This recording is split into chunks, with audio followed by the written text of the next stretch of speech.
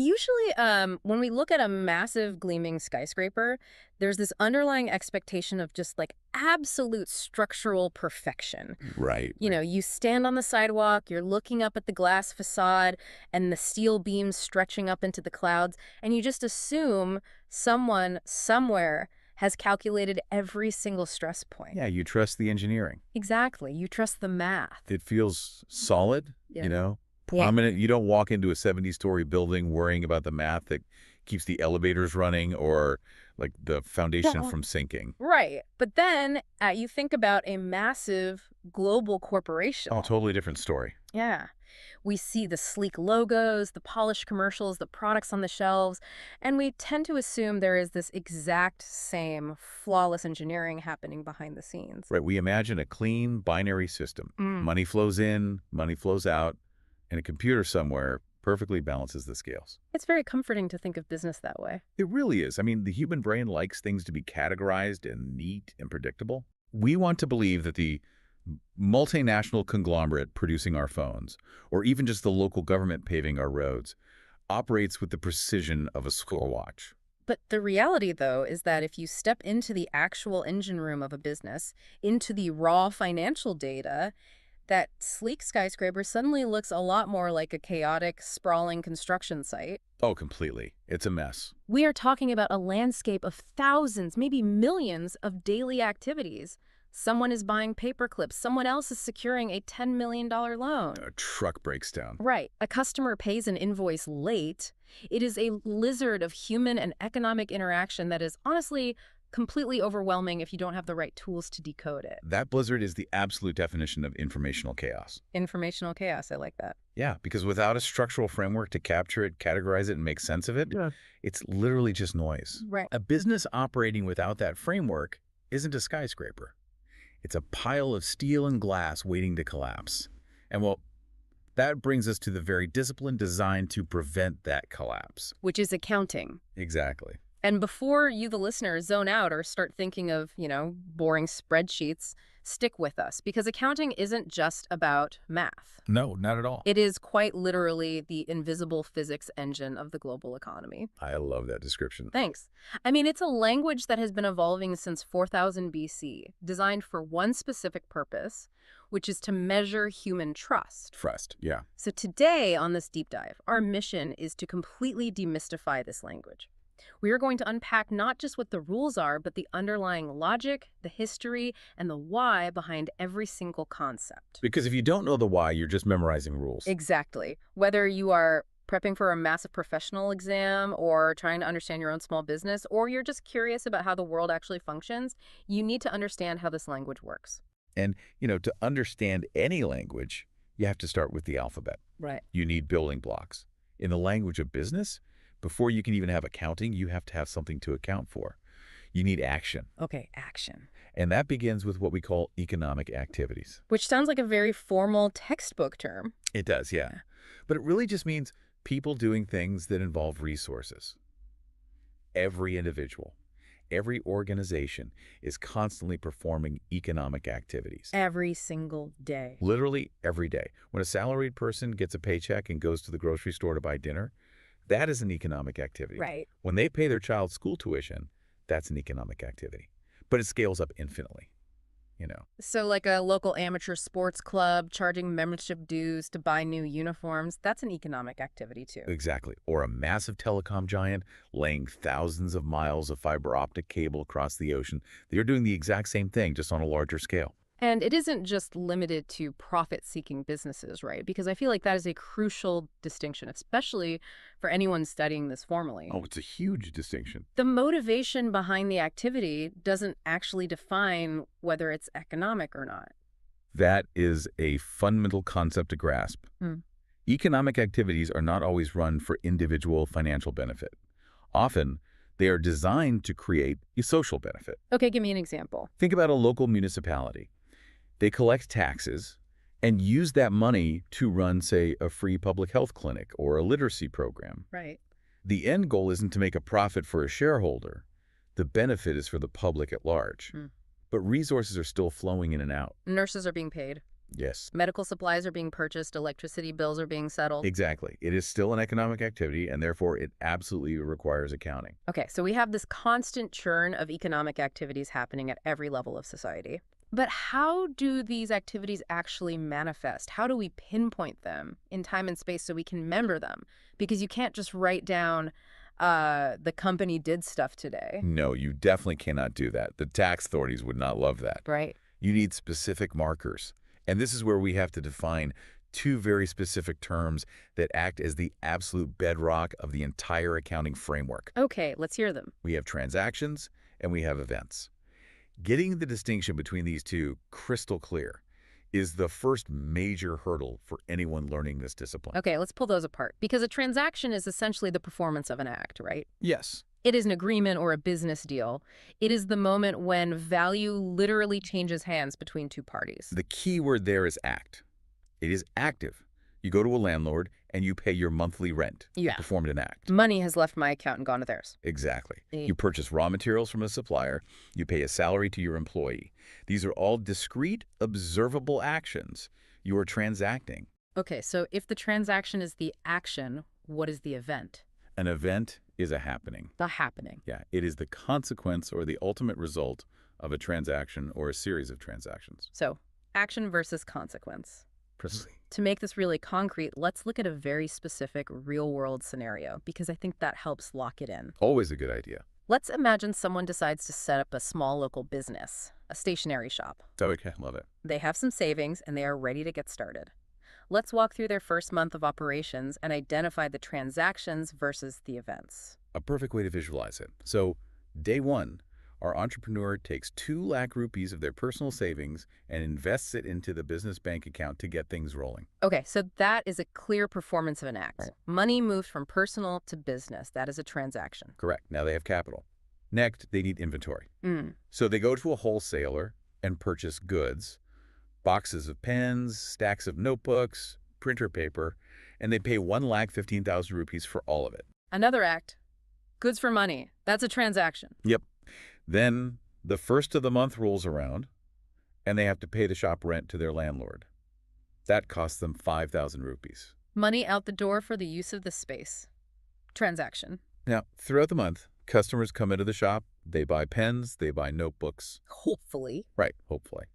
By the end of the month, our entrepreneur has sold a large portion of those goods, collecting 1,47,000 rupees in revenue from those customers. Which is a series of many small acts, but collectively making those sales is a transaction, or a set of transactions. Exactly. So far, everything has been an active exchange. We've invested capital, bought goods, paid rent, and sold goods, all transactions. Now the month is over, and it is time to look at the consequences of all those actions.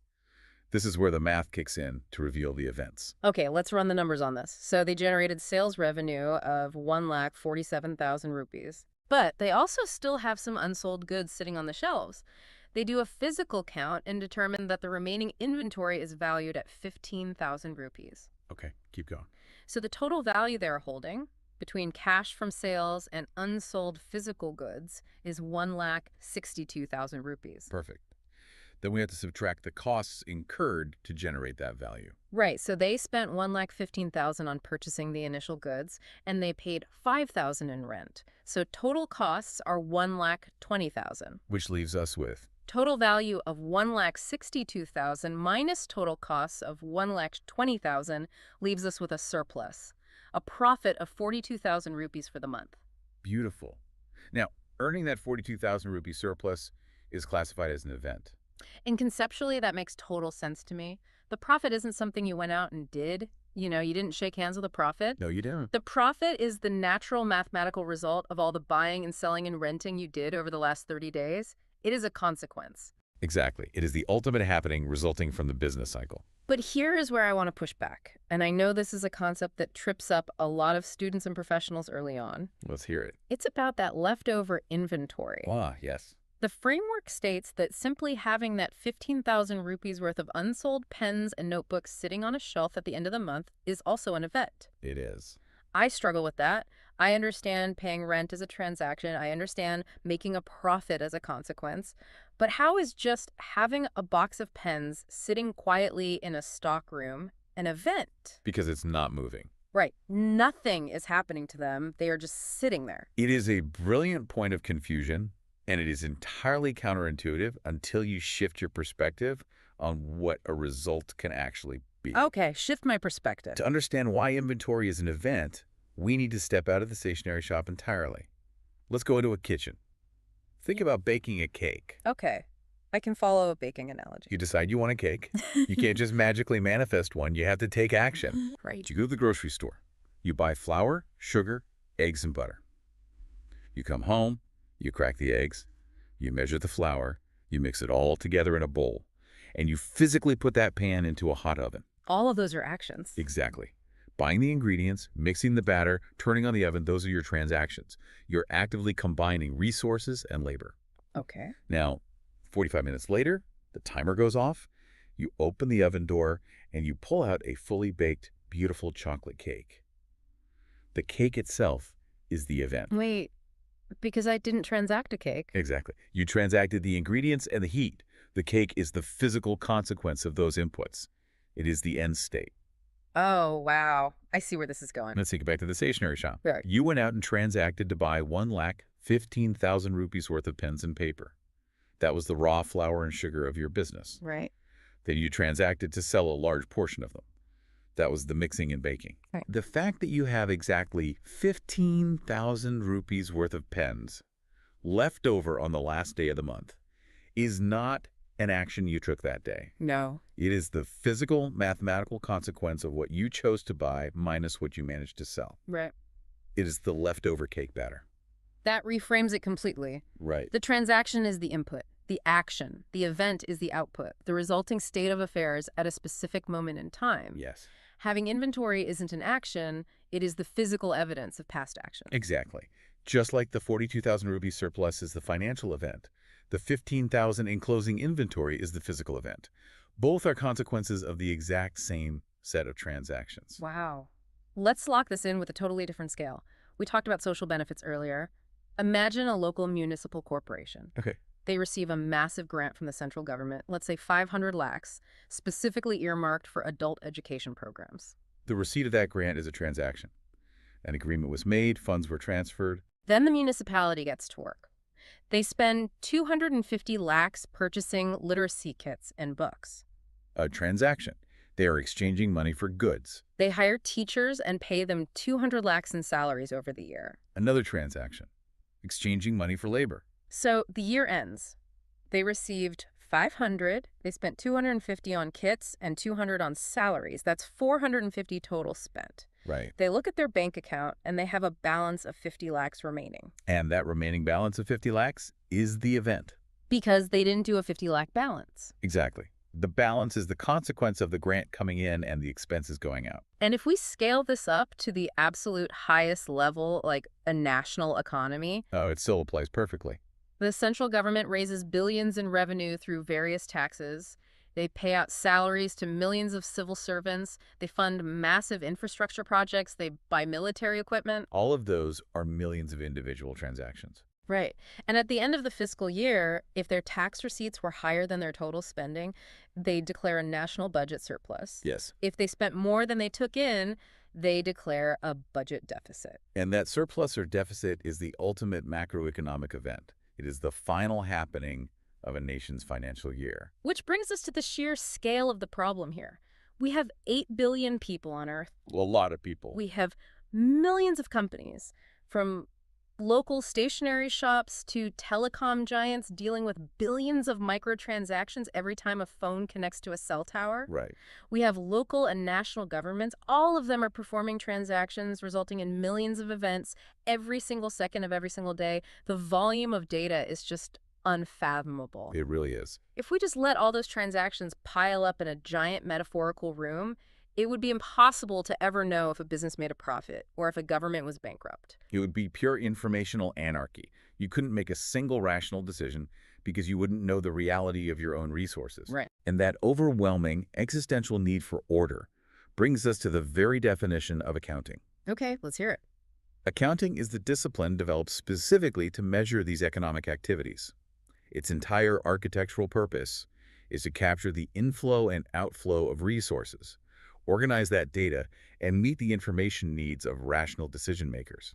But the way we define that discipline hasn't always been the same, has it? No, not at all. The concept of what an accountant actually is and what their primary job is has shifted radically over the last few decades. The history of how the profession defines itself is actually a perfect mirror for how global business has evolved. It is a fascinating evolution. If we look at the historical definitions provided by major professional bodies, we can trace a clear trajectory from a mindset of, well, basic record keeping to a mindset of complex communication. Let's go back to 1961. Okay. The Committee on Terminology from the American Institute of Certified Public Accountants, the AICPA, they sat down and codified a definition. They stated, and I'll just quote this, "Accounting is the art of recording, classifying, and summarizing in a significant manner, and in terms of money, transactions, and events, which are, in part at least, of a financial character, and interpreting the result thereof." The crucial word in that 1961 definition is art. Art. Yeah. They conceptualized accounting primarily as the art of record keeping. It was viewed as a highly internal, almost artisanal skill. Interesting. The focus was heavily on the mechanics of the job, right? Identifying which events actually had a financial character and ensuring they were meticulously written down in the ledgers. It feels very insular, like the accountant is a monk in a back room focused solely on keeping the house in order. That's exactly how it was viewed. But society doesn't stay still. Just 5 years later, in 1966, the American Accounting Association, the AAA, published a new definition that feels completely different. Yes, it does. They defined it as, quote, "the process of identifying, measuring, and communicating economic information to permit informed judgments and decisions by the users of accounts." Notice the massive paradigm shift in the language there. Yeah. It is no longer described as an art of recording. It is now a process. And more importantly, the primary verb has shifted toward communicating. Communicating. Right. For the first time, the definition explicitly centers on the end goal, which is permitting informed judgments and decisions by the users. So it went from being about the ledger to being about the reader of the ledger. Exactly. And then by 1970, the Accounting Principles Board refined this trajectory even further, stating, "The function of accounting is to provide quantitative information, primarily of financial nature, about economic entities that is needed to be useful in making economic decisions." So in less than a decade, from 1961 to 1970, the profession's self-image just totally transformed. It moved from a narrow mechanical focus on keeping books to a broad, outward-facing responsibility of providing useful data for economic decision-making. It had to. Right, but what was happening in the real world to force that change? Why did the art of recording suddenly become inadequate in the 1960s? Well, it was driven by the massive expansion and increasing complexity of the post-World War II corporate world. Okay. We were seeing the rapid globalization of business and the rise of massive multinational corporations. But the most critical factor was the increasing separation of ownership from management. Meaning the people who owned the shares in the company were no longer the people sitting in the C-suite running it day to day. Precisely. Because if you are the sole proprietor of a small stationery shop, you are the owner and the manager. Right. The 1961 definition works perfectly for you. You just need the art of recording to know if you can pay your rent. Right, it's just for me.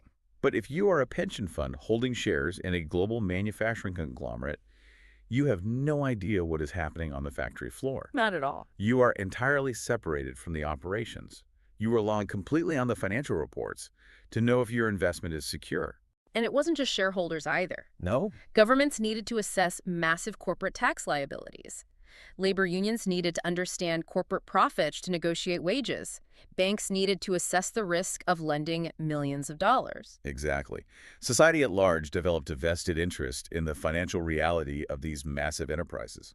So the accountant could no longer just be a bookkeeper in the back room. No, they had to become a translator. They had to take the raw, chaotic data of millions of transactions and translate it into a structured, communicative language that external stakeholders could actually use to make high-stakes decisions. That context makes the shift in definitions make perfect sense. It does. Now, for any listeners out there who might be facing a professional exam on this foundational material, there is a very common trap regarding these historical definitions. Oh, yes. Examiners love to test your understanding of this exact evolution. What's the trick to getting it right? The trick is to associate specific keywords with their respective eras. If a multiple-choice question asks you to identify the definition that describes accounting as an art of recording and classifying, your brain should immediately link art to the older, more mechanical era. So the 1961 AICPA definition. Exactly. Art equals 1961. Got it.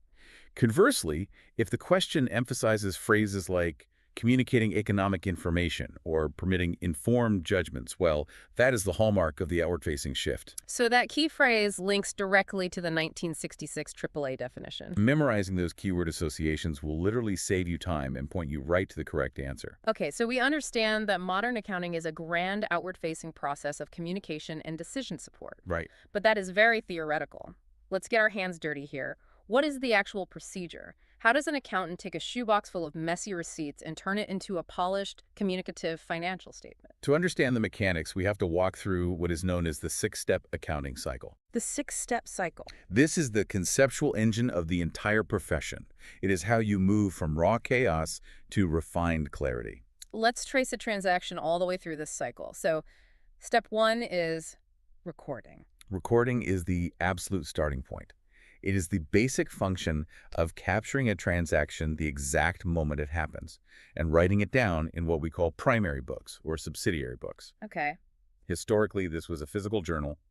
Today, it's digital, obviously, but the concept is exactly the same. It is chronological log. So if we go back to our massive telecom company, every single time a customer uses data, a record must be generated. Right. When they buy a fleet of repair trucks, it must be recorded. It is the raw data capture, just getting it into the system.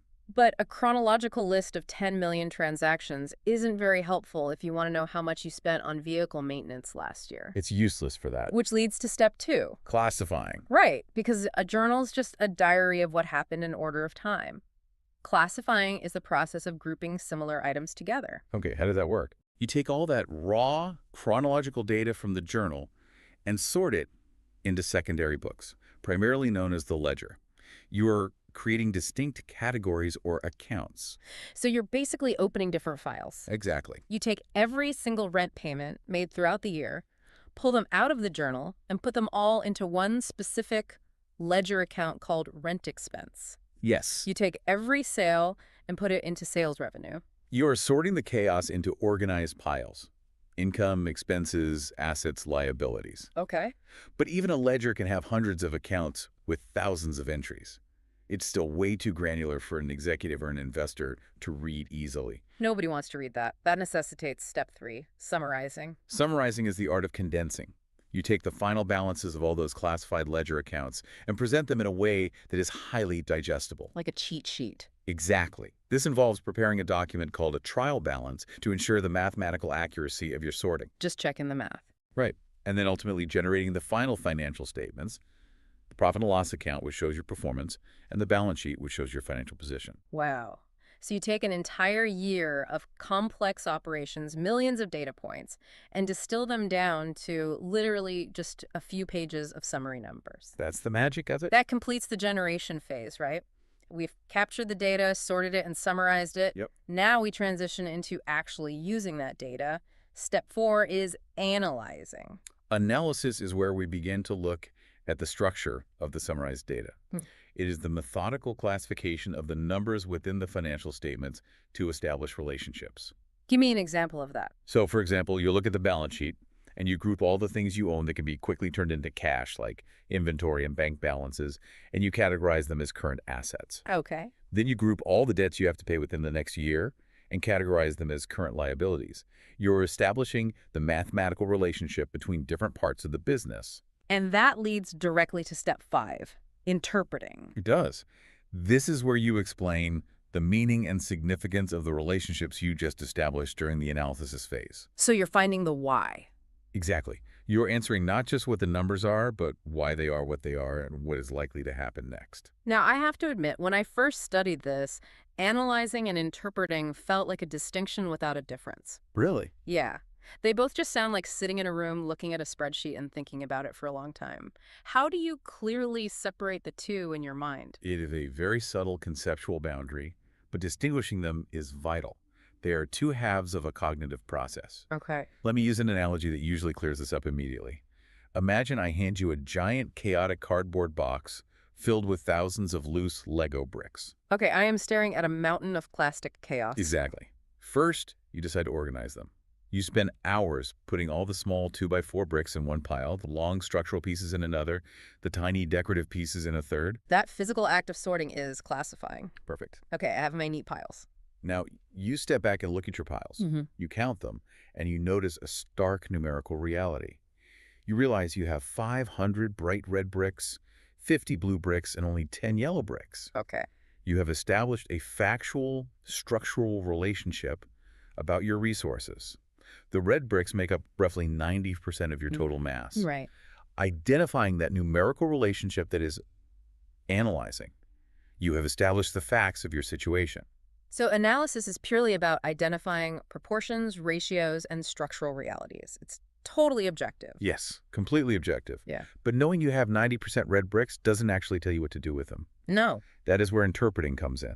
Interpreting is the cognitive leap from the numerical fact to the real-world implication. Okay, how so? It is looking at that analysis and realizing, well, because our analysis proves we have a massive surplus of red bricks and almost no yellow or blue, the only logical thing we can build is a fire truck. We do not have the structural capacity to build a spaceship. Oh, that clicks perfectly. Right. Analysis is seeing the relationships in the data. Interpretation is extracting the business reality from those relationships. Exactly. So, like, analysis says, fact, our short-term debt obligations are currently twice as high as our available cash on hand. Yes. But interpretation says, implication, because of that severe liquidity ratio, if our sales dip even slightly next month, we will likely default on our rent and face eviction. You got it. A computer can do the analysis. I can calculate the ratios instantly. But it takes a human mind understanding the context of the business environment to do the interpretation. Which makes the final step absolutely crucial. Step 6, communicating. Because if you do all that brilliant interpretation but keep it in your head, Right. the system fails. You have to transmit that interpreted information to the end users, management, investors, lenders, so they can actually make those rational economic decisions. How do you do that? You do this through narrative reports, graphs, accounting ratios, and formal presentations. So the cycle is complete. We've gone from a raw receipt to a boardroom presentation. Yes. Recording, classifying, summarizing, analyzing, interpreting, and communicating. That's the cycle. And for anyone needing to commit the specific sequence to memory for a test, there is a fantastic mnemonic device to lock it in. Yes, under the stress of an exam, having a mental hook is absolutely essential. To remember the 6-step cycle in order, just memorize this simple phrase. Really cool students always impart clarity. Really cool students always impart clarity. R for recording, C for classifying, S for summarizing, A for analyzing, I for interpreting, C for communicating. Exactly. That is a brilliant anchor. RCSAIC. It ensures you never mix up the generation phase with the usage phase. Now, in talking about this massive cycle, there is a term that gets thrown around constantly, often by people using it as a synonym for accounting. Oh, I know what you're going to say. Bookkeeping. Yep. You hear people say, I need to do the accounting or I need to do the bookkeeping, completely interchangeably. But technically, professionally, they're not the same thing at all, are they? They're absolutely not synonyms, and treating them as such is a major conceptual error that will cost you points on any exam and, honestly, just cause confusion in the real world. Okay, so we need to draw a hard line. Drawing a hard line between them is essential. Let's draw that line. The easiest way to think about it, to me, is architecture. Bookkeeping is laying the concrete foundation. Accounting is designing and building the entire skyscraper on top of it. That's a great way to visualize it. If we break this down into scope, nature, and outputs, the differences become very stark. Let's start with scope. The scope of bookkeeping is relatively narrow and mechanical. It is primarily concerned with only the first 2 steps of our cycle. So, recording the raw transactions in the journal and classifying them into the ledger? Exactly. It is the routine, often clerical task of accurately logging history as it happens. It involves a tiny bit of summarizing, usually just preparing the trial balance to check the math, but that's where it stops. So the bookkeeper handles the R and the C and hands off the data. Right. The scope of accounting, on the other hand, is vastly wider. Accounting takes that raw classified data and handles the heavy lifting of summarizing it into four full financial statements, and then analyzing, interpreting, and communicating the meaning of those statements. Which brings us to the nature of the two roles. Yes, bookkeeping is foundational. It provides the necessary raw material. You literally cannot do accounting without good bookkeeping. Right. But accounting is analytical. It is considered the language of the business itself, tasked with extracting insight from the data. But the most definitive dividing line seems to be the outputs, right? It is absolutely the clearest way to separate them. A bookkeeper does not produce a profit and loss account. They do not produce a balance sheet. Really? Nope. Financial statements do not form part of the bookkeeping process. Those high-level analytical documents are the core, defining outputs of the accounting process. So the phrase that always gets highlighted in introductory courses is, accounting starts where bookkeeping ends. It is a perfect summary. The bookkeeper meticulously logs the bricks as they are delivered to the site. The accountant takes those logs, builds the house, and then explains the architectural integrity of the house to the bank. It is an incredibly sophisticated, multi-layered system. It really is. But it's vital to realize that this wasn't just invented in a boardroom in the 1960s. Yeah. This framework of transactions, events, recording, and summarizing is a fundamental human technology. Oh, absolutely. To really appreciate how deeply embedded this is in our society, we have to look at the history. The historical timeline of accounting is essentially the timeline of human civilization. Really? Yeah. The moment human beings began organizing resources on a scale larger than a single family, they realized human memory was insufficient. They had to invent accounting. We can trace this back to 4000 BC in ancient Egypt, right? Yes. The Egyptians ran a massive, complex empire, and their wealth was heavily centralized in royal treasuries. Okay. The officials in charge of managing vast quantities of grain, gold, and labor couldn't just guess what they had. They implemented a strict system of control where local treasurers had to send daily detailed reports to their superiors, who were high officials known as wazirs. Wazirs. These wazirs would then compile monthly summaries for the pharaohs. It was an early form of management accounting designed to prevent theft and inefficiency. That makes total sense. Around the same time, we see Babylonia emerging as the ancient city of commerce. Yes. They were a massive trading hub, and they developed accounting methods specifically to identify fraud in business partnerships. Which is very modern if you think about it. It is. Then you move to Greece and Rome, from roughly 700 BC to 400 AD. The Romans were meticulous administrators. They used accounting to manage complex government finances across a sprawling empire, dividing revenues, tracking military spending, and maintaining highly detailed memorandums and daybooks of receipts and payments. And this wasn't just a Western or Mediterranean phenomenon either. Not at all. By 2000 BC, China had developed a highly sophisticated form of government accounting. And in India, you have one of the most remarkable examples of early financial administration in the figure of Kautilya. Yes. Kautilya was a brilliant minister and strategist in Chandragupta's kingdom. He authored a famous treatise called the Arthashastra. The Arthashastra. Right. It wasn't just a book on politics, it was a comprehensive guide to statecraft. And it explicitly detailed the strict procedures for how accounting records had to be maintained for the state, how audits should be conducted, and how financial corruption should be punished. So for thousands of years, civilizations were using various forms of single-entry bookkeeping, which was basically just making lists of what they owned and what they owed. Right. But the true paradigm shift, the singular moment that birthed the modern financial world we live in today, happened in 1494 in Venice, Italy. Venice in the 15th century was the bustling epicenter of global trade. Merchants were dealing with unprecedented volumes of goods, complex currency exchanges, and sprawling partnerships. So making lists just wasn't cutting it anymore. Exactly. The old methods were breaking down. They needed a more robust mathematical model, and it was provided by a man named Luca Pacioli. Luca Pacioli, often called the father of accounting. That's him. And the fascinating thing is, he wasn't a banker or a merchant. He was a Franciscan friar and a brilliant mathematician. He actually shared an apartment with Leonardo da Vinci at one point. Which is wild to think about. I know. He published a massive book covering all the mathematical knowledge of the time, and buried within that book on algebra and geometry was a section that introduced the concept of double-entry bookkeeping to the wider world. Now, he didn't necessarily invent it from scratch. Venetian merchants had been experimenting with it, but he codified it. He formalized the rules and published it so it could spread across Europe. He gave us the dual aspect concept that completely revolutionized how we track wealth. He introduced the actual terminology we still use today, right? Yeah. Debit, which Yeah. is abbreviated as doctor, and credit, abbreviated as CR. Yes. And if we pull the thread on the etymology of these words, it reveals something incredibly profound about what accounting actually is. The linguistic roots are deeply revealing. Walk us through it. Well, the word debit originates from the Italian word debito, which is derived from the Latin debita or debio.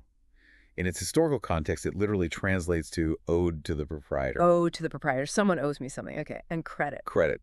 Credit comes from the Italian credito, which is rooted in the Latin word credo, and credo translates directly to trust or belief. Wow. It implies a state of trust in the proprietor or something owed by the proprietor based on that trust. Credo.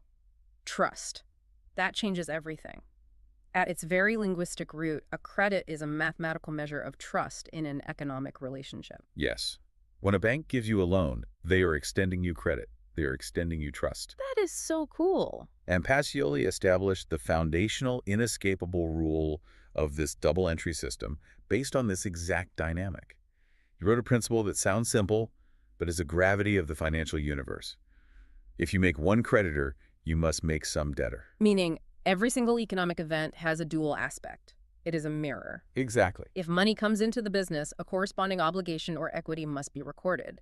If an asset goes out, a corresponding reduction in liability or equity must happen. The scales must always balance. It creates a completely self-checking mathematical ecosystem. Yeah. And based on that elegant system, the profession has evolved through 3 distinct historical phases. Let's trace those phases. Phase 1 is stewardship accounting. This is the oldest operational model. Think back to the wealthy landowners of the Middle Ages or the merchant princes of Venice. They possessed vast estates and multiple businesses. Right.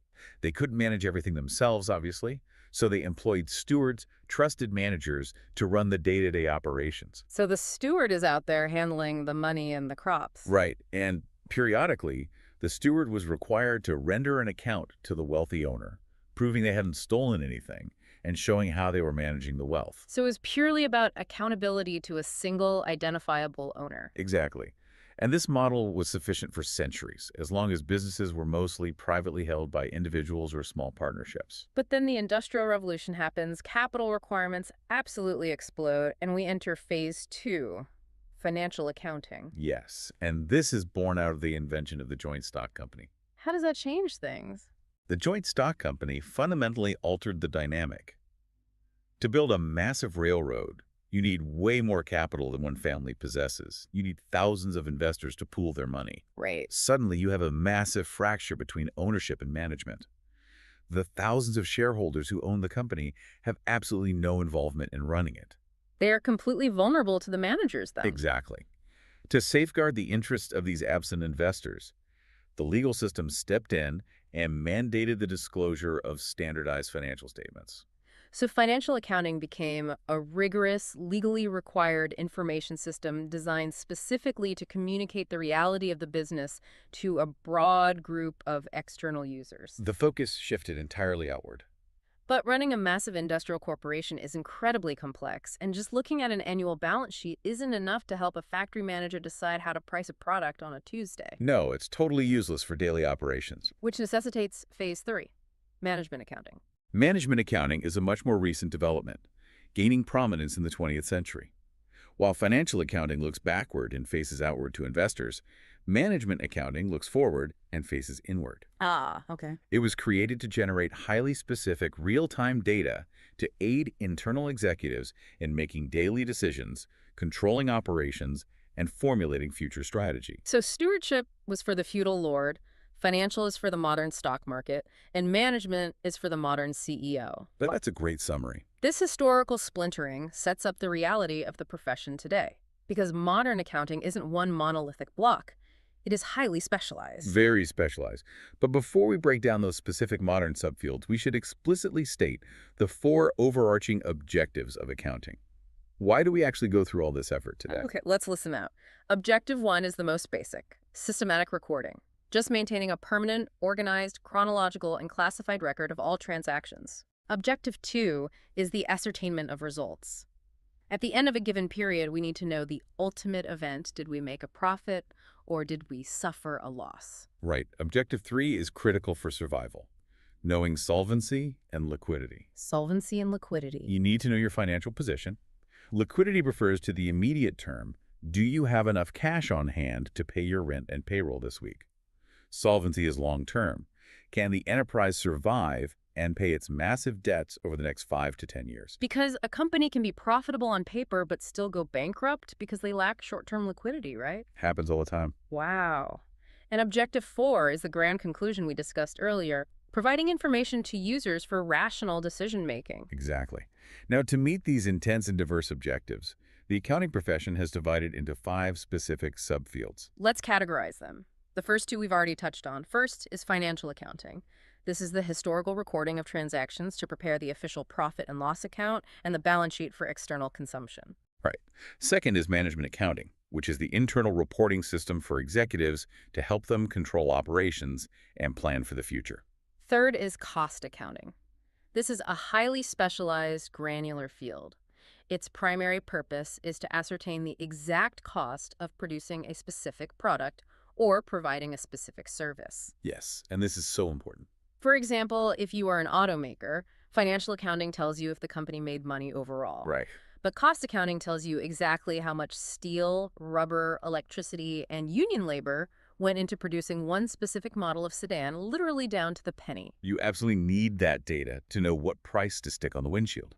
If your cost accounting is wrong, you might sell 1 million cars and lose money on every single one of them. That would be a disaster. Cost accounting is about operational survival. Okay, so those first 3 fields are the traditional pillars. But the source identifies 2 newer subfields that represent how society's expectations of business are actually expanding. Yes. Fourth is social responsibility accounting. This one is fascinating. It is. The definition states it attempts to measure the social costs and social benefits of a business to society at large. Traditionally, accounting only looks at the impact on the business itself. Right. So if a factory dumps toxic waste into a local river instead of paying to treat it, traditional financial accounting records that as a savings.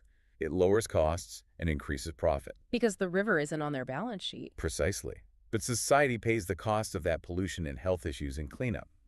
Social responsibility accounting is an emerging attempt to quantify those externalized costs. Or conversely, to quantify the benefits a company provides, like community development or green energy investments. Exactly. It's trying to present a holistic view of the company's net impact on the world. It is trying to put a price tag on corporate karma. That's a good way to put it. That leads to the 5th subfield, which I really want to pull apart here. Human resource accounting. Oh, this is a complex one. The text defines this as an attempt to identify, quantify, and report investments made in the human resources of an organization. This concept is incredibly challenging. How can you possibly put a dollar value on an employee's brain or their creativity or their institutional knowledge? It is exceptionally difficult to quantify reliably, which is exactly why it remains largely theoretical and is not included in standard financial statements. Okay. But your pushback highlights the exact reason the subfield exists in the first place. Conventional accounting completely ignores the value of human beings. Right. Under traditional rules, a skilled, motivated, brilliant workforce does not appear anywhere on a balance sheet as an asset. Yep. In fact, human beings only appear on the income statement as an expense salary. Which is a massive conceptual flaw in the modern economy. Explain that. Well, in 1920, the most valuable assets a company had were its steel mills and rail cars. Traditional accounting captures that perfectly. But today, think of a massive tech conglomerate or a high-end consulting firm.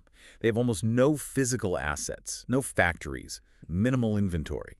Their entire multi-billion-dollar valuation is based on the intellectual property generated by the brains of their software engineers and strategists. Oh, wow. Their people are literally their only real asset. Yes.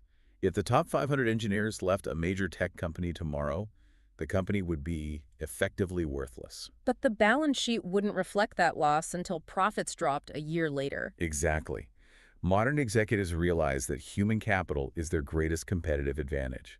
Human resource accounting is the profession's attempt to fix this historical blind spot. So it tries to track and capitalize the massive investments a company makes in recruiting, training, and retaining top talent so management can measure the return on their human capital. It is an attempt to measure the unmeasurable because the unmeasurable has become just too important to ignore. That is a profound evolution of the profession. So we have financial, management, cost, social, and HR accounting. They exist because different people need wildly different types of information. Yes. Which pivots us directly to the most important question. Who is actually looking at all this data? Who is the audience? Understanding the users of accounting information is paramount. The overarching principle that governs how information is presented to these users is that it must stress economic substance over technical form, and it must be relevant, material, and completely free of bias. Okay, so the framework divides these users into two broad categories, internal users and external users. Right. Internal users are obvious, the owners and the management team. They use the data to navigate the ship. But the external users category is sprawling. To really understand why accounting is a public good, we need to dive into the specific psychology and needs of each external group. Let's start with the most prominent external group, investors. Why are they dissecting the financial statements? Because they are the ones putting their own money into the machine. They provide the risk capital. They need to analyze the data to make a ternary decision.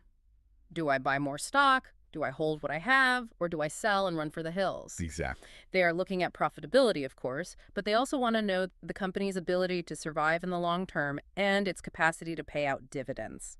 Their relationship with the entity is defined entirely by financial risk and reward. Next, consider a group that is deeply invested, but often completely overlooked in this context. The employees. Employees. Why do workers care about the corporate balance sheet? Well, their livelihood is tied to it. The growth of the employees is intrinsically linked to the growth of the organization. They aren't just looking at profits, they're looking for stability and continuity. They want job security. Oh, that makes sense. They want to know if the company is solvent enough to guarantee their retirement benefits or pension plans. They're looking to see if the enterprise is expanding, which means enhanced employment opportunities and promotions. And on a very basic level, if the union is entering wage negotiations, or if an individual is hoping for a year-end bonus, they need to see the profit margins to know what the company can actually afford to pay out. Absolutely. The third major external group is lenders. Think of commercial banks or bondholders. Their psychology is entirely different from an investor. Completely different. An equity investor wants infinite growth. A bank doesn't care if you conquer the world. They just want to know one binary thing. Will you pay back the loan principal and the interest on the exact day it is due? Right. They are laser focused on liquidity and solvency ratios. They want predictability and security. The fourth group is suppliers and creditors. These are the businesses that sell raw materials or services to the company on credit terms. They need to assess the short-term ability of the enterprise to pay its dues. It completely dictates their credit policy. So if a supplier analyzes a company's accounts and sees strong cash flow, they might offer them 60 days to pay for an order. But if the accounts show the company is struggling with liquidity, the supplier might demand cash on delivery to protect themselves. In some cases, suppliers care deeply about the long-term survival of the enterprise, especially if the supplier's own business model is heavily dependent on selling to this one major client. If the client dies, the supplier dies. Which brings us to the fifth external group. This is the one that initially confused me, and it is a classic trap for students, customers. Yes. When I read that, I thought, why would I, as a guy buying a cup of coffee, care about the cafe's balance sheet? I just want my coffee. As a retail consumer making an instant transaction, you generally don't care at all. Right. But the vast majority of the global economy is B2B, business to business. Yeah. In that environment, customers care intensely about the financial stability of their suppliers. Let's expand on the scenario to make this visceral. Imagine you run a massive pharmaceutical company. You manufacture a critical, life-saving drug that generates 80% of your revenue. To manufacture that drug, you require a highly specific, complex chemical compound that you can only source from one specialized supplier in another country. And you buy it on a massive scale, using 3 months' credit. A very common, highly integrated supply chain scenario. Now, as the customer in this scenario, what happens if you ignore that supplier's financial health and suddenly, due to poor cash management, they go bankrupt and lock their factory doors? The impact is catastrophic. Yeah. They stop producing the chemical, my shipments stop arriving. Within weeks, my entire pharmaceutical production line grinds to a halt. I can't fulfill orders to hospitals. I lose millions in revenue. My reputation is destroyed, and people might literally not get their medicine. My entire enterprise is brought to its knees because my supplier ran out of cash. Exactly. Yeah. And that is why, as a major B2B customer, You will rigorously analyze the accounting information of your key suppliers before you ever sign a contract. Yeah. You are not looking for their profit margin, you are looking for their operational longevity. You need mathematical proof that they will survive long enough to keep supplying you.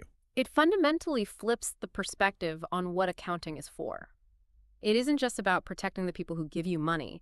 It is about providing reassurance to the people who rely on your output. It is an ecosystem built on trust, and the financial statement is the verification of that trust. And because accounting touches every node of society, investors, employees, lenders, suppliers, customers, and government regulators, it cannot exist in a vacuum. It is deeply intertwined with several other academic and practical disciplines. Oh, heavily intertwined. Let's look at those interdisciplinary connections. First and foremost, obviously, is mathematics. As we discussed with Luca Pacioli, the fundamental principle of double-entry bookkeeping was introduced to the world inside a textbook on algebra. The accounting equation itself, assets equal liabilities plus equity, is algebraic. But practically, an accountant needs robust arithmetic skills daily. Computing compound interest for loans, calculating annuities, determining the complex depreciation of machinery over 10 years, calculating lease rentals. You cannot function in accounting without a strong grasp of math. It also connects heavily to economics and statistics. Economic principles guide the understanding of market forces, while statistical knowledge is essential for the communicating phase, using data to build ratios, trend graphs, and probability charts. But the connection that I think is most critical and often most surprising to people outside the field is law. Accounting and law are completely inseparable. Completely. A business is not a natural phenomenon, it is a legal construct. Yeah. An economic entity operates entirely within a complex, binding legal environment. Every single transaction we talked about earlier is governed by law. When you buy goods from a supplier, that transaction is governed by the Sale of Goods Act and contract law. When you hire an employee, labor laws apply. When you borrow money, the Negotiable Instruments Act applies. And the very existence of a corporation is governed by the Companies Act. An accountant cannot accurately record a transaction if they do not deeply understand the legal reality of what just happened. Right. If a contract has a hidden liability clause, the accountant must know the law to recognize that liability and record it properly. Furthermore, the financial statements themselves are legally mandated documents that must comply with strict statutory requirements. Okay, so we have established that accounting is this incredibly robust interdisciplinary framework that acts as the central nervous system of the modern world. Yes.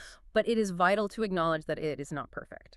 It has limitations. And there is one massive conceptual limitation that everyone must understand: the elephant in the room.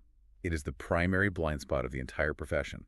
Accounting, in its traditional financial form, only measures what can be reliably expressed in terms of money. If a factor cannot be quantified in a stable monetary unit, traditional accounting simply pretends it does not exist. It is excluded from the accounts entirely, regardless of how important it might be to the actual survival or success of the business. And this creates massive distortions in how we perceive the value of a company. Oh, huge distortions. Let's invent a scenario to highlight how dangerous this blind spot is. Imagine two competing companies. Company A has $10 million in the bank, strong physical assets, and solid historical profits.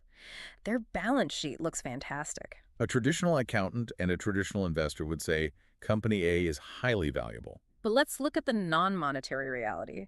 Company A has a toxic, abusive CEO. Their employee turnover rate is 50% a year because everyone hates working there. That's a nightmare. They have a terrible reputation in their community for dishonest dealings, and their customers are actively looking for alternatives. But here's the thing. None of that toxicity, the bad morale, the horrible leadership, the crumbling reputation, is measurable in immediate dollars, so it does not appear on the balance sheet. Now look at Company B. They are a younger startup. They only have $2 million in the bank. Their balance sheet looks weak compared to A. Right. But Company B has a visionary CEO who inspires everyone. They have fiercely loyal employees who work late because they believe in the mission.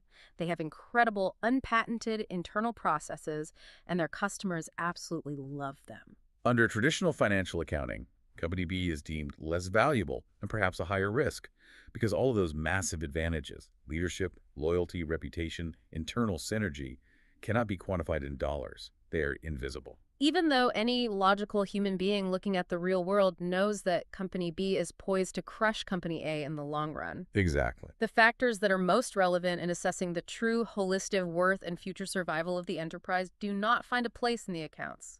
It is a critical conceptual limitation for students to remember. Accounting is a powerful, necessary lens, but it acts like a pair of glasses that filters out everything except money. Right. It provides a financial picture, but it never provides the complete picture, which, again, is why subfields like HR and social responsibility accounting are desperately trying to evolve the framework. It's a fascinating discipline because it is constantly striving to catch up with the complexity of human behavior. It really is. We have covered an immense amount of ground today.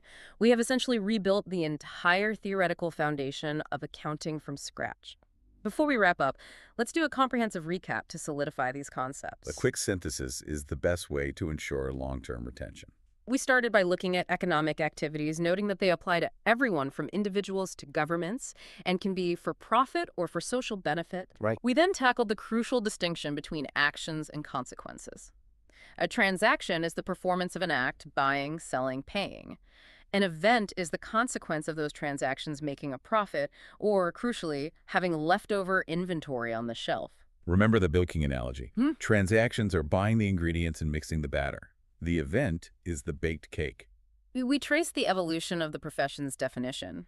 The 1961 era viewed it internally as an art of recording. Yes. But by 1966 and 1970, driven by complex corporate structures, it shifted outward, becoming a process focused on communicating data to help users make informed economic decisions. Then we walk step by step through the 6-step accounting cycle, moving from chaos to clarity. And we have our memory trick for that. Really cool students always impart clarity. Recording the journal, classifying in the ledger, summarizing in the financial statements. Then the analytical phase. Analyzing to find mathematical relationships, interpreting to extract the real-world business, meaning remember the Lego bricks, and finally, communicating those insights to the world. We drew a hard boundary between bookkeeping and accounting.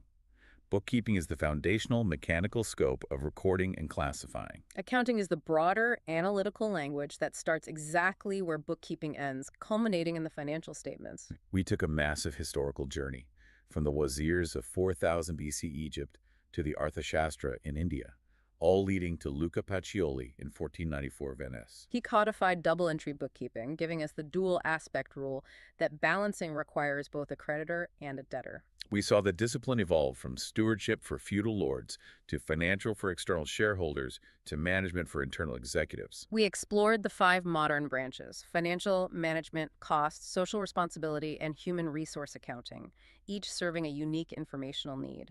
And we looked at exactly who needs that information.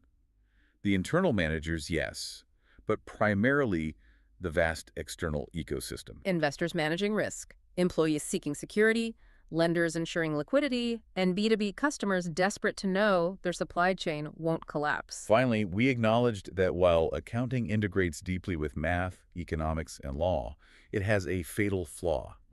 It is completely blind to non-monetary value. An excellent comprehensive overview.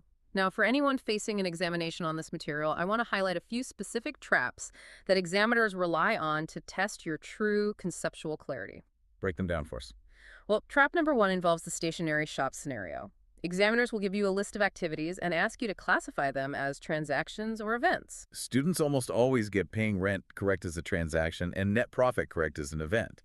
But they consistently fail on closing inventory. They assume because inventory is a physical thing, it must have been transacted. They forget the cake. Exactly. Burn this into your memory. Having closing inventory left on hand at the end of the accounting period is always an event. It is the mathematical and physical result of the goods you purchased minus the goods you sold.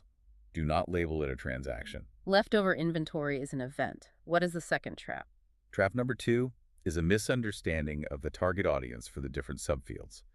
Because financial statements are generated internally, students often assume financial accounting is primarily for internal management use. That is false. Financial accounting is the primary, legally mandated vehicle for a company to communicate with external users, the investors, the banks, the government. Management accounting, on the other hand, is the highly detailed, unregulated data generated strictly for internal executives. Do not mix up their primary audiences. Financial faces the outside world. Management faces the inside boardroom. That is incredibly helpful. This has been an intense, illuminating journey into the mechanics of the business world. But before we sign off, I want to leave you, the listener, with a final thought to mull over. Something that strips away the math and the rules and goes back to the very soul of what we've talked about today. Let's hear it.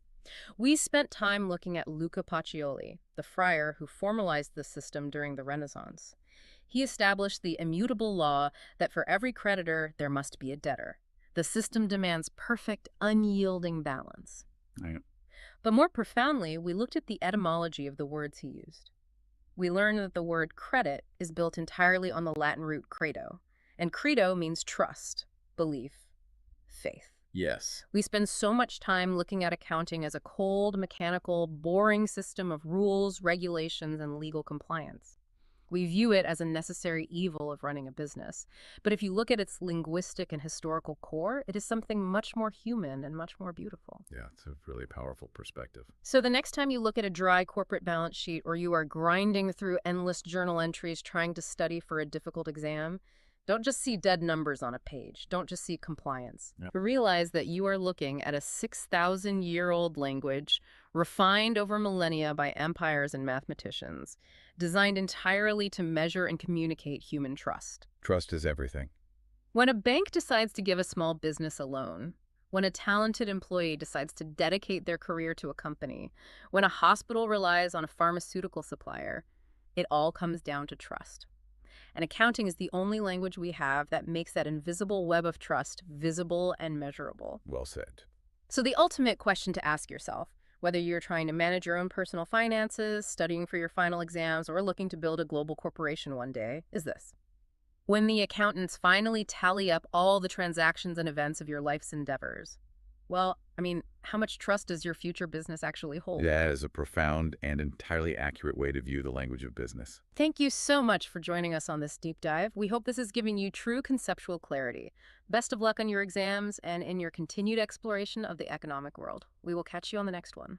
If you take the exact same box of financial receipts and hand them to 5 different accountants, there is a very real chance you will get 5 wildly different profit numbers back. It sounds like a joke, honestly. Maybe the setup to a terrible corporate prank. Yeah. But it is actually the reality of how flexible financial data can be if you don't, establish a baseline. I used to think accounting was just absolute unyielding math. 2 plus 2 is 4, right? That is the common assumption, yeah. But if one accountant says you made a massive profit, and the second says you broke even, and the third says you are on the verge of bankruptcy, and they're all using the exact same bank statements, then we aren't just dealing with math. No, absolutely not. We are dealing with interpretation. And without a unified rule book to govern that interpretation, accounting is basically just corporate fiction. That is a great way to put it, corporate fiction. Which is exactly why we are here today. Welcome to this deep dive into the source material. We have a highly specific, fundamentally crucial mission for you today. Yes, we do. We are taking a comprehensive textbook, chapter unit 2, theoretical framework, focusing on accounting concepts, principles, and conventions, and we are going to extract the absolute core of how the business world actually works. I think that is the perfect way to frame it. Whether you are a complete beginner staring at a spreadsheet for the very first time, or, a founder trying to understand your own company's books, or even a student cramming for a make-or-break accounting exam, this deep dive is engineered to give you total conceptual clarity. We want to make it stick. Exactly. We are not here to memorize flashcards. We are here to understand the underlying logic, the actual why behind all these rigid rules. So here's the dynamic for our session. Think of this as the most interactive, practical masterclass you could possibly attend. I am going to be the active learner and your guide. Sounds good. I will be raising the realistic doubts, the points of confusion, and trying to poke holes in the logic, just like you probably are in your head right now as you listen. Yeah. And you, my friend, will be our resident professor. I am ready. You will walk us through the mechanics, the pitfalls, and the practical applications of these rules. So let's unpack this. Let's start with that initial problem. We have 5 accountants coming up with 5 different numbers. Right. The business world clearly didn't collapse into total anarchy, so someone, somewhere, must have stepped in to create a universal language. They did, and the intervention came in the form of a conceptual framework. You have to remember that accounting is fundamentally a communication tool. Like a language. Exactly like a language. The entire purpose of a financial statement is to communicate the economic reality of a business to outside stakeholders. So we are talking about, like, investors risking their life savings, banks deciding whether to issue a huge loan, governments calculating taxes. Precisely. And if every company speaks a different financial dialect, that communication completely breaks down. A bank wouldn't be able to compare a loan application from company A with company B. That would be a nightmare. Total nightmare. To prevent that chaos, the profession developed JEP's generally accepted accounting principles. Okay, stop right there. The phrase generally accepted is what always trips me up. How so? Well, it doesn't say the universally mandated scientific laws of accounting. It says generally accepted. It sounds almost, I don't know, casual, like a dress code rather than a law of physics. You have actually hit on the most important philosophical distinction in the entire field. Accounting is not physics. It's not. No. I mean, gravity exists whether human beings agree on it or not. If you drop an apple, it falls. But an accounting rule only exists because human beings sat in a room and reached a broad consensus that a specific method is the most useful way to measure economic activity. Oh, wow. So they are totally constructed. Entirely constructed. GApps are the backbone of the accounting information system, but they are a human invention. Globally, there is a massive push to standardize this even further using frameworks like the International Financial Reporting Standards or IFRS. Right, I've heard of IFRS. But locally, countries still maintain their own distinct flavors. The source material specifically notes that in India, companies use AS or NDS frameworks depending on their size and structure. Yes. I imagine those local flavors exist because different countries have different tax codes, different economic priorities, different legal structures. You can't just ignore the laws of the country. That is the absolute core of the issue. You can't just copy-paste a global rulebook without adjusting for the legal reality of the country you are operating in. Makes sense. But underneath all those acronyms, whether it's JEEP, IFRS, or INDEAS, the entire theoretical framework rests on three distinct pillars: concepts, principles, and conventions. I am so glad we are stopping here because reading through the material, those three terms feel completely interchangeable. They do bleed together if you aren't careful. It is incredibly frustrating for a beginner. It all just sounds like rules. Can we carve out the actual defined boundaries between a concept, a principle, and a convention? Let's build it from the ground up. The bedrock is the concepts. Accounting concepts are the most basic, universally applied assumptions. Okay, assumption. They provide the unifying structure and the internal logic for everything else. Think of them as the fundamental realities we have to agree on before we can even record a single transaction. They are the concrete foundation of the house.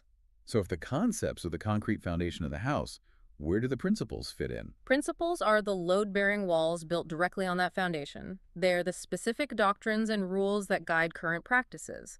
But to graduate to the level of a true accounting principle, a rule has to pass a very strict 5-part test. Okay, what is the test? First, it must be based on real, observable assumptions. Second, it has to be simple, understandable, and explanatory. Real and simple. Got it. Third, it must be followed consistently. Fourth, it should help users make future predictions. And fifth, it must provide meaningful information. Wow, okay. Real, simple, consistent, predictive, and informational. That is a high bar to clear. It is designed to keep garbage rules out of the system. So we have concepts as the foundation, principles as the strict structural walls, but then the source material introduces conventions. Ah, yes. Conventions. And it defines them as traditions that emerge out of accounting practices over a period of time. Right. Conventions are the fascinating part of the framework because they are derived entirely from usage and habit. They aren't necessarily universal, and accountancy bodies actually have the power to change a convention if they find a better way to present information. Let me challenge that structure for a second. Go for it. As someone trying to learn a rigid mathematical system, this feels like a massive loophole. A loophole. Yeah. I mean, we have these foundational concepts, we have principles that have to pass a rigorous 5-part test, and then we have conventions, which are just things accountants do out of habit. Isn't that just a fancy way of saying, we do it this way because we have always done it this way? It totally looks like a loophole from the outside. Until you consider the reality of how business actually operates, business is not a static environment. Right. It is a highly aggressive, constantly mutating ecosystem. Human beings are inventing new ways to transact every single day. Just think about the last 20 years. Yeah. We saw the invention of software as a service, cryptocurrency, carbon credit trading, digital real estate. Right. Things that literally didn't exist before. Exactly. When a completely new type of economic event happens, there isn't a textbook principle ready to handle it. The rule book is always lagging behind the real world. Oh, I see. So the accountants on the ground have to figure out a practical way to deal with the new reality immediately. Otherwise, they can't close their books for the month. Precisely. They develop a practical workaround on the fly. And over time, as more companies face the exact same issue, they adopt that same workaround. It becomes a tradition, a convention. It's an organic adaptation. Yes. It allows the accounting profession to organically adapt to rapid changes.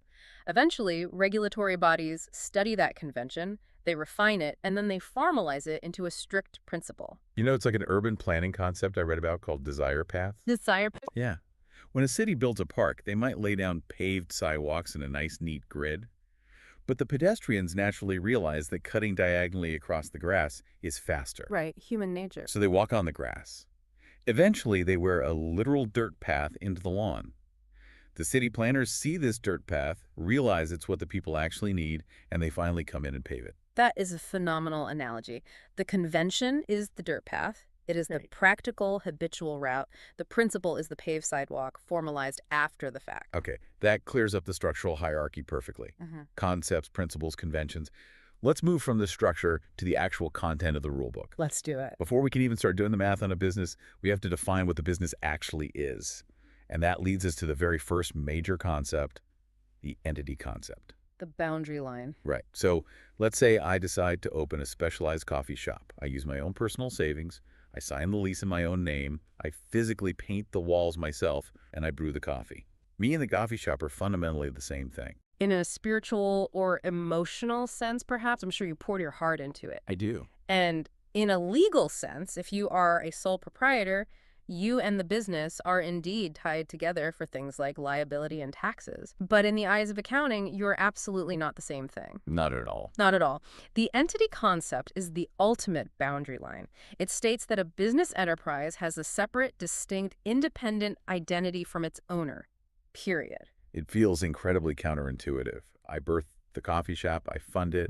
How can accounting just sever us? Because if we don't sever you, the financial data becomes utterly useless. The entire goal is to evaluate the performance of the business. We need to keep the business affairs completely insulated from your personal financial chaos. Okay, fair enough. My personal finances can be chaotic. Exactly. Imagine we don't use the entity concept. At the end of the year, your combined bank account is up by $50,000. You might look at that and think, wow, the coffee shop is incredibly profitable. Right, I'd be thrilled. But what if you actually sold your personal car for $30,000 and inherited $25,000 from an aunt, while the coffee shop itself actually lost $5,000? Oh. If the funds are commingled, you have zero visibility into the true operational health of the enterprise. You think you're succeeding, but the business is actually bleeding money. I like to visualize this as the two wallets rule. Imagine you are wearing a pair of jeans. In your left pocket, you have your personal wallet. Yeah. In your right pocket, you have the business's wallet. I like that. The entity concept dictates that the moment money moves from the left pocket to the right pocket, a formal arm's-length transaction has occurred. The business treats you, the owner, as if you were a total stranger making an investment. Yes. And take that logic one step further.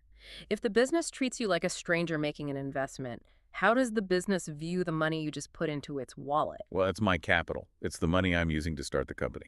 Yes, it is capital. But here's the concept that usually flips a beginner's worldview totally upside down. From the perspective of the business, because the business is its own artificial person, that capital is a liability. Wait, a liability? A liability. I have always associated the word liability with something negative, like a massive credit card debt or a mortgage. Why on earth is my own investment considered a liability to my own company? Because you have to stay strictly within the perspective of the business entity.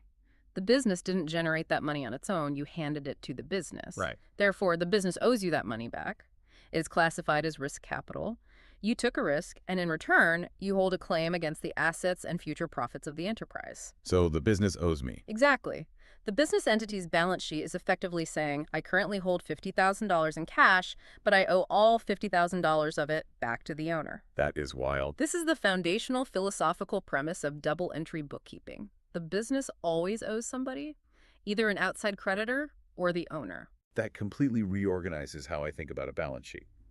The business is just an empty vessel, and it has to account for every single drop of water poured into it, acknowledging who poured it. Perfectly stated. Let's ground this with a specific scenario provided in the textbook. We have Mr. X. Let's say you, the listener, are Mr. X. You decide to start a manufacturing business. A big step. You take 7 lakh rupees from your personal savings and put it into the business bank account. The business then buys machinery for 5 lakh rupees. The remaining 2 lakh rupees sits in the business cash register. Okay, let's pause and look at the books. The business has 5 lakhs machinery, 2 lakhs in cash, and it acknowledges a 7 lakh rupee liability to Mr. X in the form of capital. Everything balances perfectly. Right. But then, Mr. X realizes he forgot to pay his son's school tuition. It's 5,000 rupees, and it is due today. A classic problem. He happens to be standing next to the business cash register.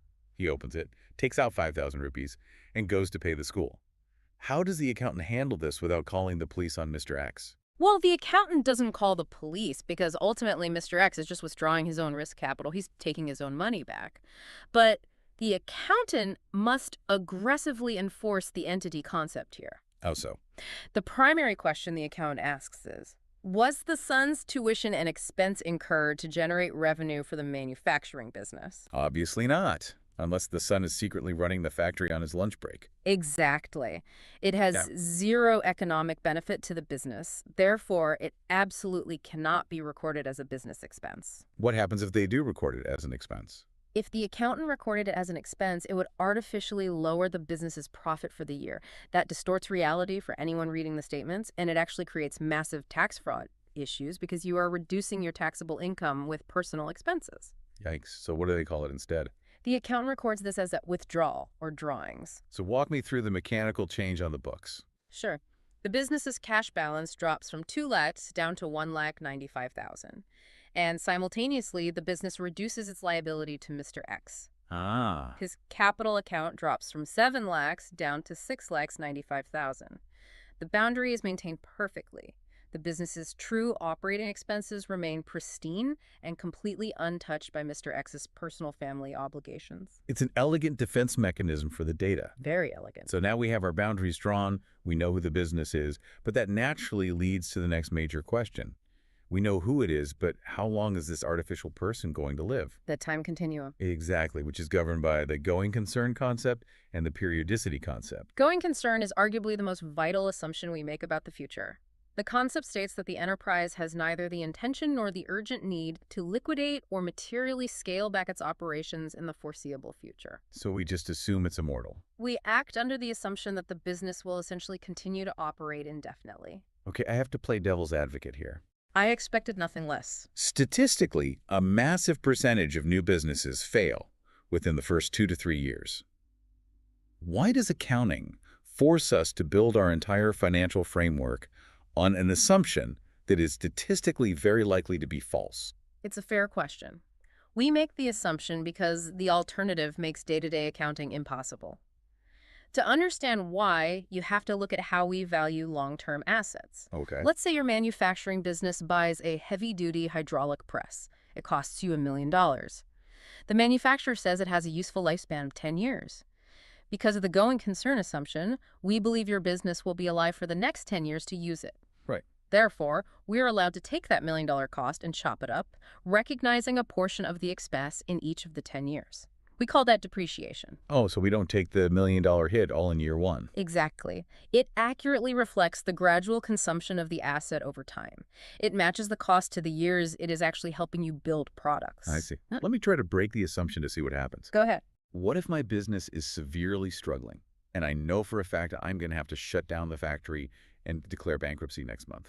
The moment you know you are shutting down, the going concern assumption completely evaporates. You are no longer a going concern, and the impact on your accounting is catastrophic. Catastrophic how? Well, you can no longer depreciate that hydraulic press over 10 years because you won't exist in 10 years. That's true. You are forced to abandon historical cost entirely, and you must immediately write down the value of that machine to whatever you could get for it in a desperate 30-day liquidation fire sale. Which is probably pennies on the dollar compared to what I paid for it. Exactly. Without going concern, every single balance sheet would just be a pessimistic list of pawn shop liquidation prices.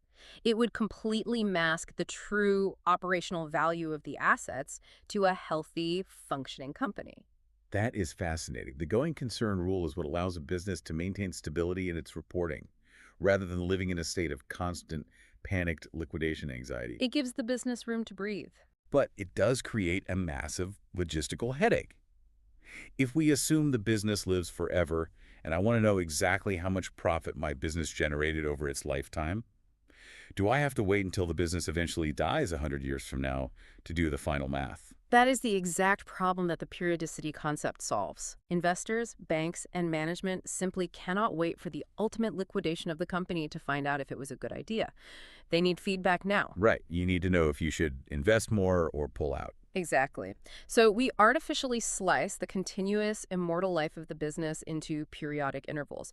Usually this is a 12-month financial year, though public companies also slice it into quarters. Got it. We draw a hard line in the sand on December 31st, or March 31st, depending on the country, and we say, stop the clock. Let's measure our performance within this specific arbitrary window of time. It reminds me of running a marathon. How so? Well, the going concern concept is the belief that we are going to finish the 26.2 miles. Oh. We aren't planning on quitting. We are a going concern. Okay, I track with that. But the periodicity concept is checking our smartwatch at every single mile marker.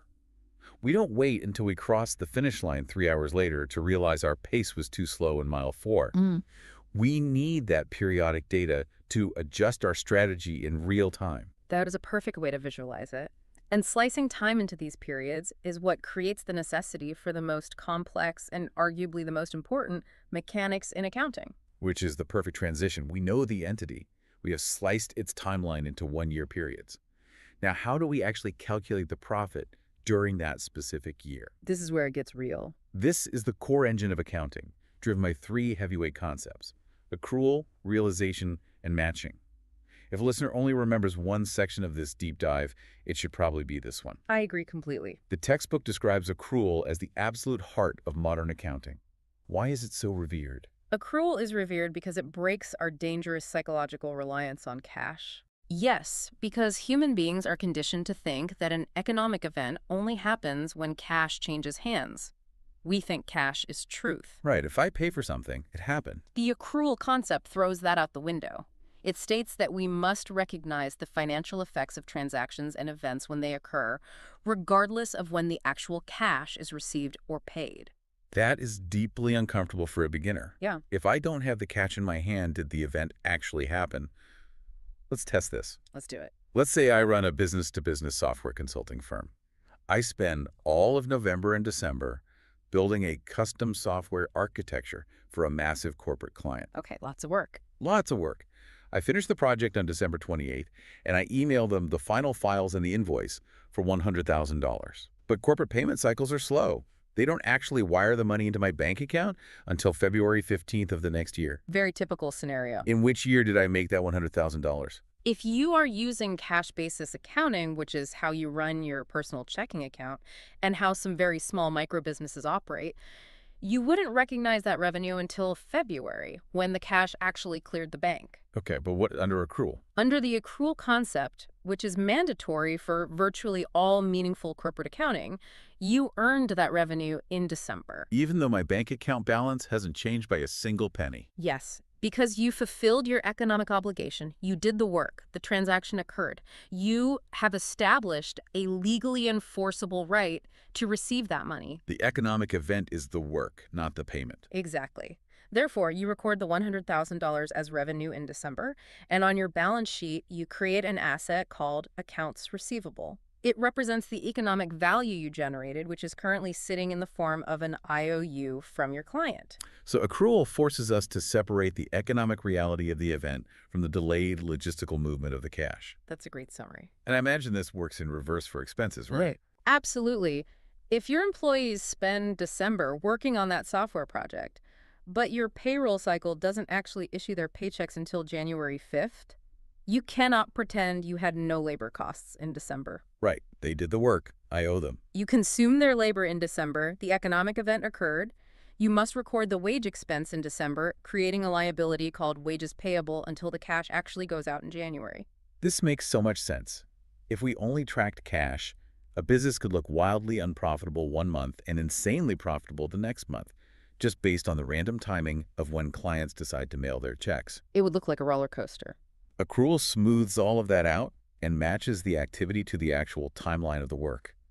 But I can instantly see a huge risk here. What's the risk? If I can record revenue before I actually get the cash, what stops a desperate CEO from just projecting revenue? Like, oh, we had a great meeting with the client. I'm sure they will sign the $5 million contract next year. Let's just accrue $1 million of that revenue right now to hit our quarterly targets.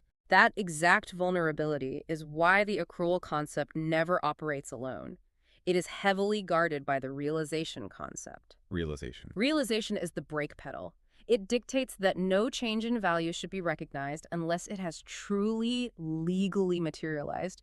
You absolutely cannot anticipate revenue. So realization is like the bouncer at the club checking IDs. Accrual says, let's record it when it happens, and realization says, whoa, hold on, did it actually happen yet? Exactly. Realization requires a critical event to take place. Usually this means the goods have been physically transferred to the buyer or the service has been fully rendered, and the legal transfer of risk and reward has officially occurred. So a good meeting is not a critical event. An optimistic sales meeting is not a critical event. Even producing 1,000 widgets and putting them in your own warehouse is not a critical event because you haven't sold them yet. Only when the sale is legally executed is the revenue realized. Okay, so we have accrual capturing the timing of the event, and realization ensuring the event is legally valid. That brings us to the final piece of the profit engine, the matching concept. The matching concept is where it all comes together. The source text has this incredible brain-bending exam question about a businessman named Mohan that perfectly illustrates this. I want to try and solve Mohan's problem using only my layman's logic first, and you show me where I go wrong. Let's hear the scenario. Let's see your logic. All right, the year is 2022. Mohan decides to become a trader. He purchases a massive shipment of goods to sell. He pays 15 lakh rupees for these goods. Okay, 15 lakhs out. Throughout the year, he hustles and manages to sell 4/5 of that total shipment. He sells those goods for 18 lakh rupees. Good for him. During the year, he also has to pay for his warehouse rent, electricity, and basic operating expenses, which total 2.5 lakh rupees. Yeah. At the end of the year, Mohan does his accounting, and he proudly declares a net profit of 3.5 lakh rupees. Okay, so net profit of 3.5 lakhs. Now, if I am just a guy looking at the cash flowing in and out of Mohan's bank account, I think his math is totally delusional. Walk me through your cash logic. Let's look at the cash out. He spent 15 lakhs on the goods, plus 2.5 lakhs on expenses. That is 17.5 lakhs out the door. The cash in. He brought in 18 lakhs from the sales. Right. 18 lakhs minus 17.5 lakhs is 50,000. By my logic, Mohan's profit is a measly 50,000 rupees. How on earth is he legally claiming a profit of 3.5 lakhs? Yeah. Is he committing fraud? He is not committing fraud. He is applying the matching concept flawlessly. Really? Your logic is based entirely on cash flow, which, as we just discussed with accrual, distorts the economic reality of the specific period. Okay, so how does matching fix it? The matching concept states that the expenses incurred to earn a specific chunk of revenue must be recognized in the exact same period as that specific revenue. You must match the effort to the cost directly to the accomplishment, the sale. So my mistake was dumping the entire cost of the shipment into the calculation at once. Yes, that was the error. Let's do Mohan's math step by step using the matching concept. We always start with the accomplishment. What was the total realized revenue for the year? He sold the goods for 18 lakh rupees. Correct. Now, we have to find the specific effort, the cost that generated that 18 lakhs. Did he have to sell all 15 lakhs worth of goods to get that 18 lakhs? No, the problem specifies he only sold 4/5 of his total stock. That is the key. You cannot deduct the cost of the entire shipment because he didn't sell the entire shipment. You must match the cost of what was actually sold. So what is 4/5 of his original 15 lakh purchase cost? 4/5 of 15 is 12. So 12 lakh rupees. That 12 lakhs is his cost of goods sold. It is the exact cost perfectly matched to the 18 lakhs of revenue. So 18 lakhs in revenue minus 12 lakhs in matched costs leaves a gross profit of 6 lakhs. Wait, I have a glaring problem here. What's the problem? He paid 15 lakhs in cash to a supplier. We're only deducting 12 lakhs. What happens to the remaining 1/5 of the goods that cost him 3 lakhs? Do we just pretend that cash never left his bank account? We don't pretend it didn't leave, but we recognize what that cash transformed into. Transformed. Yes, that 3 lakhs didn't vanish into thin air as an expense. It transformed into a physical asset. It is his closing inventory. It is sitting on a shelf in his warehouse, holding its value, waiting to be sold next year. It is not an expense this year because it did not generate any revenue this year. Oh, wow. I see it now. If we allowed Mohan to expense the entire 15 lakhs this year, we would be severely artificially tanking this year's profits. Precisely. And worse, when he eventually sells that remaining 1/5 next year, it would look like pure 100% profit because we already expensed the cost the year before. The matching concept prevents a business from manipulating their profit just by stockpiling inventory at the end of the year. That is the exact mechanism of prevention. So, returning to Mohan's math, we have the 6 lakh gross profit. Now we subtract his operating expenses for the rent and electricity, which were 2.5 lakhs. 6 lakhs minus 2.5 lakhs equals exactly 3.5 lakhs. Mohan was right. Mohan was right. The economic reality is that his trading operation generated a solid 3.5 lakh profit, even though his actual cash flow for the year felt tight because he chose to invest heavily in extra inventory. That is brilliant. Accrual, realization, and matching working together completely shift how you measure success. They really are the trinity of the income statement. So Mohan finishes the year. He has his 3.5 lakh profit. But we know he also has that leftover 1/5 of his inventory worth 3 lakhs sitting in his warehouse as an asset. Right, his closing inventory. That raises a massive new problem. As time goes on, how does Mohan prove what that inventory or any asset is actually worth on his balance sheet? How do we prevent management from just making up numbers to look good? This brings us to valuation and caution, governed by the cost concept and conservatism. Let's tackle the cost concept first. Okay, the cost concept. The cost concept is designed specifically to prevent the kind of manipulation you just mentioned. It states that an asset is ordinarily recorded in the accounting records at the price paid to acquire it at the time of its acquisition. We call this the historical cost. Historical costs. We record the asset based on objective, verifiable, documentary evidence like a signed contract or a cleared invoice. But historical cost feels incredibly archaic. How so? Well, if I bought a piece of commercial real estate in 1995 for $100,000, and today the market value of that prime real estate is $4 million, telling an investor my asset is only worth $100,000 feels like I'm hiding my true strength. Why can't I just update the value to match reality? To understand why, look at the textbook's example of the Alpha Ltd trap. Okay, the Alpha Ltd trap. Alpha Ltd buys a heavy machine on April 1st for 10 lakh rupees. They pay another 1 lakh in installation charges. So the total historical cost to get the asset ready for use is 11 lakhs. Got it. 11 lakhs historical cost. Fast forward 1 year to March 31st. Management does some research and finds out that due to inflation and supply chain issues, the current market value of that exact machine is now 12 lakhs. It went up. The CEO wants to secure a bigger bank loan, so he tells the accountant, cross out the 11 lakhs and write down 12 lakhs on the balance sheet. We just made a 1 lakh profit by doing nothing. And the accountant says no, because that violates the cost concept. But again, why? Isn't the CEO technically right about the market value? He might be right today, but market values are notoriously subjective and incredibly volatile. Who determines that market value? An internal estimate? A random appraiser? What if market crashes next month? That's true. Markets fluctuate. If accounting allowed companies to constantly revalue their assets upwards based on subjective market estimates, the balance sheet would cease to be a document of record and would turn into a document of optimistic fiction. We use historical costs because it is the only anchor of absolute, verifiable truth we have. It prevents the Enron scenario. Wow. I remember reading that one of the ways Enron committed massive fraud was through mark-to-market accounting. Yes, exactly. They'd build a power plant, project how much money it might make over the next 20 years, and then immediately record all that future anticipated value on their balance sheet today. They completely abandon historical cost in favor of aggressive subjective valuation. Precisely. The cost concept acts as a firewall against that exact type of hubris. And it's worth noting that while they hold the historical cost, they do systematically reduce it over time via depreciation, so the book value actually goes down, not up. Okay, so the rule is stick to the hard cost. Do not recognize phantom gains just because the market went up. But what if the market goes down? What if disaster strikes? This introduces the counterbalance to the cost concept, which is conservatism, also known as prudence. The textbook calls this the accountant's golden shield. What is the doctrine of conservatism? Conservatism is the psychological and ethical anchor of the accounting profession. It operates on a very simple, slightly gloomy maxim. Do not anticipate any future income, but provide for all possible losses. Provide for all possible losses. Mm. That sounds paranoid. Why is the rulebook designed to be so pessimistic? It's not paranoia, it's an engineered counterweight. Think about the natural incentives of business management. A CEO wants to look successful to keep their job, attract investors, secure bonuses.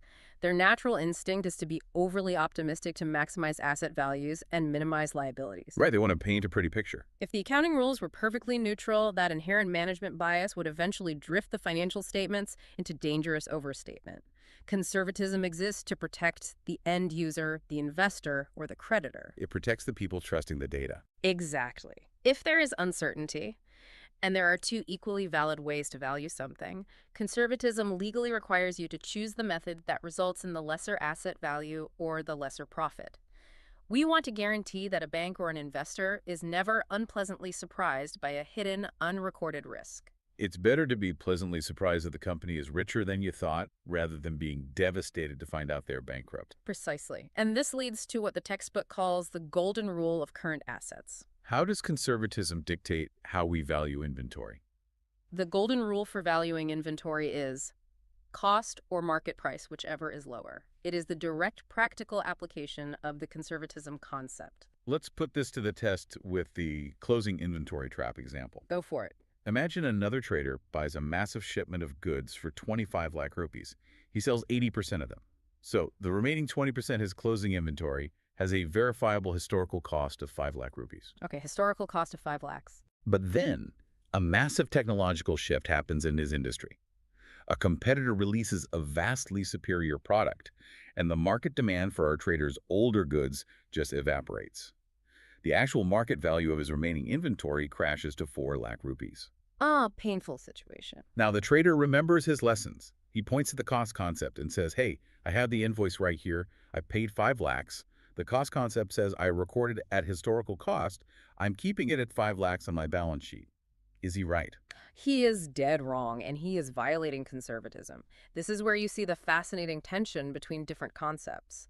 The cost concept says stick to historical cost, but conservatism holds a trump card when it comes to anticipated losses. Oh, trump card. If the market value 4 lakhs drops definitively below the historical cost 5 lakhs, conservatism kicks in and overrides the cost concept.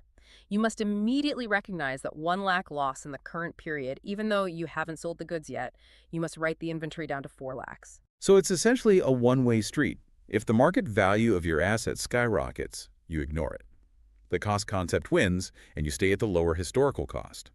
But if the market value crashes, conservatism wins, and you must immediately record the loss to reflect the new, lower reality, whichever is lower. It's brutally cautious. Brutally cautious, yes. Yes. But it ensures that a balance sheet never, ever overstates the true economic utility of the assets a company holds. Exactly. Okay, let's take a mental breath. It's a lot of information. It is. We have covered incredible ground. We've separated the owner from the entity. We assumed the business lives forever, but sliced it into years. We built the profit engine with accrual, realization, and matching. And we established the cautious valuation rules of cost and conservatism. The foundation is set. Now, we are diving into the mathematical absolute of accounting, the dual aspect concept. What is the fundamental premise here? The dual aspect concept is the underlying mathematical physics of double entry bookkeeping, which was formalized over 500 years ago by Luca Pacioli. 500 years ago. Yes, it stood the test of time. It states a universal truth. Every single financial transaction, no matter how complex, has two distinct effects: a give and a take, a yield and a receipt. And because every transaction has two equal and opposite effects, There is a fundamental equation that must always remain in perfect balance. What is the equation? That equation is assets equals equity plus liabilities. Assets equals equity plus liabilities. Yeah. Let's make sure we have the definitions locked in. Okay. Assets are the economic resources the business owns, cash in the bank, machinery, inventory, buildings. Yes. Equity, as we learned in the entity concept, is the claim the owner has against the business. It's the risk capital the business owes back to the founder. Correct. And liabilities are the claims that outsiders have against the business: bank loans, unpaid supplier invoices, taxes owed. Spot on. So mathematically, the equation is stating that everything the business owns, assets, was funded either by the owner equity or by borrowing from outsiders' liabilities. Exactly. The total value of the resources must always equal the total claims against those resources. It is an immutable law. Let's try to break the equation to see how it self-corrects. Let's do it. Let's say our coffee shop is doing well and we decide to buy a delivery van. The van costs 5 lakh rupees. But we don't want to drain our cash reserves, so we only pay 1 lakh in cash as a down payment, and we go to the bank and take out an auto loan for the remaining 4 lakhs. Okay, a very standard transaction. How does the dual aspect equation process this complex 3-part transaction? We simply break it down side by side. Let's look at the left side of the equation first. The assets. What happened to our resources? Well, first, we gain a brand new van worth 5 lakhs. So our total assets increase by 5 lakhs. Right. But to get it, we paid out 1 lakh in cash. Cash is also an asset. So our total assets decrease by 1 lakh. What is the net effect on the left side? Up 5, down 1. So the net change is the positive increase of 4 lakhs to our total assets. Correct. Now let's jump across the equal sign to the right side. Equity plus liabilities. Did the owner inject any new personal money to buy this van? No. So equity remains unchanged. Did we borrow money from outsiders? Yes, we took a 4 lakh auto loan from the bank. That is a new liability. So the liability side goes up by 4 lakhs. And there it is. The asset side increased by a net of 4 lakhs. The liability side increased by 4 lakhs. The equation remains in perfect, undisturbed balance. Every single transaction filters through this logic. It's like a self-healing mathematical organism. Which is precisely why the core financial document of any business is literally called a balance sheet. Amazing.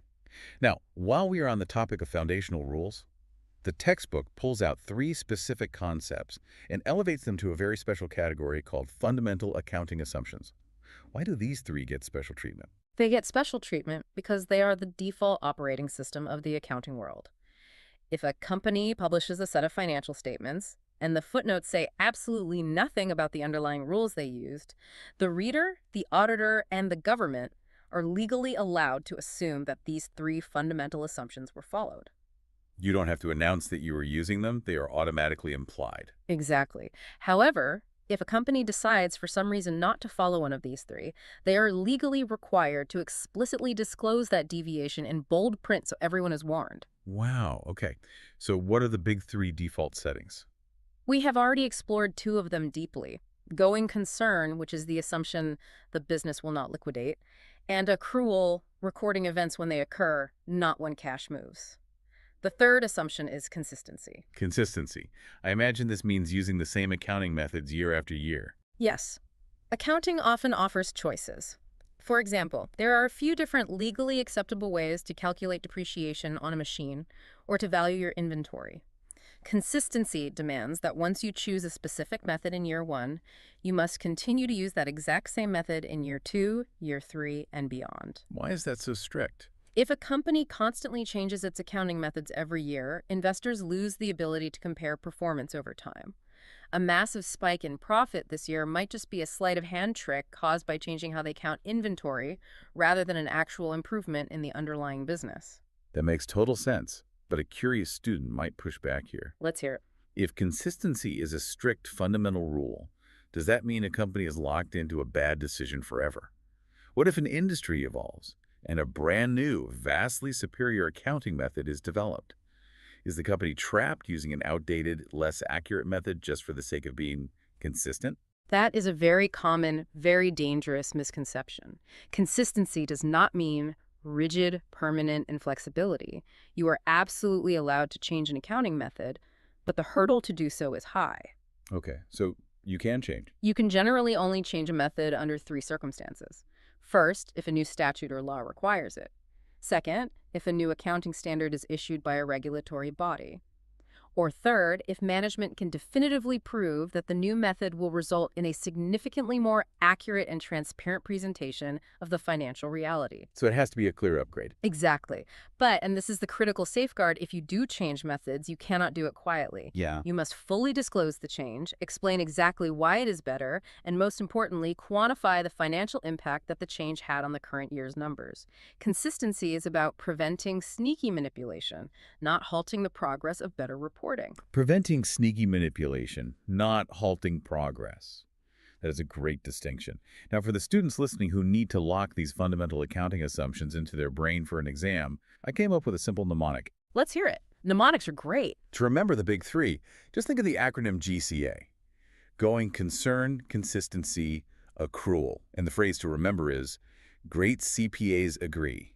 Great CPAs agree on GCA. That is genuinely helpful. Great CPAs agree, going concern, consistency, accrual. I highly recommend listeners write that one down. All right, let's pivot to the final major section of the framework, making data useful. This is where theory meets reality. We have established all these intricate rules. We know the math balances, we applied the cost concept, but here is the harsh reality. A company can have perfectly balanced math, follow every single JIC rule to the letter, and still produce a 200-page financial statement that is completely, utterly useless to a human being trying to read it. It happens all the time. The textbook lists a set of qualitative characteristics. Think of these as the ultimate filter for good information. The data isn't just about being mathematically correct, it has to be useful. Let's walk through these characteristics. First is understandability. Understandability dictates that financial information must be presented in a way that is readily comprehensible to users. But there is a crucial caveat here. What's the caveat? The accounting profession assumes that the user reading the statement has a reasonable knowledge of business and economic activities and is willing to study the information with reasonable diligence. So they don't have to dumb it down to a third-grade reading level. Exactly. Business is complex, and sometimes the accounting for it must be complex. But the rule means you cannot deliberately obscure important information in dense, convoluted jargon. Right. And crucially, you cannot leave out highly relevant, complex information simply by arguing, oh, we thought it would be too hard for the average investor to understand. If it is relevant, it must be included, and it must be presented as clearly as humanly possible. Right. No hiding behind complexity. Yeah. The next characteristic is a paired concept, relevance and predictive value.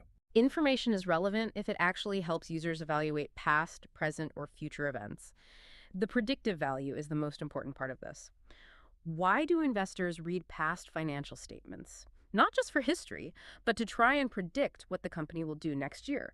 To help them, accountants must clearly separate normal, recurring operations from freak occurrences. Give me an example of a freak occurrence. Let's say a retail company makes a steady $1 million in profit every year from selling clothes.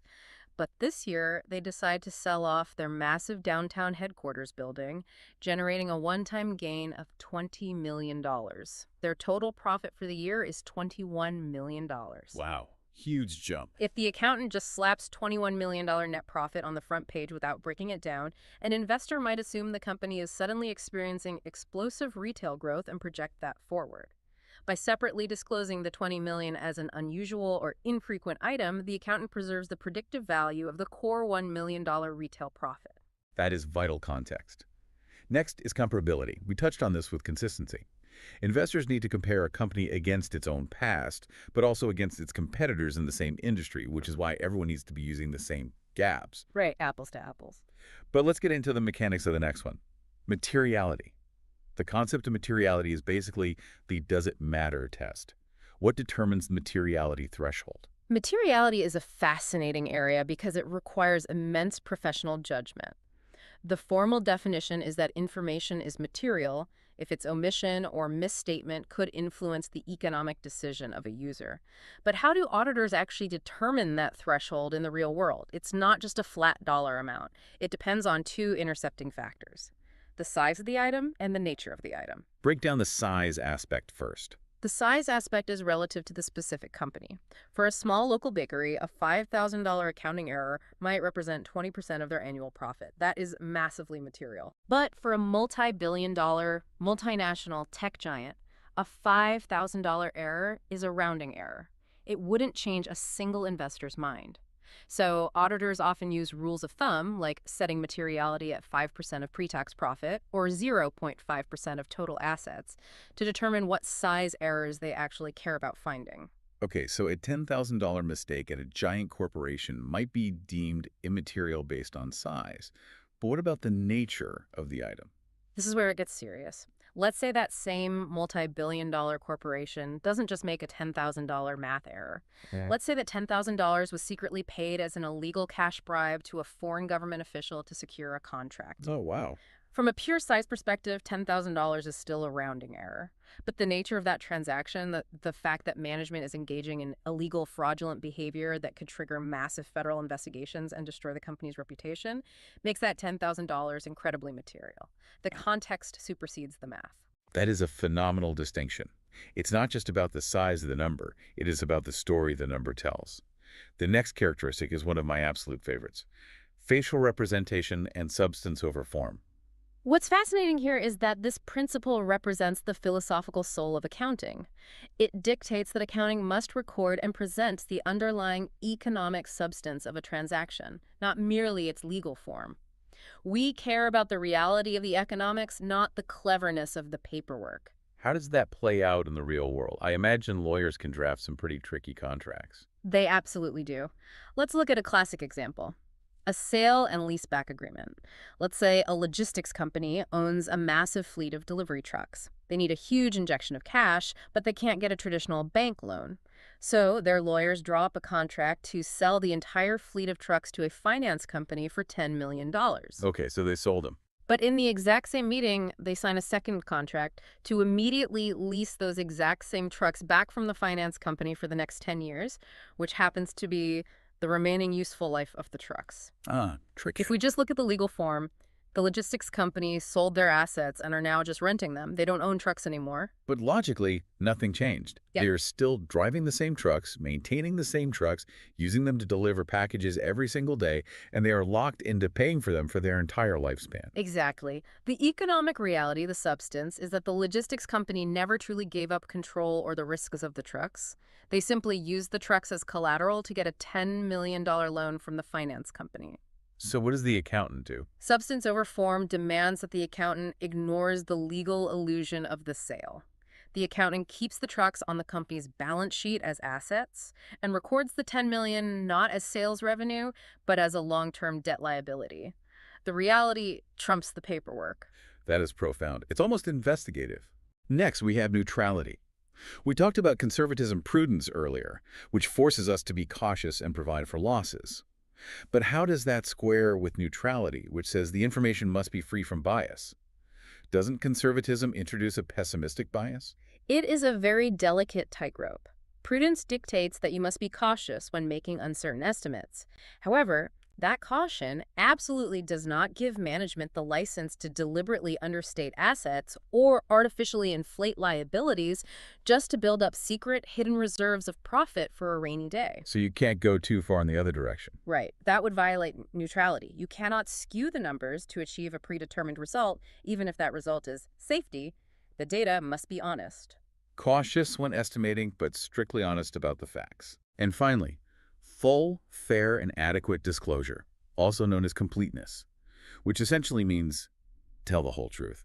If there is a massive pending lawsuit against the company that hasn't been resolved yet but could bankrupt them if they lose, you can't just leave it out of the financials because the judge hasn't ruled yet.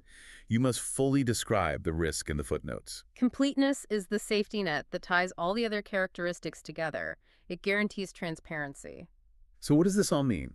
When you step back and look at all these qualitative characteristics, understandability, materiality, substance over form, neutrality, you realize that accounting is significantly less about cold robotic calculations and entirely about honest, transparent human communication.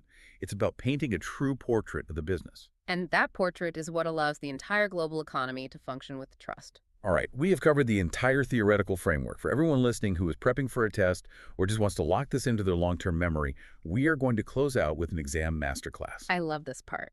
I'm going to throw some tricky true, false, and multiple choice scenarios straight from the source text at you, Professor. And I'm going to try and reason through them before you give the final verdict. Ready? Bring them on. Let's see what you've learned. Scenario 1. True or false? Accrual basis of accounting is the method of recording transactions by which revenues and costs are reflected in the accounts in the period in which actual cash is received or paid. Okay, what's your reasoning? Okay, my reasoning.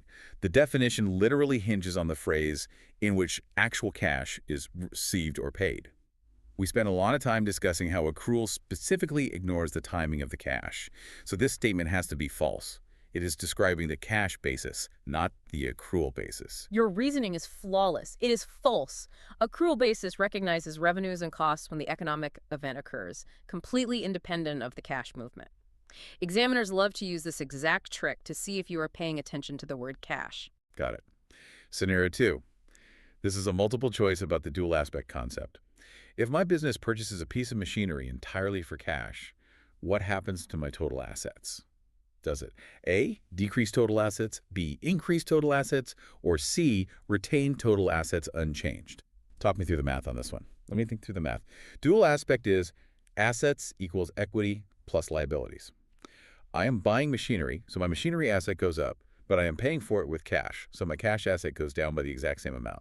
I didn't borrow money, so no liability change, and the owner didn't invest more, so no equity change. Correct. So the left side of the equation went up by, say, $10,000 and down by $10,000. The net change is zero. Therefore, the answer must be C. Retain total assets unchanged. Spot on again. The answer is C. It is a classic asset swap transaction. You simply exchanged one form of asset, highly liquid cash, for another form of asset, illiquid machinery. The total aggregate value of your assets did not move an inch. That makes perfect sense when you break it down into the two parts of the transaction. Yeah. Okay, last one. Scenario 3. True or false? The materiality of an item depends solely upon the amount of money involved, and not upon the size of the business or the nature of the transaction. What do you think? I remember our deep dive on this. A $10,000 mistake is immaterial to a huge corporation based on amount alone. But if that $10,000 was an illegal bribe, the nature of it makes it highly material. Therefore, saying it depends solely upon the amount of money is false. You nailed it. It is false. Materiality is entirely contextual. It relies heavily on both the proportional size relative to the specific business and the qualitative nature of the underlying event. Context is everything. And with that, we have conquered the theoretical framework of accounting. We really have. Let's do a massive sweeping recap of the journey we took today. We started with the chaos of the 5 accountants and realized why the world desperately needed the GAAP's rulebook to ensure communication. We drew the strict boundary line of the entity concept, separating the owner from the business, and realizing that from the business's perspective, the owner's capital is actually a liability, a debt owed back to the founder. A crucial shift in perspective. We established the time continuum, assuming, via going concern, that the business will live forever to allow for long-term asset depreciation, but using periodicity to slice that immortal life into 12-month chunks so we can actually measure progress. We rebuilt the core engine of profit, using accrual to record events when they occur regardless of cash, using realization as the bouncer to ensure the sale actually materialized, and using the matching concept to perfectly pair our expenses against the specific revenue they generated, preventing Mohan from artificially tanking his profit by hoarding inventory. Profit engine. We deployed the golden shield of conservatism to protect investors, forcing us to recognize all potential losses immediately, leading to the rule of valuing inventory at the lower of cost or market price. We proved the absolute mathematical truth of the dual aspect equation, assets equals equity plus liabilities. We reviewed the GCA fundamental assumptions, and we filtered all this data through qualitative characteristics to ensure it wasn't just accurate, but actually understandable, material, and deeply reflective of economic substance over legal form. That is an incredibly comprehensive synthesis. If a listener grasps the why behind each of those points you just summarized, they have mastered the foundation of financial accounting. And a quick reminder for anyone taking a test soon, use our memory trick for the fundamental accounting assumptions. Great CPAs agree. Going concern, consistency, and accrual. GCA. Write it on the top of your test paper the second you sit down. Great advice. Now, Professor, we have spent an hour dissecting the most technical, rigid rules of the business world. But you always like to leave us with something a bit more philosophical to chew on. What is your final thought for us today? My final thought traces back to that profound concept of substance over form. We spend our lives surrounded by paperwork. We think of accounting, contracts, and business in general as just a series of cold, strict legal agreements. We are conditioned to believe that whatever is written on the paper is the reality. Right. But this accounting framework demands the exact opposite. It demands that the underlying economic truth must always trump the legal paperwork. If a contract is just a clever illusion designed to hide a completely different economic reality, like our truck lease example, the accountant is ethically bound to strip away the legal form and record the raw truth. And it makes you wonder, if the rigid mathematical world of accounting requires us to look past the paperwork to find the reality, how many other things in the corporate world or even in our daily lives are just illusions of form hiding a completely different substance? How often do we just accept the paperwork we are handed without ever questioning the true reality beneath it? That is a brilliant lens to look through. The truth is in the substance, not the form. That is definitely something to mull over the next time you sign a contract, analyze a company, or look at a balance sheet. Thank you so much for joining us on this incredibly deep dive into the source material. We hope this has completely transformed how you look at the language of business. Until next time, keep questioning the numbers, look for the substance, and we'll see you on the next deep dive. Imagine this scenario for a second. You are a business owner. Let's say you run a mid-sized logistics company. Okay, I'm picturing it. Right. So it's a Tuesday, and you just spent $10,000 fixing this massive, gaping leak in the roof of your main distribution warehouse. Ouch. That is a big check to write on a Tuesday. Yeah, it hurts. But, you write the check, the roofers fix it, you move on. Then very next day, Wednesday, you spend another $10,000 buying a brand new, albeit small, delivery van to add to your fleet. Okay, so another 10 grand out the door. Exactly. From the perspective of your bank account, these are identical events, right? 10 grand went out the door on Tuesday, 10 grand went out the door on Wednesday. Your cash balance is exactly $20,000 poorer. Right, the cash is just gone. But here is where it gets really interesting. Because if you take these two, identical cash receipts to your accountant or your CFO, they are going to treat them like they came from two completely different universes. Oh, absolutely. In the financial world, those two $10,000 checks are handled entirely differently. And the question is why? Why does spending the exact same amount of money mean two completely different things on paper? That is honestly the perfect question to start with. And the answer to that question is really the secret decoder ring for understanding how businesses actually measure their success, their value, their long-term viability. Right. It all comes down to the fundamental difference between what we call capital expenditures and revenue expenditures. And getting that distinction right isn't just some academic exercise. It is the absolute foundation of accurate financial reporting. Exactly. And that is our mission today. Welcome to the deep dive. Yeah. Today we are taking a massive stack of foundational accounting rules and extracting the ultimate masterclass on how businesses actually track their money. Yeah, we're looking at the hidden logic that dictates whether a company is actually thriving or, secretly going bankrupt. Right. So if you are prepping for a major financial exam, or if you're an entrepreneur trying to understand your own books, or honestly, if you're just an insanely curious person who wants to know how the corporate world measures wealth, this is the bedrock. It really is. This is the logic of final accounts. Yeah. Getting this right is the key to not being tricked by complex financial scenarios, and more importantly, not making a catastrophic mistake in your own business operations. It really is a high-stakes topic. I mean, when companies misclassify these expenditures, whether by accident or, and this happens a lot on purpose, it completely distorts their financial reality. Wait, on purpose? Like fraud? Oh, yeah. If you treat a routine expense as a long-term asset, you artificially inflate your profits. It's a classic trick. Wow. Okay, so we're going to break down the theoretical frameworks, the real-world scenarios, and some brilliantly designed trick questions that test whether you truly understand the logic or if you are just trying to memorize a list of rules. We want to build a deep conceptual clarity. Yeah, so we're not just going to read off a list of definitions. We're going to dissect this. Exactly. You are going to provide the frameworks, the actual mechanics of the what and the why, and I am going to push back. I'll be throwing out realistic doubts, coming up with analogies, and constantly asking the wait, but why questions on behalf of everyone listening. I love it. Bring on the pushback. Because the goal here is true. Long-term retention of these concepts. Let's unpack this starting from the very beginning. The engine of accounting and something called the matching principle. The matching principle, yes. Before we even define capital versus revenue, we need to understand the ultimate aim of accounting itself. The sources say the core goal is ascertaining and presenting the results of the business for a specific period. What does that actually mean in practice? Well, in practice, it means that at the end of the year or the quarter or even the month, a business needs to be able to answer one very simple yet incredibly complex question. Which is, Did we make money or did we lose money? right, the ultimate bottom line. Exactly. And to get an accurate picture of that profit or loss, you have to analyze every single transaction. You have to categorize them. Because going back to your opening example with the roof and the van, not all spending is equal in terms of how it affects your current profitability. Okay. You have to figure out if the money you spent belongs in this year's calculation of profit or if it belongs somewhere else entirely. See, if I just think about this logically, like without any accounting background, I would argue that if I spend cash today, shouldn't it just come out of today's profits? I hear you. It seems intuitive. Right. Like if I am running a small operation, let's say a neighborhood lemonade stand, and I spend cash today on lemons, sugar, and cups, and then I also spend cash today on a solid custom-built wooden stand. Okay, the lemonade stand analogy. Let's The do it. money left my pocket for all of those things today.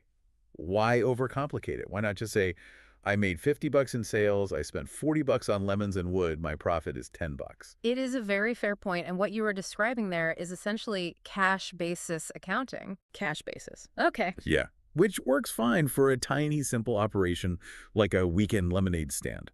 But for any meaningful business, cash accounting completely distorts the reality of your performance. How so? To understand why we overcomplicate it, we have to look at the matching principle.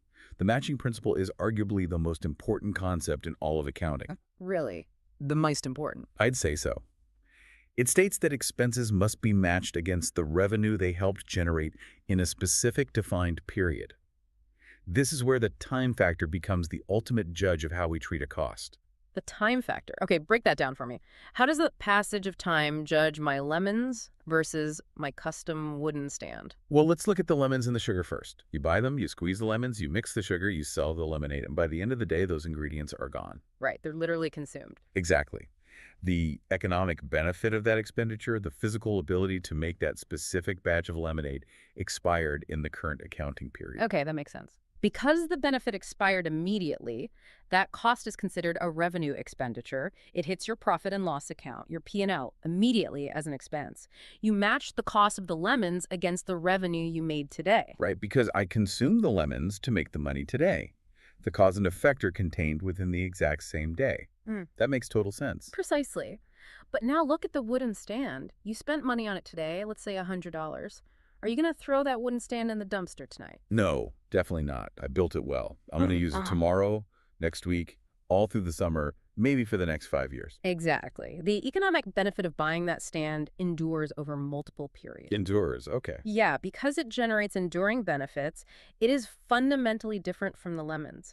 It is considered a capital expenditure. It does not go straight to your P&L as an expense today. Wait, why not? I spent the money today. Think about what would happen if you did. If you deducted the entire cost of the stand today, it would look like your lemonade business was massively unprofitable today. Oh, I see. Because I took a $100 hit all at once against only 50 bucks of sales. Exactly. And worse, it would look like you were wildly profitable next year because you'd be using a stand that you essentially pretended was free since you already wrote off the whole cost.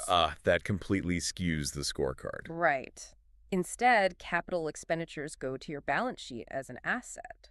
So an asset is basically a resource I'm holding on to, something that holds future value, rather than money I just burned up to keep the lights on today. That is a great way to conceptualize it. It is an asset. But, and here is the crucial part of the matching principle, it doesn't stay on the balance sheet forever. It doesn't. No. Since you are using it up slowly over 5 years to help generate lemonade sales, you take a little piece of that initial cost and you transfer it to the P&L as an expense each year. Okay, so spreading it out. Yeah, if it lasts 5 years, maybe you expense $20 a year. That process of systematically allocating the cost over its useful life is called depreciation. Depreciation. Okay, I've heard that word a million times, but that actually makes it super clear. So the ultimate takeaway here is this. If a cost benefits expire in the current period, it's revenue and it hits the P&L immediately. Got it. But if the benefits endure over multiple periods, it's capital, it goes to the balance sheet, and it is transferred to the P&L slowly over time as the benefit is physically or economically consumed. So it's all about how long the thing you bought is going to help you make money. Revenue equals a short-term, expired benefit. Capital equals a long-term, enduring benefit. That clarifies the engine of accounting perfectly. We're creating a scorecard that reflects reality. Yes, and that scorecard requires continuous maintenance. Revenue expenses are generally associated with the physical day-to-day activity of the entity. Like your lemons. Exactly. Production, marketing, and sales generate revenue, while the use of goods and services to support those functions causes expenses. It's a continuous, cyclical process. Separating capital from revenue is how we keep the scorecard honest. Okay, I am firmly with you on the foundational logic. The time factor is the judge. Expired benefit versus enduring benefit. Right. But in the real world of corporate finance, I have to imagine the borderline between the two can get incredibly thin and blurry. Oh, incredibly blurry. Right, because it's not always as obvious as lemons versus a wooden stand. Mm. When a business makes a complex purchase, how do we actually decide? That brings us to the operational frameworks. Because the real world is messy, accountants have developed 5 basic considerations, 5 golden rules, essentially, to help determine if an expenditure should be classified as capital or revenue. 5 golden rules. Yeah, and if you want to be exam ready or business ready, you need to understand these 5 rules deeply, not just memorize them. I'll lay them out, and I want you to actively apply them. I'm ready. Let's build this framework. What is rule number 1? Rule 1 is the nature of the business. Nature of the business. Right. The exact same physical item can be a capital expense for one business and a revenue expense for another business, purely based on what the company does for a living. Really? The exact same item? Yep. The classic example is a piece of office furniture, like a large conference table. If a furniture dealer buys that conference table from a manufacturer, they are incurring a revenue expense, because to them, that table is inventory. Oh, because they're going to turn around and sell it. Exactly. It's meant for resale. But if a software tech company buys that exact same conference table for its boardroom, they are incurring a capital expense, because to them, it's an asset they will use for years to facilitate meetings. Let me see if I can map that to another industry. So think about a car dealership. Okay. For a car dealership, buying a fleet of new cars is basically like a grocery store buying a pallet of apples. They buy the cars to sell them as quickly as possible. That's inventory, so that is a revenue expenditure. Spot on. But for anyone else, say a local plumbing company buying a van to visit clients, that car is a major operational asset that they intend to use for a decade. So for the plumber, it's a capital expenditure.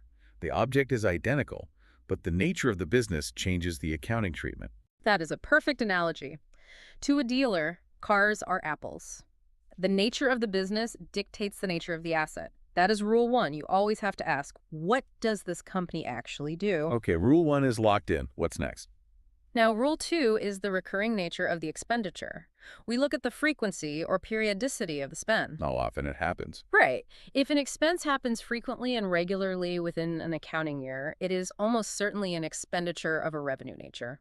Conversely, a non-recurring expenditure, something infrequent that does not happen often, leans heavily toward being capital. So things like paying my monthly office lease or running payroll for my employees every 2 weeks, those are highly recurring. They happen like clockwork to keep the business alive. That's revenue. Exactly. Rent, salaries, utility bills, internet subscriptions, those are your classic revenue expenditures. You are maintaining the day-to-day operations. Right. But buying a new factory building or purchasing the patent for a new technology, that happens rarely. It's a major non-recurring event, so it's a capital expenditure. The frequency gives you a massive clue. Got it. Rule 1, nature of business. Rule 2, recurring nature. What is rule 3? Rule 3 is the purpose of the expenses. This is where we start looking at the intent behind the spending. The intent. Okay. Are you spending money on normal routine maintenance? Or are you spending money to fundamentally increase your productive capacity? Let's use the example of industrial machinery. Okay.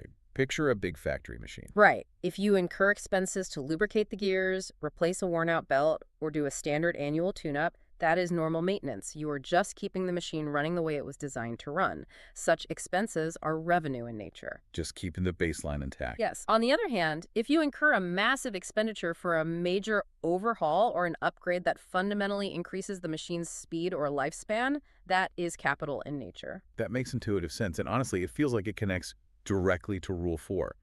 Because if the purpose is an upgrade, then the effect is going to be different, right? What is rule 4? They are intimately linked, yes. Rule 4 is the effect on revenue generating capacity. This is perhaps the most critical rule of all. The most critical. All right, let's hear it. It asks the ultimate question. Does this spending help generate income now in the current period? Or does it permanently elevate your ability to generate income over multiple future periods? This is the core distinction between enhancement versus maintenance. Enhancement versus maintenance. I really like that phrasing. That feels like a central pillar we need to emphasize. It is the ultimate litmus test. Capital expenditure is incurred for the purpose of increasing the capacity of the business, or alternatively, to fundamentally reduce the costs of the business going forward. So either making more money or permanently spending less. Exactly. Revenue expenditure is incurred simply to maintain the current earning capacity. If an expenditure helps to generate revenue over more than one accounting period, or fundamentally alters the cost structure for the better, you capitalize it. And if it doesn't? If you spend money on improvements, and the expected future benefits from that asset do not change, meaning it just keeps doing what it always did, you charge it to the profit and loss account as a revenue expense. But if the expected future benefits increase, you add that cost to the book value of the asset on the balance sheet. Let me test this with the delivery van example again. Go for it. If I take the van into the shop for a standard oil change and to replace the windshield wipers, that is pure maintenance. I'm just keeping it running as it always has. My revenue capacity has increased. I can still only make the same number of deliveries. So revenue expense. Correct. But what if the van's engine dies? And instead of just fixing it, I completely replace the engine with a brand new, highly efficient hybrid engine that cuts my fuel costs in half for the next 10 years. That is an enhancement. It permanently reduces costs and generates an enduring economic benefit. So capital expense. Spot on. You are applying the enhancement versus maintenance test perfectly. Now, in the real world, determining the cost of maintenance versus an upgrade is not always simple, especially when a repair involves somewhat better parts than the original simply because technology has advanced. Yeah, that makes sense. Like you can't even buy the old bad parts anymore. Right, but asking yourself, does this enhance or maintain, is your best navigational tool. And this leads us to a crucial historical point. The temptation to intentionally misclassify these is huge. Because if you classify an enhancement as maintenance, you take a big hit to your current profit. Yeah. But if you classify maintenance as an enhancement, you get to hide that expense on the balance sheet and your profit looks artificially high. Exactly. And this isn't just theory. It has caused massive corporate collapses. Wait, really? Like entirely because of this rule? Yes. Look at the WorldCom scandal in the early 2000s. It was one of the largest accounting frauds in history, and it all centered around this exact rule. Oh, wow. What happened? So WorldCom was paying billions of dollars in routine line costs, essentially the fees they paid to other telecom companies to use their networks. These were classic recurring revenue expenditures required to maintain their day-to-day operations. Like paying a giant phone bill. So that's rule 2 and rule 4 right there. Recurring and maintenance, pure revenue. Exactly. But management realized that if they expensed them, their profits would plummet and Wall Street would punish their stock.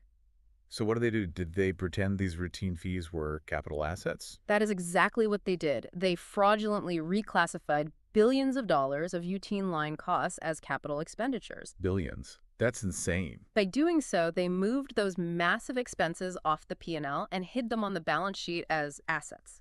This artificially inflated their profits by billions of dollars, making the company look incredibly healthy when it was actually bleeding cash. Oh my God. Just by changing a label from revenue to capital. When the fraud was discovered, the company collapsed, wiping out billions in shareholder value. All because they violated Rule 4. They treated maintenance as enhancement. That is wild. It just goes to show that this isn't just bookkeeping trivia. It's the architectural integrity of a company's financial reporting. Yeah. Okay, we have 4 rules down. Nature, recurring, purpose, and effect. What is the final rule? Rule 5 is materiality. Materiality refers to the relative proportion of the amount involved considered in the context of the specific business. Materiality. It is a pragmatic rule. Accounting shouldn't cost more than the value of the information it provides. Materiality. Does that basically just mean, is it a really big amount of money or a tiny amount of money? In essence, yes, but the key word is relative. $1,000 is material to a kid running a lemonade stand, but it is entirely immaterial to a trillion-dollar company like Apple. Okay. Context matters. For a massive multinational corporation, buying a $1,000 office printer might provide enduring benefit for 5 years. Technically, under the matching principle, it's a capital asset. Right, because it endures. But the administrative cost of tracking a $1,000 printer on the balance sheet and depreciating it by $200 a year for 5 years is a waste of time. It's immaterial. So they will establish a materiality threshold. Say anything under $5,000 is automatically expensed immediately as revenue, regardless of its useful life. Ah, so it's a practical shortcut. But for a tiny startup operating out of a garage, a $1,000 laptop might be a huge portion of their available cash. It's highly material to their financial picture, so they would capitalize it. Exactly. The relative proportion of the amount involved is a vital consideration. So those are the 5 golden rules. The framework is complete. Okay, as someone who wants to ensure I retain this for the long haul, I need a way to easily recall this list of 5. Let's look at the concepts. Nature, recurring, purpose, effect, materiality. NRPE. NRPEM. Yeah, I've used mnemonics for this kind of thing before. How about never rush past every mistake? N for nature, R for recurring, P for purpose, E for effect, M for materiality. Never rush past every mistake. I think that works well because making a mistake on classifying these, as you pointed out with WorldCom, is a massive error. Never rush past every mistake. That is an excellent retention tool. It anchors the 5 criteria to a practical warning. When you are looking at a transaction, pause and run it through that filter. Run it through the gauntlet. Check the nature of the business. Is it a recurring expense? What is the purpose maintenance or upgrade? What is the effect enhancement or just maintaining the status quo? And finally, consider the materiality of the amount. If you run a transaction through that gauntlet, you will almost always arrive at the correct classification. Awesome. I feel armed with a theory. But knowing the rules and applying the rules are 2 different things. Let's move to section 3 of our discussion. The trick scenarios. Examiners and real-life business situations love to present edge cases that seem to break the rules. I'm going to throw some specific tricky scenarios at you from the source material to see how the frameworks hold up. Are you ready? I am ready. Let's dissect them. Scenario 1. Listen carefully to the wording here. Overhaul expenses of secondhand machinery purchased. Now, if I'm applying my logic, my doubt immediately flares up. The key word is overhaul, which is essentially a major repair. Right. And it's being performed on an old second-hand machine. We just established under Rule 3 and 4 that repairs to maintain a machine are revenue expenses. So an overhaul on a used machine has to be a revenue expense, right? Ah, that is the classic trap. It is a very logical deduction, but in this specific context, you fell right into the snare. The answer is no. This is a capital expenditure. Wait, how is that possible? How can repairing an old used machine be a capital expense? It's not a new asset. The secret lies in the context of the purchase. You have to look at the timeline. The rule dictates that expenses incurred to put second-hand machinery into working condition to derive endurable long-term advantage must be capitalized. Working condition. Here is the logic. When you buy a broken-down second-hand machine, it is not currently generating revenue for you. You cannot use it in its current state. Therefore, the overhaul isn't maintaining its capacity. It is establishing its capacity for you in the very first place. Yeah. I see the distinction because I just bought it. The baseline capacity for me, the new owner, is 0. I can't even turn it on. Exactly. Wow. Any cost that is necessary to bring an asset to its intended location and ready it for its intended use is considered part of the cost of acquiring that asset.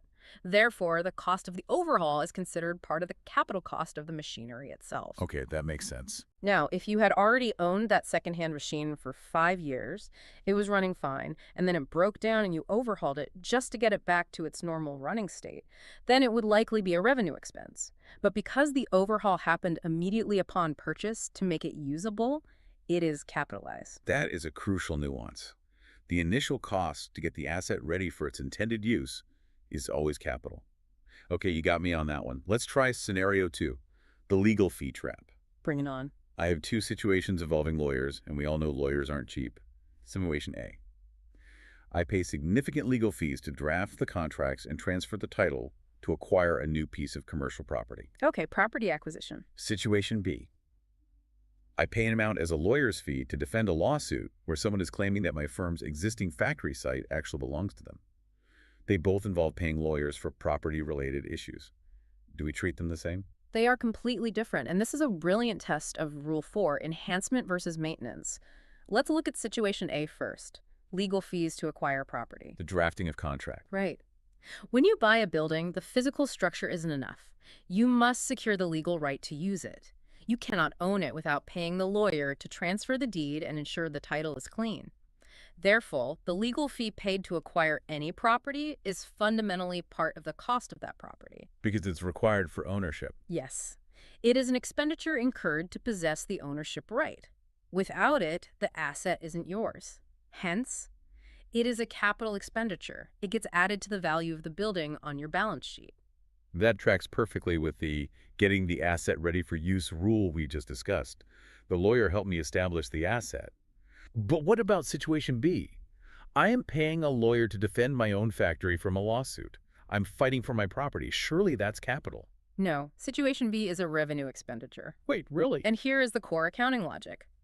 Legal expenses incurred to defend a suit claiming that the firm's factory site belongs to someone else is considered a maintenance expenditure of the asset. Maintenance? How is a lawsuit maintenance? Think about the effect on your capacity.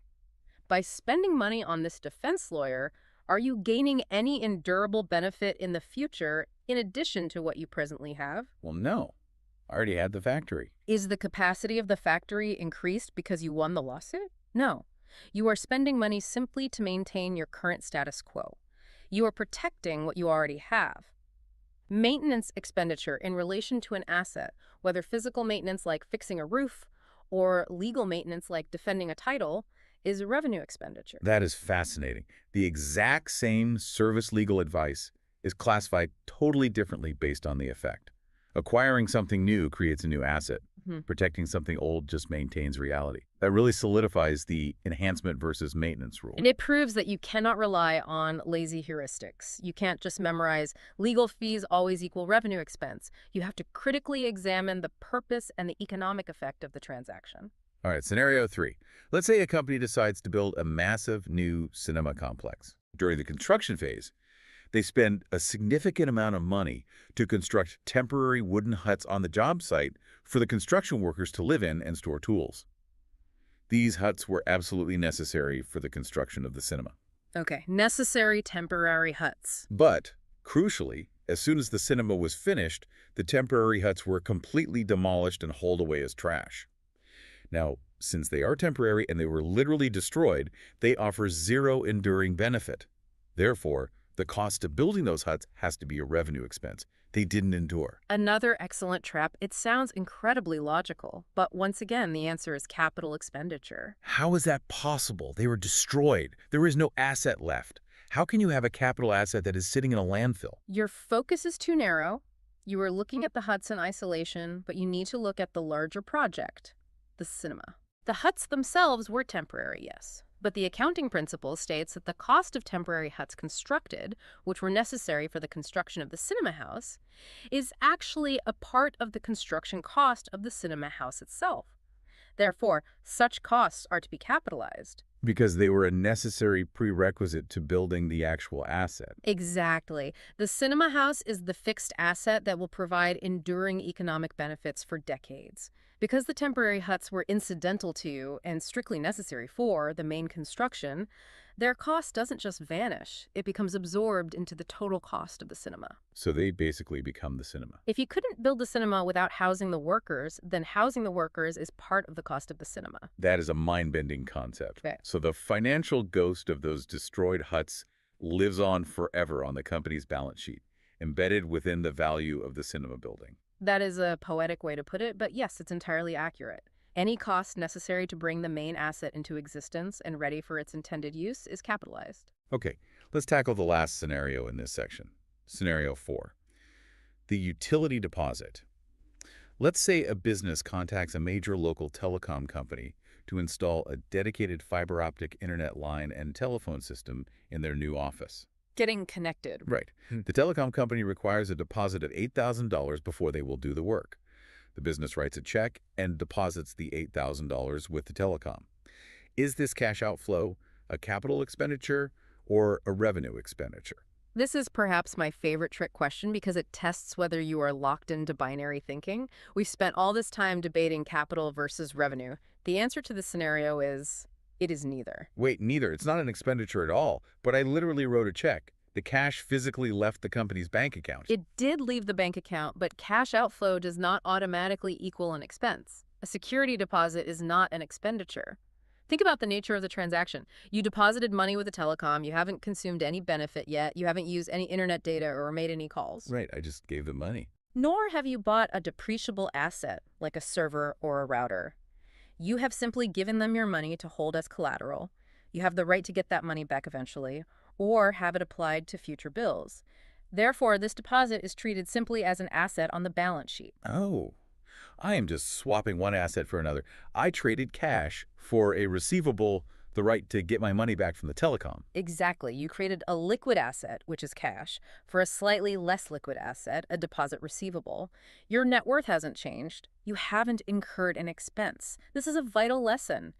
Do not fall for the cash out equals expense trap. That's a huge trap to avoid. This is why accounting requires critical thinking. You have to trace the economic reality of the transaction, not just the movement of the cash. My mind is thoroughly expanded. We have meticulously tracked how money leaves the building. But a business is a two-way street. We need to apply this exact same rigor to the money coming in. We absolutely do. Let's transition to Section 4. The flip side, capital versus revenue receipts. I imagine we have to classify incoming cash just as strictly as outgoing cash. Just as strictly, because a clear distinction between capital and revenue expenditure is necessary to calculate profit accurately, right? Well, in the exact same manner, capital receipts must be distinguished from revenue receipts. What happens if you get it wrong on the incoming side? If you get this wrong, you can inadvertently tell the world you had a record-breaking sales year, when in reality, you just sold off half your company's assets to stay afloat. Oh, wow. That's a terrifying thought. So lay out the core concept for me. What defines a revenue receipt versus a capital receipt? It comes down to normal, operational business activities. Receipts which are obtained in the course of normal, day-to-day business activities are revenue receipts. These are the lifeblood of the business. The day-to-day grind. Right. If you are a retailer, receipts from the sale of goods are revenue. If you are a consultant, fees for your services are revenue. Even routine interest income on your bank balances is typically considered a revenue receipt. So anything generated by the core engine of the business doing what it's supposed to do. Yes. On the other hand, receipts which are not revenue in nature, meaning they do not come from your normal day-to-day trading activities, are capital receipts. Like what? These are usually related to financing the business or selling off long-term infrastructure. Examples include receipts from the sale of fixed assets like machinery or land, receiving funds from a secured or unsecured bank loan, or receiving capital contributions from owners or shareholders. Okay, that seems straightforward enough. Normal sales equal revenue receipts. Selling off infrastructure or taking on debt equals capital receipts. Now, the foundational rules point out a critical mechanical distinction regarding how these hit the financial statements. Yes, the P&L rule. It states, revenue receipts are credited to the profit and loss account. Capital receipts are not directly credited to the profit and loss account. Why is that distinction so important? What happens if I mess that up? It is the most vital mechanical rule for preparing final accounts without committing fraud. Without committing fraud. Okay, you have my attention. Let's say you receive a revenue receipt. You sell $10,000 worth of merchandise. That entire $10,000 goes straight onto the income side of your P&L, boosting your top-line revenue and ultimately your profit. Great. More profit is good. But let's look at a capital receipt scenario. Let's say your company owns a piece of heavy machinery. The machine currently has a book value on your balance sheet of $90,000. Okay, $90,000 machine on the books. You decide you don't need it anymore, and you manage to sell it to a competitor for $92,000. You receive $92,000 in cash. Okay, here is where my instinct trips me up. I just deposited $92,000 in cash in my bank account. If that money doesn't go onto my P&L to boost my income, where does it go? I want my profit to look as high as possible. It doesn't vanish, but you absolutely cannot put the entire $92,000 into your P&L as income. Think about the economic reality. When you sell a fixed asset for $92,000 that has a book value of $90,000, the total capital receipt is $92,000. But if you put $92,000 as revenue on your P&L, you are lying to your investors. Because I had to give up a massive asset to get that cash. Exactly. You surrendered a machine worth $90,000 to get $92,000 in cash. Therefore, only the profit on the sale of the fixed asset is calculated and credited to the profit and loss account. So just the difference. Yes, the calculation is simple. Sale proceeds of $92,000 minus the cost or book value of $90,000 equals a net gain or profit of $2,000.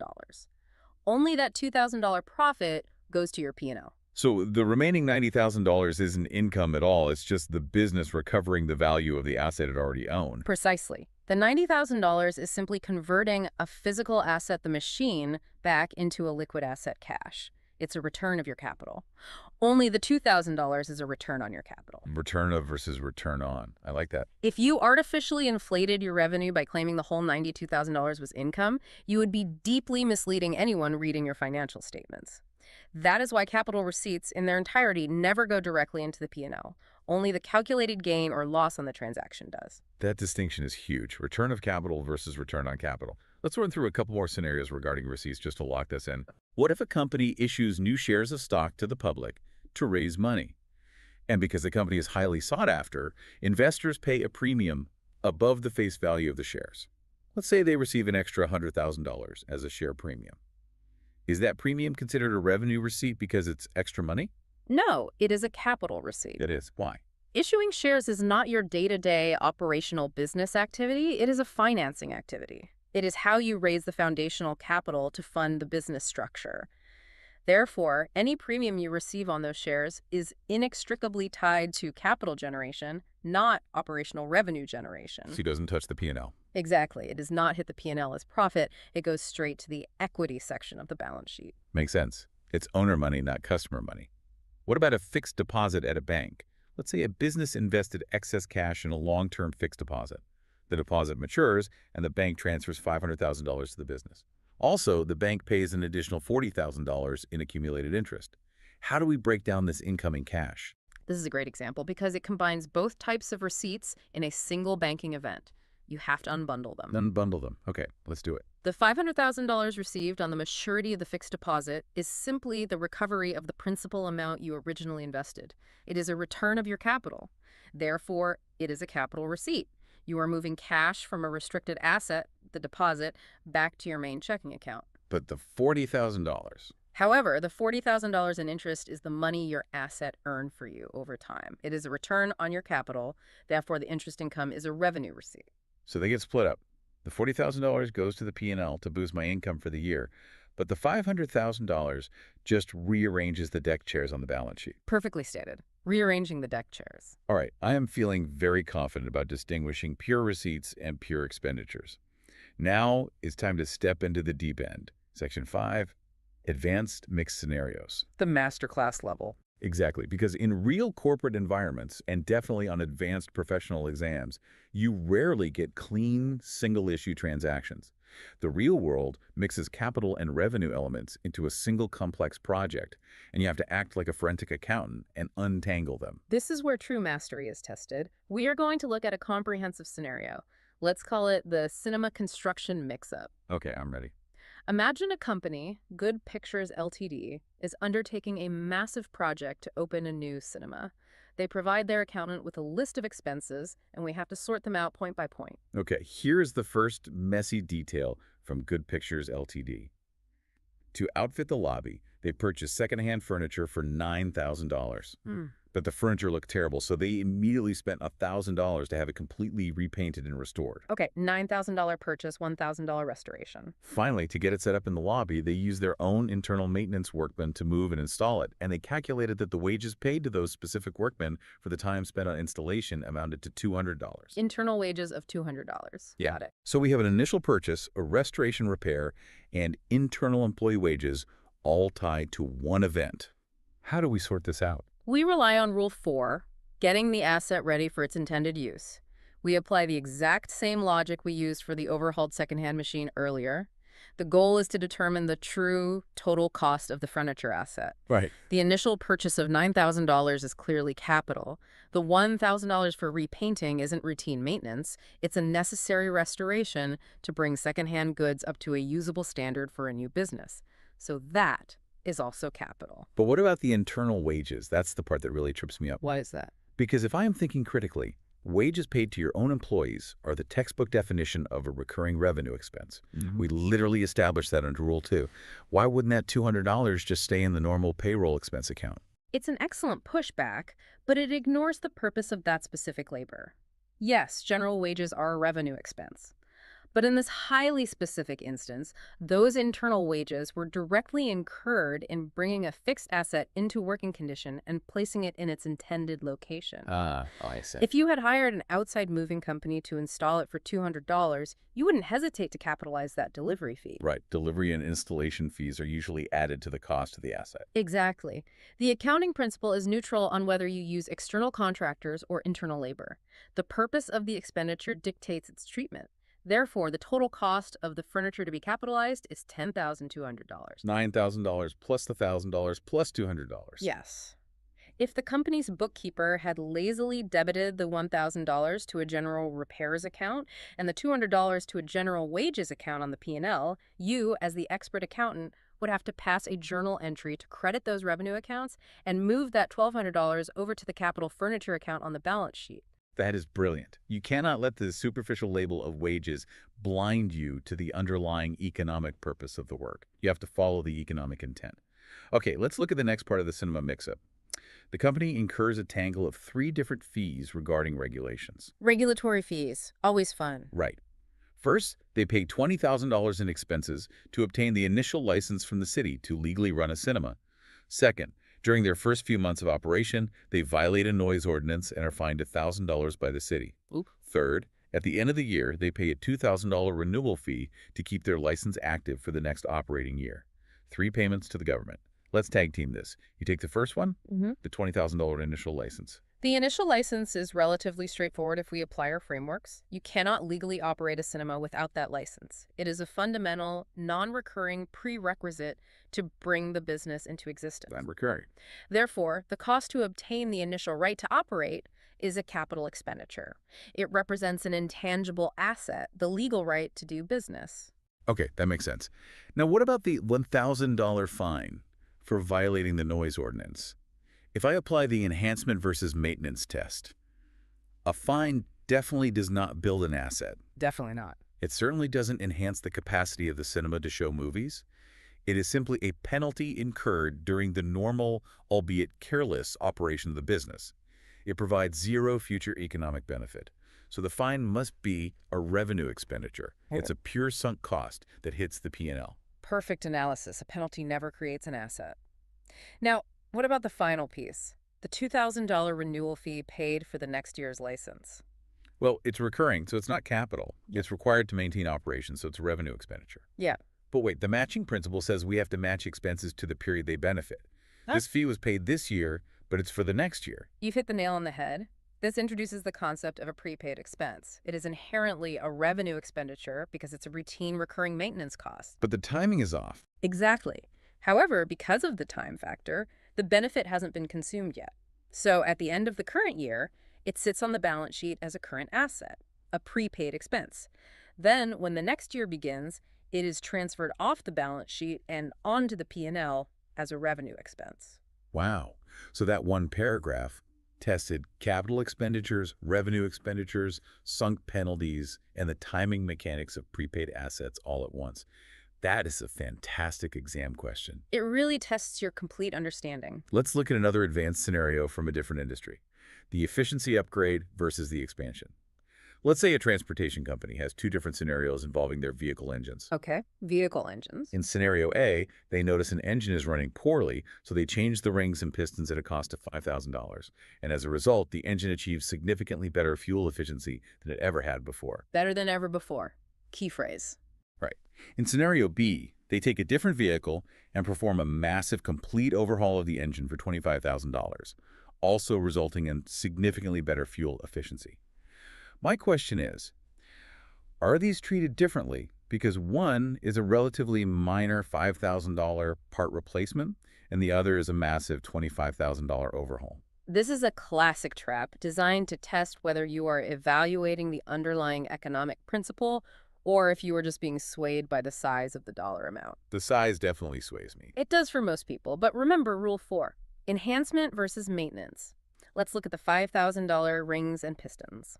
The key phrase in this scenario is that it resulted in significantly better fuel efficiency than it ever had before. Right, it's an improvement. Exactly. This means it's not just a repair, it is an improvement. It fundamentally reduces the running costs of the business going forward. Therefore, it is an enhancement and it must be capitalized. And the $25,000 overhaul. The exact same logic applies. The massive overhaul was also performed to derive better fuel efficiency, which will reduce future running costs and provide an endurable long-term advantage. Therefore, this expenditure must also be capitalized. Wow, so they're both capital. Yes. The critical lesson here is that scale is irrelevant to the classification.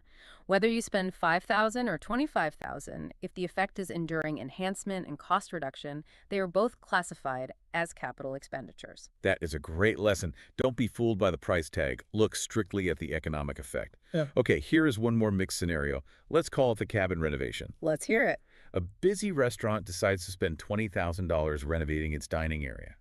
The area previously had 10 old, large private dining cabins.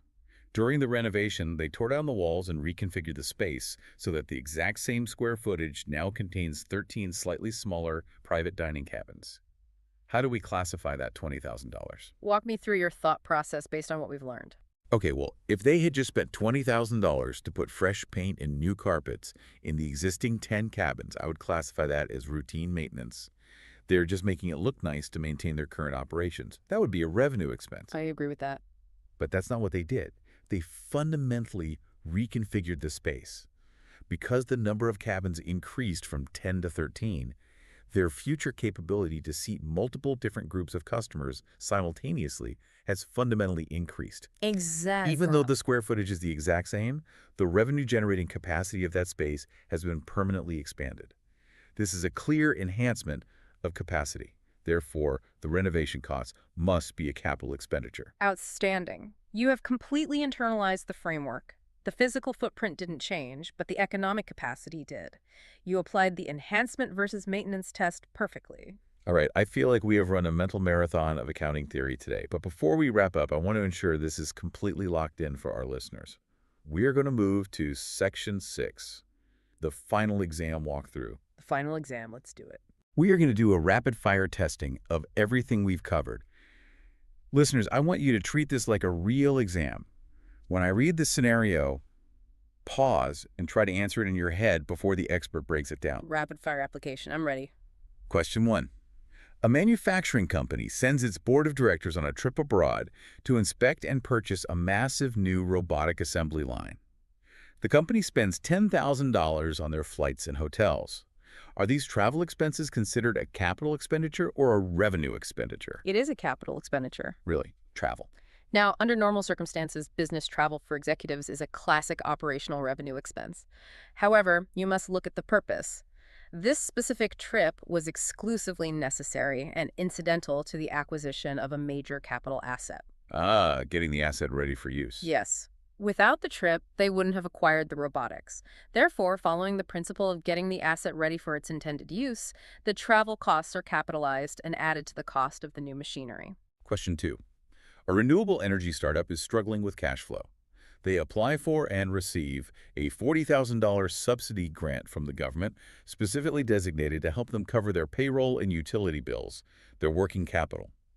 Is this $40,000 a capital receipt or a revenue receipt? It is a revenue receipt. Because it's for payroll. The defining phrase in the scenario is for working capital. Working capital, by definition, is used to fund day-to-day operations. A government grant or subsidy provided specifically to subsidize daily operations or compensate for operating losses is treated as operational income. Therefore, it hits the P&L as a revenue receipt. Question 3. A corporation decides to downsize its workforce. They offer a voluntary retirement package, and they end up paying out a massive total of $25 million in severance compensation to the workers who chose to leave. Is this $25 million a capital expenditure or a revenue expenditure? This is a scenario where the sheer size of the number tricks people. $25 million sounds like a capital event, but it is entirely a revenue expenditure. $25 million hits the P&L. Yes. We have to go back to the fundamental definition of an asset. An asset must provide a future economic benefit to the enterprise. When you pay employees a severance package to leave the company, you are terminating their employment. So there's no future benefit. By definition, they will provide zero future economic benefit to you. You are not creating an asset. You are settling a liability or incurring a massive operational cost to reorganize. Therefore, despite the massive price tag, it is a revenue expense that will take a huge chunk out of the current year's P&L. That is a painful reality for a company's bottom line, but the logic is unassailable. And now for the final boss of our deep dive, the ultimate math question. Let's hear it. I'm going to read a list of expenses relating to a factory building that is currently in use. Listeners, get a mental notepad and keep a running tally. Here are the 4 expenses incurred during the year. First, routine repair costs to fix broken windows and doors, $25,000. Second, expenses to completely whitewash and paint the exterior of the building, $5,000. Third, the cost to build a new physical extension onto the back of the building to house more inventory, $250,000. Fourth, the cost to rip out the old electrical wiring and install a vastly improved high-capacity electrical system to support heavier machinery, $19,000. Okay, I have the 4 numbers. The exam question is, what is the total amount to be expensed to the profit and loss account for the year? Let's break this down systematically, applying our rules line by line. We have to separate the maintenance items from the enhancement items. Let's start with the first item. Repair costs of $25,000 for windows and doors. Okay, fixing broken windows. Fixing broken items on an existing building is the definition of maintaining its current condition. It adds no new capacity. Therefore, it is a revenue expense. Okay, so we put $25,000 into our mental P&L bucket. Next, the whitewash and painting expenses of $5,000. Whitewashing or painting an existing building is routine, periodic maintenance designed to preserve the structure and appearance. It is not an upgrade, so that is also a revenue expense. All right, add that to the bucket. Our P&L total is now at $30,000. Next, the cost of the building extension for $250,000. An extension physically adds square footage to the factory. It fundamentally and permanently increases the physical capacity of the asset to hold inventory or machinery. That is a textbook enhancement, therefore it is a capital expenditure. So that massive $250,000 goes straight to the balance sheet bucket. It does not hit the P&L as an expense today. Finally, the cost of the improved electrical system for $19,000. The vital keyword in that description is improved and high capacity. They didn't just fix a broken wire, they ripped out the old system and installed something superior that allows the building to handle heavier machinery than it could before. An upgrade, basically. Exactly. This increases the operational capability of the building. It is an enhancement. Therefore, it is a capital expenditure. Okay, so the $19,000 also goes to the balance sheet. Now, going back to the core question, what is the total amount to be expensed to the P&L? We only have the repairs and the whitewash in the P&L bucket. That's $25,000 plus $5,000. So the final definitive answer is $30,000. Exactly correct. And this demonstrates exactly how exams and financial audits work. If a student rushed and simply added all 4 numbers together because they all related to the building, they would arrive at $299,000 and completely fail the question. And completely misstate the profits of the company. Exactly. You have to evaluate every single line item on its own individual merits, applying the framework of enhancement versus maintenance. That was intense, but incredibly clarifying. By breaking it down piece by piece, the logic becomes undeniable. We have reached the end of our deep dive. Let's do a quick, punchy recap to solidify everything we've learned today. We've established that the distinction between capital and revenue isn't just bureaucratic red tape. It is the fundamental architectural bedrock of accurate financial reporting. If you get this wrong, your measurement of profit is entirely fictitious. To summarize the core rules we've discussed, revenue expenditures relate to the short term. They are about routine maintenance, the consumption of resources, and keeping the normal day-to-day business operations running.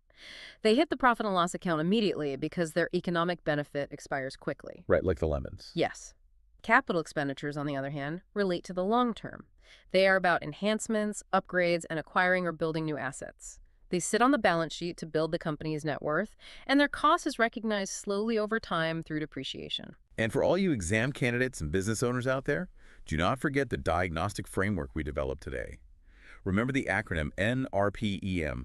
Never rush past every mistake. Always analyze the nature of the business, the recurring nature of the spend, the purpose of the activity, the ultimate effect on capacity, and the materiality of the amount.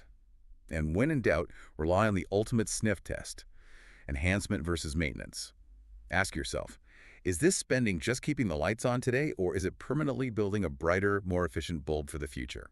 That is the perfect way to encapsulate the entire lesson. Mastering this distinction gives you a superpower in reading financial statements and understanding business health. But before we let you go, we want to leave you with a final provocative thought to ponder. We have spent the last hour talking heavily about physical, tangible assets. Wooden lemonade stands, cinema huts, delivery vans, secondhand machinery, factory extensions. But the modern business world is changing at breakneck speed, especially when it comes to technology and infrastructure. It is a massive paradigm shift. So, here's a thought experiment for you to chew on. For decades, if a large company wanted to build a massive IT infrastructure, they had to buy huge, physically expensive computer servers. Purchasing those servers was a classic textbook capital expenditure. Right. Millions of dollars on hardware. Exactly. Millions of dollars went onto the balance sheet as assets and were depreciated slowly over 5 or 10 years. But today, in the modern digital economy, businesses are abandoning that model. Instead of buying physical servers, they are migrating to the cloud. They are paying monthly subscription fees to tech giants to use their remote servers. And because those monthly cloud fees are recurring, and because the benefit expires at the end of the month if you stop paying, those fees are entirely operational. They are pure revenue expenditures. Exactly. So think about the profound implications of what we've learned today applied to this shift. We are witnessing a massive global transition where trillions of dollars are moving away from capital expenditures on physical hardware and shifting into revenue expenditures on software and cloud subscriptions. How might this massive shift from CapEx to OpEx fundamentally alter how profitable companies look on paper?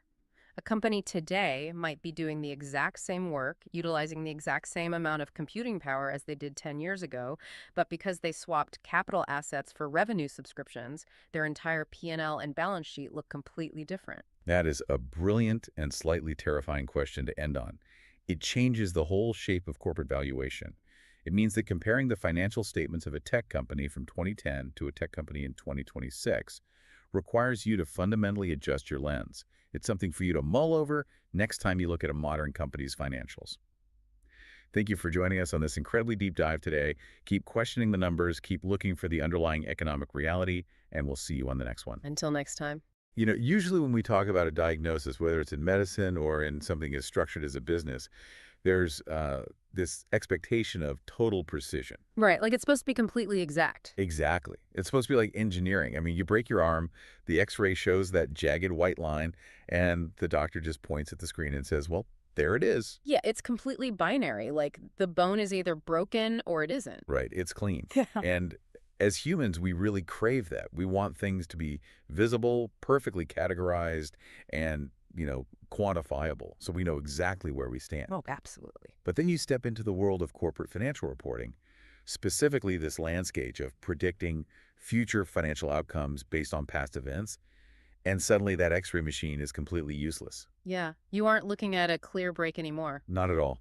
You are looking at a diagnostic landscape that is, well, it's entirely murky. So we are wading into the ultimate murky waters of accounting today for this deep dive. We really are. We are looking at contingencies. And if you are navigating this material right now, you probably already know this is one of the trickiest, most nuanced areas of financial reporting to master. It definitely trips up a lot of people. For sure. We're talking about contingent assets and contingent liabilities. And the mission for this deep dive is to ensure that you walk away with a crystal clear understanding of what these terms mean, the underlying logic of how to spot them, and perfectly distinguish them from standard liabilities and provisions. You know, what's fascinating here is that we often think of accounting as just a historical record, like a rigid diary of what happened yesterday. That the numbers are already locked in. Exactly. But it's not just that. It is fundamentally about mathematically dealing with the unknown. You are going to be tested heavily on how you handle what might happen tomorrow based on the events of yesterday. Which is a huge mental leap. It is. It is about capturing reality when reality itself hasn't fully made up its mind yet. Which is a massive paradigm shift. I mean, if accounting is supposed to be the ultimate truth of a company's health, how do you mathematically represent a maybe? That is the million-dollar question. Right. So here is how we are going to attack this. We are tossing out the basic table of contents approach. We are going to build the architecture of these concepts logically, step by step. We'll stress test the rules, clarify the specific traps that trip people up, and then run a rigorous pressure test on the core principles to guarantee you are totally exam ready. That is the exact right approach. I mean, we have highly specific source material to work through today, straight from the standard curriculum. And the wording in these definitions is, well, it's incredibly deliberate. Okay, so let's unpack this, starting with the sunny side of the street, the maybe money coming in, contingent assets. The good stuff. Yeah, exactly.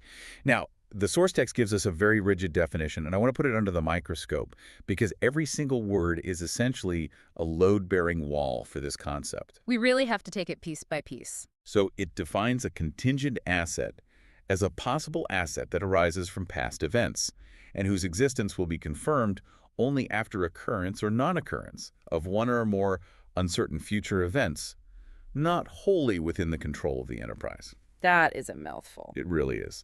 Yeah. So let's isolate that first piece. It is a possible asset, not a definite one. And that distinction is everything. A standard asset is a resource currently controlled by the enterprise, from which future economic benefits are absolutely expected to flow. Okay, so give me an example of that. Well, if you own a fleet of delivery trucks, those are assets. You control them, they have actual value. But a contingent asset is hovering purely in the realm of potential. It's like a ghost asset. Exactly. It usually arises from unplanned or completely unexpected events that just happen to create the possibility of an inflow of economic benefits. Like money or value might come your way, but you don't actually possess it yet. Which leads right into the second mandatory component. It has to arise from past events. Right. I mean, I can't just wake up, decide I'm going to buy a lottery ticket tomorrow, and put a contingent asset on my balance sheet for the jackpot. Yeah, no auditor is going to let that slide. You can't account for pure imagination. Right. There has to be a tangible origin story anchored in reality. You have to be able to point to a specific historical event that birthed this potential situation. The wheels must already be in motion. And that historical event sets up the third, and frankly, I think the most complicated part of the definition. Its existence will be confirmed only by the occurrence or non-occurrence of uncertain future events that are not wholly within the control of the enterprise. That phrasing is key. Let's really dig into that phrasing. Not wholly within the control. This is the linchpin. The ultimate outcome is entirely out of your hands. You do not have the final say. Someone else is calling the shots. Exactly. Somebody else or some external circumstance is going to dictate whether this phantom value crystallizes into real economic benefit. If your management team could simply push a button and make the money appear, it wouldn't be contingent. Because it would just be a regular asset at that point. Right. The contingency exists because you are waiting on a trigger pulled by a third party. Let's ground this with a real-world example from the source text. It brings up a claim that an enterprise is pursuing through a legal process where the outcome is uncertain. A classic scenario. Yeah, so let's say we are a software development company, and we are suing a massive tech giant for stealing our proprietary code. We are the plaintiff. We filed the lawsuit for $10 million. Walk us through how this perfectly maps onto those three pillars. Okay, it maps perfectly. Let's run the diagnostic on it. First, does it create a possible asset? Yes, if the court rules in your favor, the tech giant has to hand over $10 million in damages. That's a huge potential payday. It is, and that is a massive possible inflow of economic benefits. Second, did it arise from a past event? Well, the theft, right? Exactly. The alleged theft of the code by the tech giant and your subsequent filing of the lawsuit, those are the historical events that created this scenario. So we have the potential money, and we have the inciting incident firmly in the past. Right. Now for the crucial third hurdle.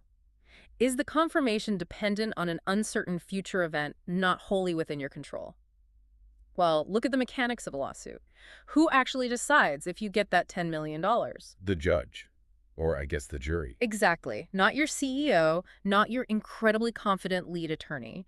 The judge's final ruling is the uncertain future event. So it's totally out of our hands. You can argue your case brilliantly, but the final stroke of the pen is entirely out of your control.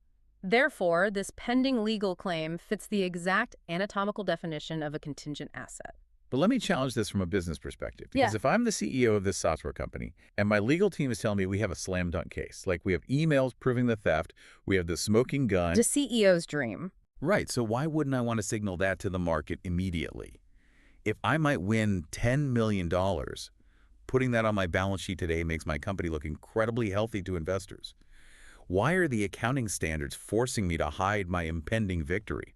It's because of a foundational theoretical framework in accounting called prudence. Prudence, okay. Yeah, and prudence is essentially the immune system of financial reporting. The principle of prudence dictates that you do not count your chickens before they hatch, but you absolutely must prepare for the worst. The source text is incredibly uncompromising here. It dictates that an enterprise should never recognize a contingent asset in the financial statement. Never. That is a remarkably absolute rule. Yeah. You don't see that word often in financial guidelines. It has to be absolute, because the alternative is systemic manipulation. The TARS explains that if you are allowed to recognize contingent assets, it might result in the recognition of income that may never be realized. Which would be a disaster. Think about the chain reaction if we let CEOs act on their optimism. You inflate your profits with this ghost money from a lawsuit you haven't won yet. You tell your investors you had a record year. And then the stock price shoots up based on nothing. Exactly. You might even pay out dividends based on that phantom profit. And then 2 years later, the judge dismisses your case on a technicality. Oh, wow. You'd have distributed money you never actually possessed. The financial statements would be a total fiction. Precisely. It would completely destroy the integrity of financial reporting.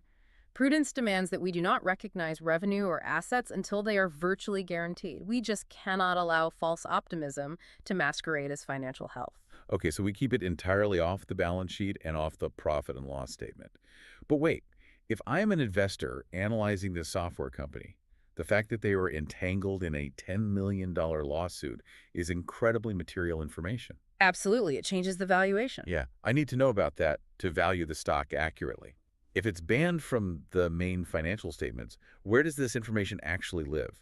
It lives in the disclosures, but with a very specific gatekeeper. The text clarifies that a contingent asset is usually disclosed in the report of the approving authority. Which usually means what?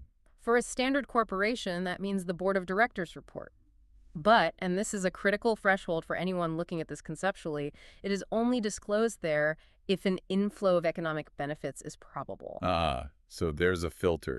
We aren't just dumping every single frivolous long-shot lawsuit we file into the board's report just to make ourselves look aggressive. It has to pass a probability test. Exactly. If your lawsuit is a wild shot in the dark with, say, a 5% chance of winning, you don't mention it. It would just be noise. Right. But if your legal team assesses that a victory is probable, meaning more likely than not, then it earns a mention in the descriptive text of the board's report. Not as a hard number on the balance sheet, but as a narrative heads up to the investors. Okay, let's follow this timeline to its logical conclusion. Let's say a year goes by. The trial happens. The judge slams the gavel and issues a ruling entirely in our favor. The tech giant's appeals are exhausted. They're ordered to wire us the $10 million next week. What happens to our contingent asset now? It undergoes a fundamental metamorphosis. Because contingent assets aren't static, they are assessed continually. They evolve. Yeah. The text states that if circumstances change and it becomes virtually certain that an inflow of economic benefits will arise, it graduates. It is no longer a contingent asset. Because the uncertainty has been totally eliminated. Exactly. The trigger has been pulled. The maybe has evaporated. The text is very clear. When realization of income is virtually certain, the related asset and the related income are recognized in the financial statements in the period in which the change occurs. So it finally earns its way onto the balance sheet and the income statement. It moves from the shadows of the board report directly into the hard numbers of the financials. I want to synthesize this movement for everyone listening because grasping this life cycle is essential for exams. Think of it like a flight reservation status. Let's use the mnemonic PNR. I love this one. Yeah, it's so helpful. So P stands for probable. If the inflow is probable, N stands for note. Note it in the report of the approving authority. And R stands for recognize. If the inflow becomes virtually certain, recognize it fully in the financials. Perfect. So probable equals note in report. Virtually certain equals recognize, PNR. That's a highly effective way to internalize the rule. PNR, it perfectly tracks that escalation of certainty. If you can lock down that progression, you'll easily navigate any scenario involving potential inward cash flows. But of course, business is a two-way street. I mean, if prudence forces us to be incredibly conservative about phantom money coming in, how does it treat phantom money going out? If contingent assets are the things we hope happen, we need to examine the things we are terrified might happen. Let's pivot to contingent liabilities. This is where the framework gets incredibly rigorous. And frankly, this is the area where most students and professionals get tangled up. Why is that? Because a contingent liability isn't just one singular concept. The source text meticulously splits the definition into two entirely different scenarios. We have to examine them as Definition A and Definition B. Okay, let's lay the groundwork first. Definition A sounds very much like a mirror image of our asset definition. It states a contingent liability is a possible obligation that arises from past events, and the existence of which will be confirmed only by the occurrence or non-occurrence of one or more uncertain future events not wholly within the control of the enterprise. Notice the symmetry there. Possible asset becomes possible obligation. The structure of uncertainty remains basically identical. Now contrast that with Definition B. This one shifts the timeline. It says a contingent liability is a present obligation that arises from past events, but is not recognized because of two specific failures. Either it is not probable that an outflow of resources will be required, or a reliable estimate of the amount cannot be made. And right there is the core tension. Definition A is a possible obligation. Definition B is a present obligation that basically fails a math test. A math test, I like that. We really need to dissect both of these with real scenarios to see how they operate in the wild. Let's start with Definition A, the possible obligation. The source text provides a fantastic, classic business nightmare scenario to illustrate this. The Mr. X and Mr. Y machine example. Let's build out the narrative for everyone listening. Let's do it. Imagine Mr. X runs a manufacturing business selling massive, multi-ton industrial drill presses. He sells one of these massive machines to Mr. Y's company. A week later, Mr. X receives a terrifying legal notice in the mail. The notice states that one of Mr. Y's workers suffered a catastrophic injury while operating the drill press, and Mr. Y is suing Mr. X for 20 lakh in damages, claiming the machine was defective. It's the exact moment every business owner dreads. The legal threat arrives. So Mr. X is staring at this demand for 20 lakh. Why does the text classify this specifically under Definition A? Why is this only a possible obligation rather than a present one? Well, we have to play detective here. Let's look at the past events. The sale of the drill press is a past event. The terrible accident involving the worker is a past event. Receiving the legal notice is a past event. But here is the critical analytical step. What's that? Receiving a piece of paper demanding 20 lakh does not legally or mathematically mean Mr. X actually owes 20 lakh. Because anybody can sue anybody for anything. The claim itself isn't proof of fault. Precisely. We are missing a massive piece of the puzzle, which is causality. Why did the worker get hurt? Was it because Mr. X's factory installed a faulty safety sensor on the drill press? If an investigation proves that, then yes, Mr. X sold a defective product and is likely liable. Makes sense, but what's the alternative? What if Mr. X built the machine perfectly and the accident happened because Mr. Y's worker explicitly bypassed the safety protocols and operated the machine recklessly? In that case, the fault lies entirely with Mr. Y's company. And right now, holding that letter, Mr. X has absolutely no idea which reality is true. Exactly. Because the fault is unknown, the obligation itself is unknown. It is merely a possibility. The existence of an actual legal duty to pay that 20 lakh relies entirely on the outcome of an impending investigation or a court case, Which are uncertain future events that Mr. X cannot control. Therefore, under Definition A, Mr. X has a contingent liability. The obligation itself is unconfirmed. Okay, that logic tracks perfectly. We don't know if we did anything wrong, so the obligation is just a ghost right now. Let's flip the script and examine Definition B, the present obligation that fails. This one is interesting. The text uses the Mr. AB car test drive example for this. Let's flesh this out. Mr. AB owns a luxury car dealership. A prospective customer comes in, gets the keys to a brand new high-end sports car, and takes it out on the highway for a test drive. While doing 70 miles an hour, a known faulty fuel line in the engine ruptures, and the car bursts into flames. A total disaster. Right. The customer miraculously survives, but sues the dealership for 50 lakh for severe emotional distress and physical damages. If we connect this back to our previous scenario, the contrast is really stark. With the drill press, we didn't know whose fault the accident was. It was a mystery. But look closely at the text for Mr. AB. It explicitly states the fire happened due to malfunctioning of a faulty part. There is no mystery here. Mr. AB's dealership handed a customer a vehicle with a defect, and it exploded on their watch. The fault is established. It's undeniable. Right. And because the fault is established, the text notes that Mr. AB acknowledges there is a present obligation. This isn't a maybe we did something wrong situation. The event happened. The defect is undeniable. The legal duty to make this right exists right now. It has crossed the line from a possible obligation to a present obligation. But wait, if he admits it's a present obligation, why doesn't he just record a 50 lakh liability on his balance sheet today and be done with it? Why is this still called a contingent liability? Because of the strict criteria required to actually recognize a number on a balance sheet.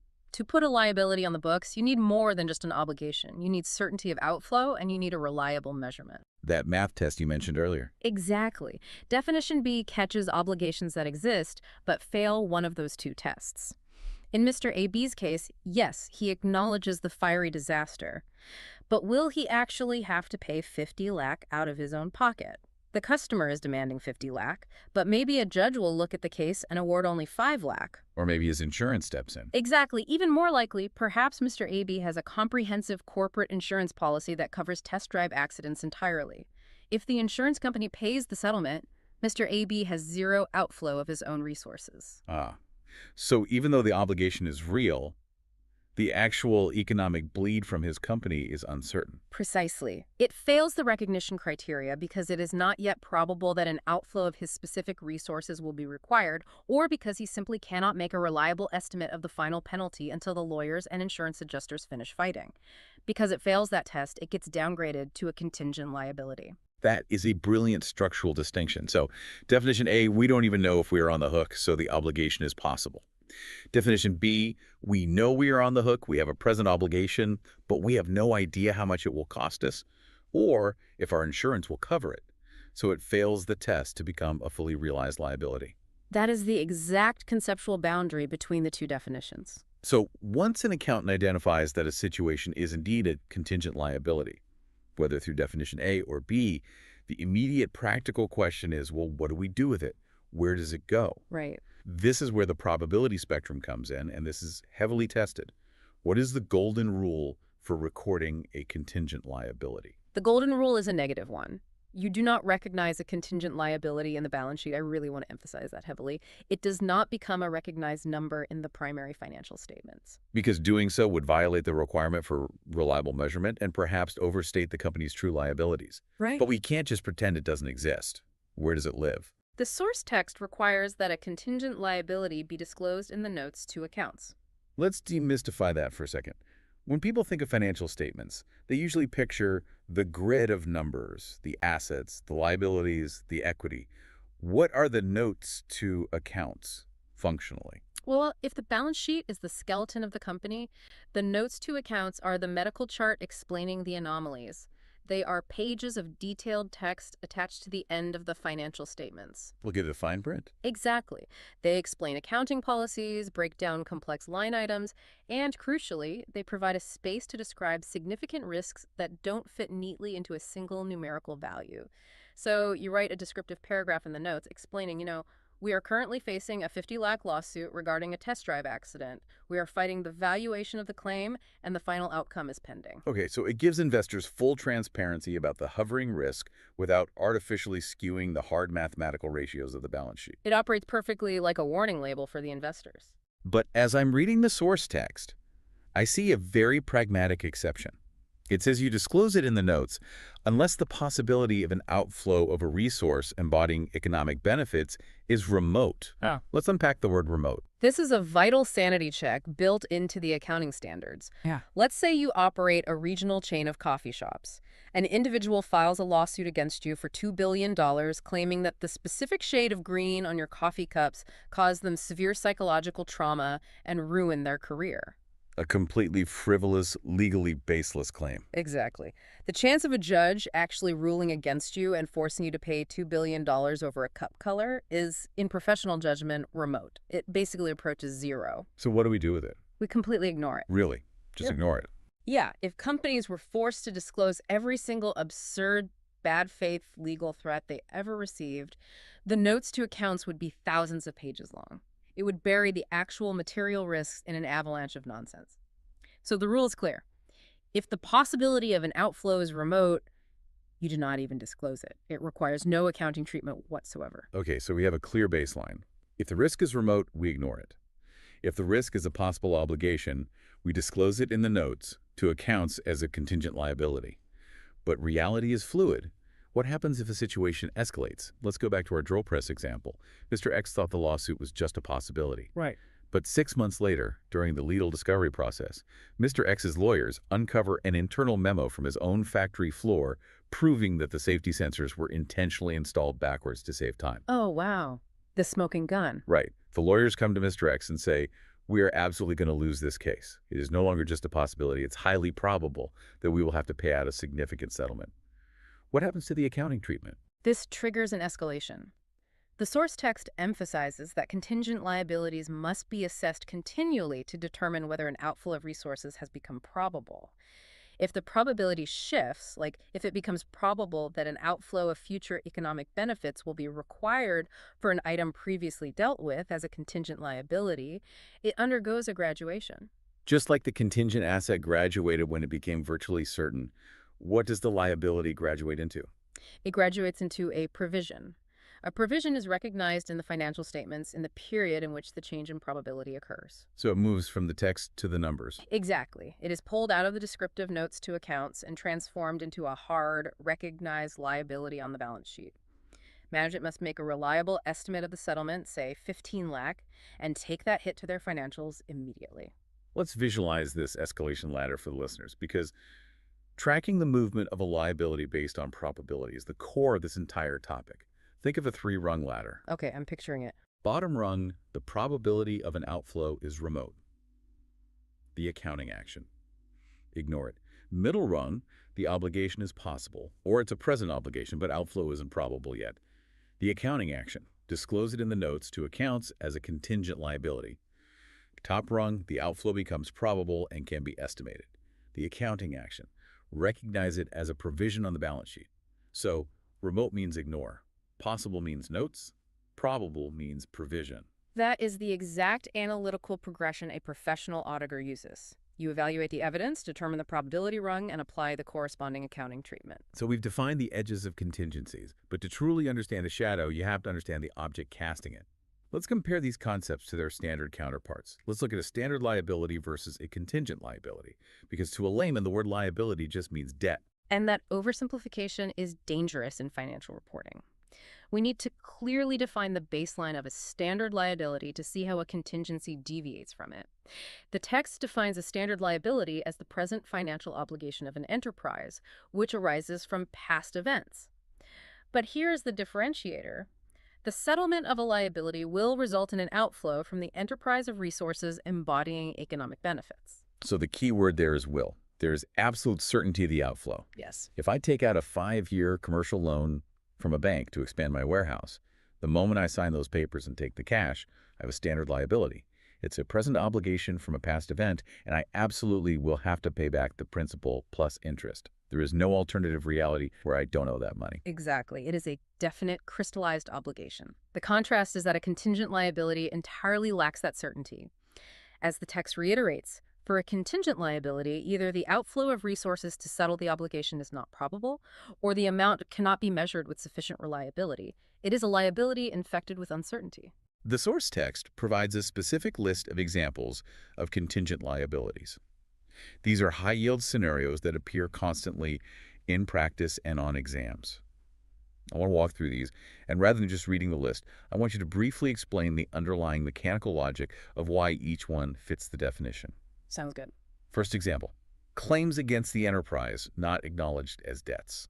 This aligns perfectly with our lawsuit scenarios. If a vendor sends you an invoice for services, but you dispute the quality of the work and refuse to pay, you don't acknowledge it as a valid debt. Because it's under dispute and a third party like an arbitrator will have to decide the outcome, the obligation is only possible. It's contingent on the dispute resolution. Second example, guarantees given in respect of third parties. Right. Let's contextualize this. A really common scenario is a parent company and a subsidiary. Let's say your smaller subsidiary needs a line of credit to buy inventory, but their independent balance sheet is weak. The bank asks you, the wealthy parent company, to sign a corporate guarantee. You are promising the bank, if the subsidiary defaults, we will step in and pay the debt. So at the moment I sign that guarantee, do I owe the bank money? No, not at all. You haven't borrowed anything. Your obligation is entirely conditional.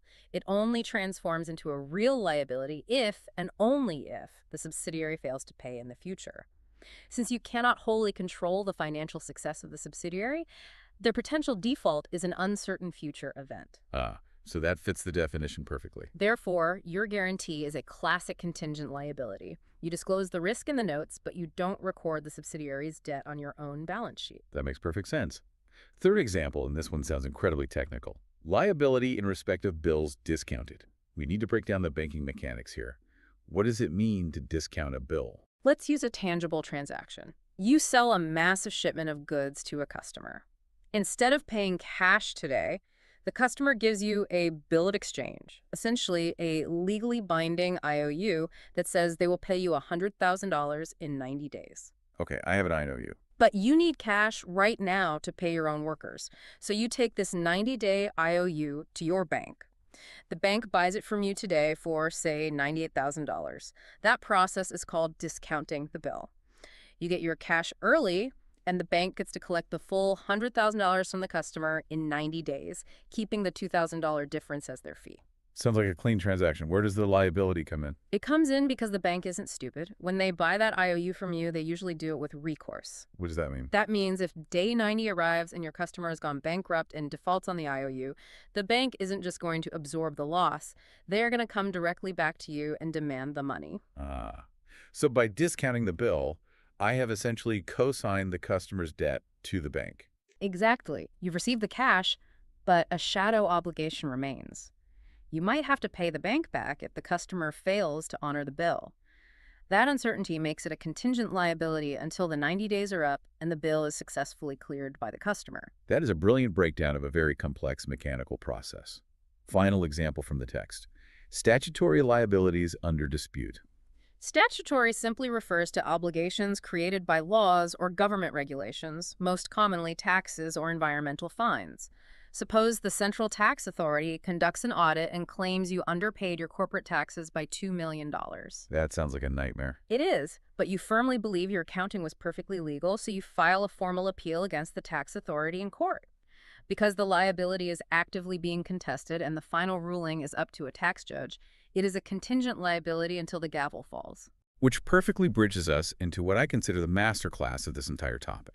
We've talked about how a contingent liability can escalate into a provision, but distinguishing between a contingent liability and a provision in real-time practice requires incredible precision. Let's formally define a provision based on the text.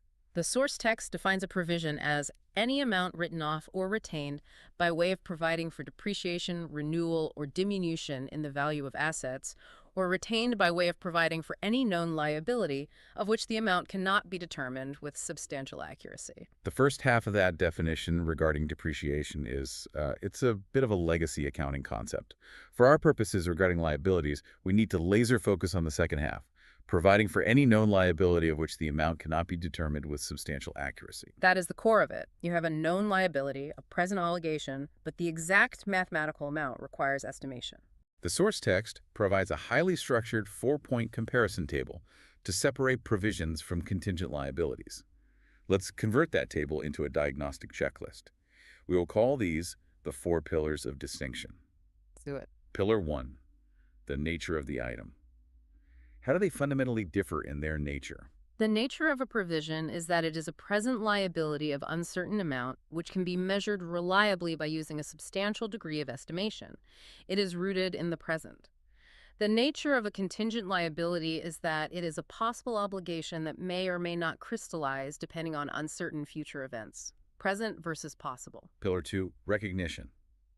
How are they treated structurally in the accounting system? A provision meets the recognition criteria, meaning it is formally recorded as a number on the balance sheet.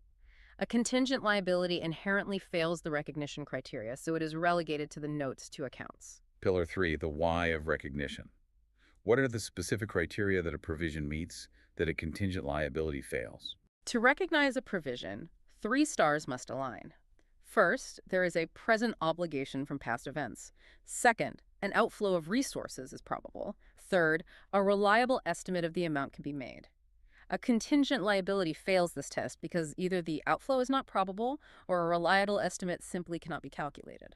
And Tiller 4, which is perhaps the most subjective, management estimation. How does the internal judgment of the company dictate the outcome? If management, after reviewing all evidence, estimates that it is probable that the settlement of an obligation will result in an outflow, they are forced to recognize a provision. However, if management evaluates the same evidence and estimates that it is less likely that an economic outflow will occur, they merely disclose it as a contingent liability. Probable equals provision. Less likely equals contingent liability. This feels incredibly abstract, so let's run this through the ultimate real-world test using the tech's final complex example. This is the Alpha Ltd excise penalty scenario. Let's build the narrative architecture here. Okay, set the scene. Imagine Alpha Ltd is a major manufacturing firm. They receive a visit from the Central Excise Officer, a government regulatory authority.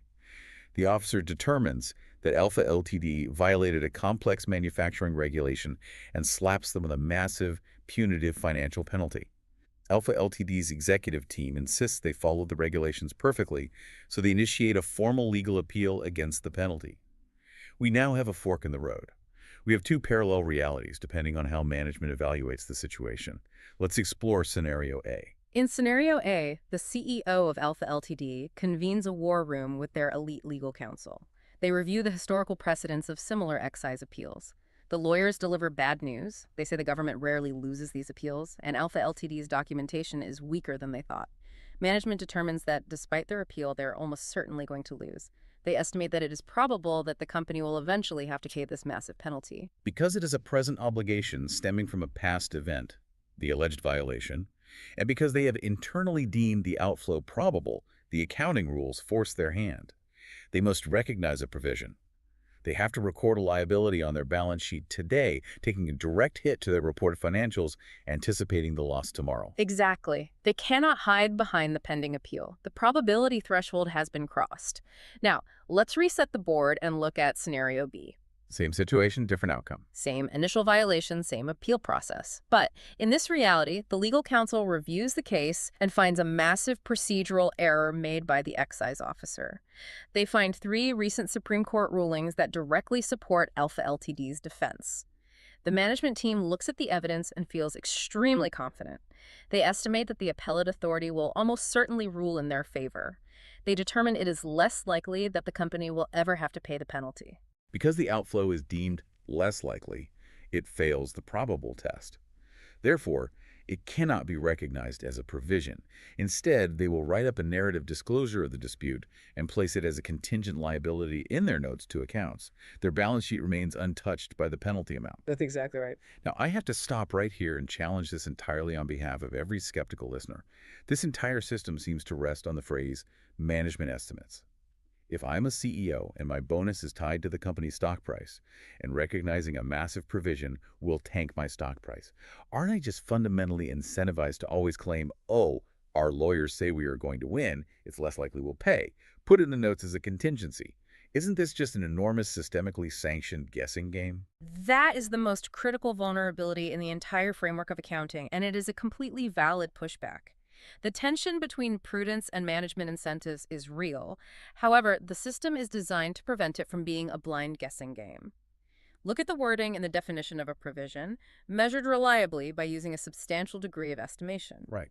Substantial degree. That estimation cannot be a CEO flipping a coin. It requires rigorous, documented evidence. If management claims it is less likely they will lose an appeal, they cannot just say that. They must possess formal, written opinions. So the auditors essentially act as the immune system against managerial delusion or manipulation. The estimation must be a calculated, legally defensible position, not a wishful thought. Exactly. It is subjective, yes, but it is a highly regulated subjectivity. This brings us to our final crucible. We have laid out the theory, we have explored the mechanics, now we need to prove that we can apply it. It is time for the exam simulation. We are going to pressure test these concepts using the exact logic required by the source text quiz section. I'm going to throw these scenarios at you, and I want you to dissect the underlying trap in each one. I am ready. Let's do this. Let's start with a true-false pressure test. Scenario 1. You are arguing with a junior accountant, and they state definitively, a contingent liability need not be disclosed in the financial statements. Are they right or wrong, and why? They are completely wrong, and they are falling into a trap of imprecise language. The trap here is the phrase need not be disclosed. While it is true that a contingent liability is not recognized as a hard number on the balance sheet, the rules strictly dictate that it must be disclosed in the notes to accounts, unless the probability of an outflow is remote. Stating as a blanket rule that they need not be disclosed is a fundamental failure of the reporting standard. Boom. Catching the unless remote exception is the key there. Scenario 2. Let's test the boundary line. Someone claims a provision fails to meet the recognition criteria, which is why it requires estimation. False again. This is a classic inversion trap. The entire purpose of provision is that it does meet the recognition criteria. Specifically, it represents a probable outflow of resources. The fact that it requires estimation doesn't mean it fails recognition. It just means it's a liability of uncertain amount. It is the contingent liability that fails the recognition criteria. They are testing if you know which concept actually survives the journey to the balance sheet. Scenario 3. Let's see if you can spot the directional trap here. A claim that an enterprise is pursuing through legal process, where the outcome is uncertain, is a contingent liability. This is a fantastic trick question. The answer is false, and the entire hinge of the question rests on the word pursuing. If the enterprise is pursuing the claim, they are the plaintiff. They are the ones attacking. That means if they win, money will flow in. Potential inflows are contingent assets. If the text said a claim is being pursued against the enterprise, then it would be a contingent liability. You must always identify the direction of the potential cash flow before categorizing the contingency. It's all about the vector of the money. Inflow equals asset, outflow equals liability. Scenario 4. Let's test the escalation ladder. When it is probable that the firm will need to pay off the obligation, this gives rise to contingent liability. False. This tests your understanding of the probability thresholds. We establish the latter. Possible equals contingent liability. Probable equals provision. If the scenario explicitly states the outflow is probable, it has graduated past a contingency. It must be recognized as a provision. The word probable is the trigger word that changes the accounting treatment entirely. Scenario 5. The final true-false boundary test. A present financial obligation of an enterprise which arises from a past event is termed as a contingent liability. False. This is a test of definitions. What they just described, a present obligation from a past event, is the exact word-for-word definition of a standard, vanilla liability. To make it a contingent liability, you must introduce the element of uncertainty. Either the obligation is only possible, or the outflow is not probable, or the amount cannot be reliably estimated. Without that uncertainty, it's just a regular debt. Flawless deconstruction. Now let's pivot to the multiple choice logic. I will present a conceptual problem based on the text, and you provide the governing principle that solves it. Problem 1. You need to define the fundamental origin of a contingent asset. What is the core characteristic? The governing principle is that assets revolve around economic benefits expected to flow into the enterprise. Therefore, a contingent asset usually arises from unplanned events that create the possibility of an inflow of economic benefits to the business entity. Problem 2. You determine that a contingent asset has finally reached the threshold of probable. Where exactly does the accounting standard direct you to put this information? The principle of prudence blocks it from the balance sheet. Instead, the standard dictates it must be disclosed in the report of the approving authority, which for a standard company is the board of directors report. Problem 3. You are auditing a company and find a present obligation. However, you determine that an outflow of resources to settle it is not probable, or you simply cannot measure the expected payout with sufficient reliability. What category does this fall into? Because it fails the recognition criteria of probability and reliable measurement, it is categorized as a contingent liability under definition B. Problem 4. You find a present liability of an uncertain amount, but you determine that it can be measured reliably by using a substantial degree of estimation, and the outflow is probable. What is this called? Because it meets all the criteria, present liability, reliable estimation, probable outflow, it crosses the threshold and is recognized as a provision. Final problem. You are preparing the final financial statements. You have a confirmed contingent liability. What is the ultimate accounting treatment regarding the financial statements themselves? The ultimate rule is non-recognition. It is disclosed in the notes to accounts, but it is not recognized as a numerical value within the financial statements. That brings us to the end of our pressure test, and to the conclusion of our deep dive into the murky waters of contingencies. Let's synthesize the architecture we've built today. We started by defining contingent assets, the phantom money coming in. We established that they arise from past events, depend on uncertain future triggers out of our control, and because the immune system of prudence demands, we never count unhatched chickens, we never recognize them on the financials until they are virtually certain. A great summary. We then explored the dual nature of contingent liabilities, the phantom money going out. They're either possible obligations waiting for causality to be proven, or they are present obligations that fail the test for recognition because the outflow isn't probable or measurable. We learned they live exclusively in the notes to accounts, acting as warning labels, unless the risk is deemed remote, in which case they vanish from the record entirely. And finally, we mapped the boundary between contingent liabilities and provisions. If a present obligation crosses the threshold where an outflow is probable and measurable, it graduates from the notes and lands directly on the balance sheet as a provision. That captures the entire progression perfectly. To ensure long-term retention, keep the memory frameworks active. For assets, use the train ticket. PNR, probable, note and report, virtually certain, recognize. For liabilities, visualize the escalation ladder. Remote means ignore. Possible means notes. Probable means provision. And when trying to distinguish a provision from a contingency in a complex scenario, always adopt the alpha LTD appeal mindset. Ask yourself the ultimate subjective question. What does management actually estimate the probability of the outflow to be, and can they back that estimation up with evidence? You know, this raises an important question, something for you to mull over as you leave this session and look at the real financial world. We spent a lot of time discussing how much of this framework relies on management estimation, on a group of executives deciding the razor-thin line between a remote possibility, a less likely contingency, and a probable provision. In a modern economy where businesses are constantly facing entirely new, unprecedented risks, things like massive, cascading cyber attacks, sudden global supply chain freezes, or overnight regulatory shifts in technology, how much material risk is a company truly hiding in those tiny footnotes simply because they deemed the worst-case scenario less likely? The subjective line between a contingent liability hidden in paragraph text and a recognized provision destroying the balance sheet is where the true art and perhaps the true danger of financial analysis lies. That is a staggering thought to end on. It brings us right back to the X-ray analogy we started with. We desperately want accounting to be an X-ray, clean, binary, broken or not broken. But when you were dealing with contingencies, you aren't looking at an X-ray. You are looking at a very blurry ultrasound of the future, full of shadows and interpretations, trying to make the best possible educated guess about a reality that hasn't happened yet. Thank you for joining us on this deep dive into the architecture of the unknown. Review your notes, pressure test these concepts against real companies, and the next time you read a headline about a massive corporate lawsuit or a regulatory fine, ask yourself, is that sitting on their balance sheet, or is it hiding in the notes? Keep questioning the mechanics, keep building your framework, and we will see you on the next deep dive. You know, in the corporate world, there's this really dangerous assumption that a lot of people make about money. Oh, absolutely.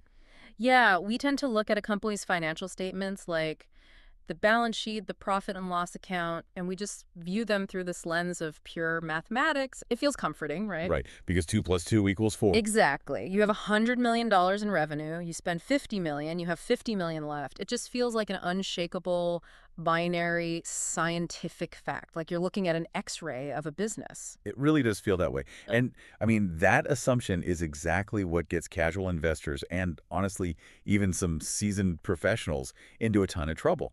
Because the moment you step away from, like, basic bookkeeping and move into the realm of corporate financial reporting, well, that perfect black and white X-ray machine kind of just shatters. It shatters completely. And so that is exactly what we are unpacking today. Welcome to this deep dive, everybody. Today, our mission is to completely demystify accounting policies. We're working from a really fascinating stack of source material today. We are, yeah. And we're going to look at how these policies are selected, applied, and occasionally changed. But our goal today isn't just to recite textbook definitions so you can pass an exam. I mean, we want to actually understand the mechanics behind the numbers. Right, because the sources reveal something that, frankly, is pretty surprising. Totally. Accounting is actually completely full of choices. It involves these deep judgment calls and a surprisingly robust, like, choose-your-own-adventure element. Yeah. And that can totally alter how a company is valued. That choose-your-own-adventure aspect is really the perfect way to frame it. I mean, the choices a management team makes can literally shift millions of dollars around on paper. Wow. Yeah, without a single physical asset ever changing hands. So if you want to understand the true economic narrative of an enterprise, you really have to look past the final numbers. You have to look at the policies. Exactly. You have to examine the specific policies they use to calculate those numbers. Because if you don't grasp the why and the how behind them, you're basically reading a translated novel without realizing the translator took, massive creative liberties. I love that analogy. So, look, I'm going to be pushing back a bit today. I'm going to act as the proxy for you, the listener. Whether you're an exam candidate trying to master this logic, or just an investor trying to figure out if a company is actually making money or just performing accounting magic. Sounds good. I'll raise the doubts, I'll ask the questions everyone is thinking, and you can be our master guide connecting all the dots. I wouldn't expect anything less. Let's get into it. Okay, let's start right at the bedrock. What exactly is an accounting policy? Because the source text gives us a very deliberate kind of two-part definition. It does, yeah. It says that accounting policies refer to the specific accounting principles and the methods of applying those principles that an enterprise adopts. Right. And that two-part structure is the absolute key to unlocking everything else we're going to talk about today. You have to separate the principle from the method. Okay, break that down for us. What's the difference? Think of an accounting principle as the broad, non-negotiable concept. It's the what. Okay. So, for instance, there's a fundamental accounting principle that says a business has to account for the wear and tear on its long-term assets over time. If you buy a fleet of delivery trucks, well, those trucks lose value every single year they're on the road. Right, obviously. The principle dictates that you absolutely must record that loss in value, that depreciation. You can't just pretend the trucks are brand new forever. So the principle is just the rule. Yeah, You must record depreciation. exactly. But then you have the second half of the definition, the methods of applying these principles. This is the how. How mathematically are you going to calculate that wear and tear? Because there isn't just one way to do it, right? Precisely. Are you going to use a straight line method where you just assume the truck loses exactly 20% of its value every year for 5 years? Uh-huh. Or are you going to use a reducing balance method where you take a massive depreciation hit in the first year? Because, vehicles lose a huge chunk of their value the second you drive them off the lot. Yeah, that makes sense. Both of those are perfectly valid, legally acceptable methods of applying that exact same overarching principle. Okay, so the accounting policy is the specific marriage of those two things. The principle says do this, and the method says here is exactly how we are choosing to do it. You've got it perfectly. Yeah. The policy is that specific combination that is formally adopted by the management. Okay, but this immediately brings up a massive student doubt for me. Like, if the whole goal of financial reporting is clarity and comparability, so investors know what they're looking at, why isn't there just a single universal list of accounting policies? I hear that question all the time. Right. Wouldn't it be infinitely easier if regulators just handed every CEO a manual and said, here is the one and only way to do this. Go. It would definitely make comparing companies incredibly easy, but it would completely destroy the accuracy of the financial statements. Wait, really? How? The source text hits this point really hard. It explicitly states that there is no single list of accounting policies applicable to all enterprises in all circumstances. And the fundamental reason for that is the sheer diversity of the business environment. Expand on that a bit, because on the surface, a business is a business. You buy things, you sell things, you make a profit. Well, let's test that assumption. Imagine you're trying to write a single set of rules for two totally different companies. Company A is a massive steel manufacturing plant. Okay. They have blast furnaces that take decades to build, huge stockpiles of iron ore, thousands of factory workers. Now, Company B is a cloud-based software startup. They have zero physical inventory, no heavy machinery, and their team just works out of coffee shops on laptops. Oh, wow. Yeah, the economic realities there are universes apart. Exactly. They operate in incredibly diverse and complex environmental situations. So if we force the software company to use the exact same specific accounting methods as the steel plant, the resulting financial statements wouldn't reflect reality at all. It would totally distort their financial picture. So a one-size-fits-all approach just doesn't work. Management needs the flexibility to, tell their own story. Right. The text uses a great phrase for this. Considerate judgment. Choosing the right policy requires considerate judgment by management. They have to look at their specific operational reality and pick the methods that best capture the truth of their business. To make sure this is really locking into place for everyone listening, let's think about this like cooking. Oh, I like this. So the overarching principle of cooking poultry is that chicken must be cooked to an internal temperature of 165 degrees so you don't get sick. That is the non-negotiable rule. A very important rule. Exactly. But the method of achieving that principle varies wildly depending on your kitchen environment. One chef might have a state-of-the-art oven and slowly roast it. Right. Another person might be in a tiny dorm room and just use an air fryer to blast it with heat. The overarching principle, safe food, is identical.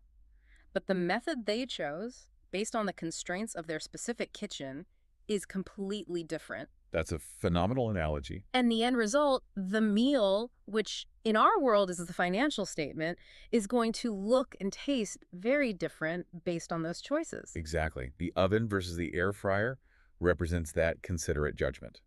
And just like those cooks, business managers have to formally declare which cooking method they used. So investors know what they are eating, basically. Yes, if you're an investor reading the statements, you need to know exactly how the numbers were prepared. Okay, so management has this element of choice. They have a menu of methods, but surely it isn't just the Wild West, right? I mean, a CEO can't just invent a new method out of thin air to make their profits look better. Absolutely not. While choices exist, it is a highly regulated, finite set of choices. And this introduces a really fascinating tension. What kind of tension? Well, on one hand, management needs flexibility. On the other hand, regulators want comparability.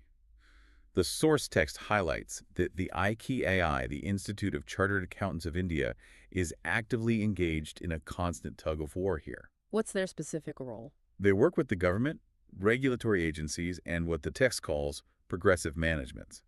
And their goal is to actually reduce the number of acceptable policies. Oh, so they're trying to shrink the menu. Exactly. They issue guidance notes and accounting standards to narrow it down.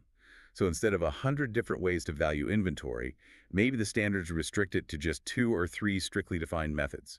This creates more uniformity while still leaving room for that considerate judgment. All right, let's move from the theoretical to the practical. If management gets to choose their methods from this guarded menu, where do we actually see these choices being made in real life? The source material lists several major areas where different policies are frequently encountered. We already touched on providing depreciation, but the two massive ones we need to deep dive into are the valuation of inventories and the valuation of investments. Let's focus heavily on inventory first, because the text gets incredibly specific here, and honestly, the math is fascinating. It really is. First, just to establish a baseline, when we talk about inventory, we're talking about the physical goods a company holds for sale, right? Correct. Finished goods on a shelf, raw materials waiting to be used, or work in progress on the factory floor. Okay, so at the end of the year, the company has to look at all that stuff and assign a monetary value to it for the balance sheet. But why is this complicated? What do you mean? Well, if I buy a widget for $10, it sits on my shelf. The value is $10. Where is the room for a policy choice? It sounds straightforward until you introduce the reality of time and inflation. Prices don't stay static. Okay, true. Let's build a scenario. Imagine you run a business selling electronic components. In January, you buy a batch of 10,000 components for $10 each. So I spent $100,000. Right, but by June, there's a shortage. You restock, buying another 10,000 components, but now they cost $15 each. Okay, so that batch cost $150,000. I have 20,000 total components, and I spent $250,000. Exactly. Now, between July and December, you sell 10,000 components to customers for $20 each. So you made $200,000 in revenue. Great. Here is the million-dollar accounting question. When you calculate your profit, which costs do you match against that revenue? Did you sell the $10 components from January or the $15 components from June? Oh. Because they're physically identical. The warehouse guy doesn't care which month it was made. Exactly. They're indistinguishable. And this is where the policy choice comes in. The text states that for valuing inventories, an enterprise may adopt different methods.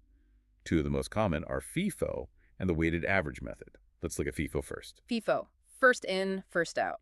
Under FIFO, you assume the very first items you purchased are the first items you sell. Like a grocery store stocking milk, oldest milk sells first. Okay, so applying FIFO. I sold 10,000 units. FIFO assumes I sold the oldest ones, the $10 ones from January. So my cost is $100,000. Right. Revenue of $200,000 minus $100,000 cost equals a gross profit of $100,000. Not bad. And what about the 10,000 units still on my shelf? Under FIFO, the remaining inventory is assumed to be the most recent batch, the $15 June batch. So your inventory asset on the balance sheet is valued at $150,000. Okay, clean and logical. But what if management uses their considerate judgment and adopts the weighted average method instead? Under weighted average, you don't track specific batches. You just calculate the average cost of all units bought during the year. Let's do the math. $250,000 total spend divided by 20,000 units. That's an average cost of $12.50 per unit. Correct. Apply that to your sales. You sold 10,000 units at $12.50 each. Your cost is $125,000. So my revenue is $200,000 minus $125,000. My profit is $75,000. Let's pause right there. Under FIFO, your profit was $100,000. Under average, it's $75,000. You just experienced a 25% drop in reported profit. And nothing physically changed. I bought and sold the exact same stuff. But purely because of an accountant's choice, my profit shifted by tens of thousands of dollars. Yes, and your balance sheet shifted too. The remaining 10,000 units are valued at $12.50, so your inventory asset is $125,000 instead of $150,000. Assets shrank, profits shrank. This is wild. If I'm a CEO whose bonus depends on profit, I'm absolutely choosing FIFO when prices are rising. It artificially inflates my margins. How is that not manipulation? That debate has raged for decades. Some say FIFO is better because the balance sheet reflects current costs. Others say average is better because it smooths out volatility. But the key takeaway for exam candidates is recognizing that the selection absolutely impacts financial performance. So the idea that policy choices don't matter is totally false. Entirely false. But that's just the method side of inventory. The text also gives us a rigid principle for inventory valuation that you absolutely have to memorize. Let me pull that rule. It says finished goods are valued at lower of cost or market value, while byproducts are valued at net realizable value. Okay, so lower of cost or market value. Break that down. This is the bedrock of conservative accounting. It forces you to face economic reality. Let's say under FIFO, those components cost you $15 each. That's your cost. Right. And I hope to sell them for $20. But what if a competitor releases a better product and demand craters? Now, the absolute best price you can get on the open market is $10. That's your market value. Ouch. So I bought them for $15, but they're only worth $10. Exactly. The rule dictates how you report this at year end. Lower of cost or market value. Yeah. Cost is $15, market is $10. You must select the lower one. So I have to value my inventory at $10 per unit and just take a massive loss immediately. I can't wait and hope the market recovers. No, you cannot. You can't inflate your assets with false hope. By forcing the lower figure, rules ensure businesses recognize losses immediately. Banks need to know what your inventory is worth today, not 6 months ago. That makes a lot of sense conceptually. But what about the second part? Byproducts are valued at net realizable value. Why the different treatment? What even is a byproduct? A byproduct is a secondary product unavoidably generated when making your primary product, like a petroleum refinery. Their main goal is making gasoline. Right. But refining crude oil leaves a heavy residue at the bottom. Asphalt. They didn't build $1 billion refinery to make asphalt, but they get mountains of it anyway. It's a byproduct. Okay, so why not use the lower of cost or market rule for the asphalt? Why not just figure out the cost? Well, try this thought experiment. How would you calculate the true cost of that asphalt? Well, they bought crude oil, paid for electricity, paid engineers. Right. Now, how much of that crude oil cost belongs to the premium gasoline and how much belongs to the sludge at the bottom? Oh, I see the problem. Any attempt to split those joint costs would just be totally arbitrary. You'd be guessing. Exactly. Yeah. It's practically impossible to assign a precise historical cost to a waste product. So regulators say, don't even try. Just value it at its net realizable value. Which basically means, what can I realistically sell it for minus the cost of delivering it? Precisely. If someone buys it for $5,000 and transport costs $500, the net realizable value is $4,500. You put it on the books for $4,500. This logic is beautiful. Finished goods get lower of cost or market because we know the historical cost. Byproducts get net realizable value because calculating their cost is impossible. You're seeing the matrix now. So let's look at the second major area of choice, valuation of investments. The text says, long-term investments are valued at their acquisition cost. Provision for permanent diminution in value must be made wherever necessary. Right. So imagine a successful company has surplus cash. They buy 10,000 shares of Tech Corp at $100 a share. Total cost is $1 million. And they intend to hold these for 10 years. Okay. According to the rule, that investment sits on the balance sheet at that original $1 million cost year after year. Wait, pushback time. We just said inventory has to be written down if the market drops. Stocks go up and down every day. If Tech Corp drops to $80 a share, my investment is only worth $800,000. Why don't I have to take a loss? Brilliant question. The answer hinges on the intention behind the asset. Why do you hold inventory? To sell it tomorrow for cash flow. Right. It's a short-term, highly liquid asset. Right. Market fluctuations matter today. But a long-term investment is different. You intend to hold it through multiple economic cycles. Ah, because I have zero intention of selling it tomorrow, the fact that the stock market is having a bad week doesn't actually impact my strategy. Precisely. If companies adjusted long-term investments for every market dip, their profit statements would look like a chaotic roller coaster. Yeah. It would drown out their actual operational performance. Ah. So we hold them at acquisition cost to ignore that temporary noise. Okay, I'm with you. But what about the exception? Provision for permanent diminution. What counts as permanent? Diminution just means reduction. A permanent diminution means the value collapsed, and there is no reasonable expectation it will ever recover. Like what? Well, if the stock drops to $80 because of interest rates, that's temporary. Ignore it. But what if TechCore's flagship product gets banned, the CEO is arrested for fraud, and they're facing bankruptcy? Oh, yeah. Then the stock is crashing to $2 and it's never coming back. Exactly. In that severe scenario, management has to use considerate judgment and concede this isn't temporary. Then the exception kicks in. You must create a provision, officially record the massive loss, and reduce the asset's value on your balance sheet. Okay, so synthesizing all this. Choosing FIFO changes profit. Deciding if a stock crash is temporary changes the balance sheet. How do we know we can trust any of this? How do we know a CEO won't just call a crash temporary to save their job? That is the multi-million-dollar question, and it brings us directly to the core framework, the 3 pillars of selection. This is the compass for navigating these choices. Listeners, if you're prepping for an exam, pay attention. The text says there are 3 major characteristics that must be considered: prudence, substance over form, and materiality. And the ultimate goal is a true and fair view of the financial state. Right. True and fair view. That is the ultimate yardstick. Every choice has to serve that goal. So, pillar 1, prudence. How would you translate that? Prudence means playing it safe, being cautious, not overestimating profits, preparing for losses. Exactly. It's institutionalized conservatism. You never overestimate profits, and you prepare for losses the second you see them coming. It's like boarding up your house for a hurricane. You prepare for the storm, even if it might miss you, but you don't celebrate until the sun is actually shining. That's a perfect visual. You don't record a win until the cash is in hand, but you record a loss when you see the clouds. Wait, this loops back to the inventory rule, valuing finished goods at the lower of cost or market value. Let's trace that logic. How does that prove prudence? Because of the asymmetry.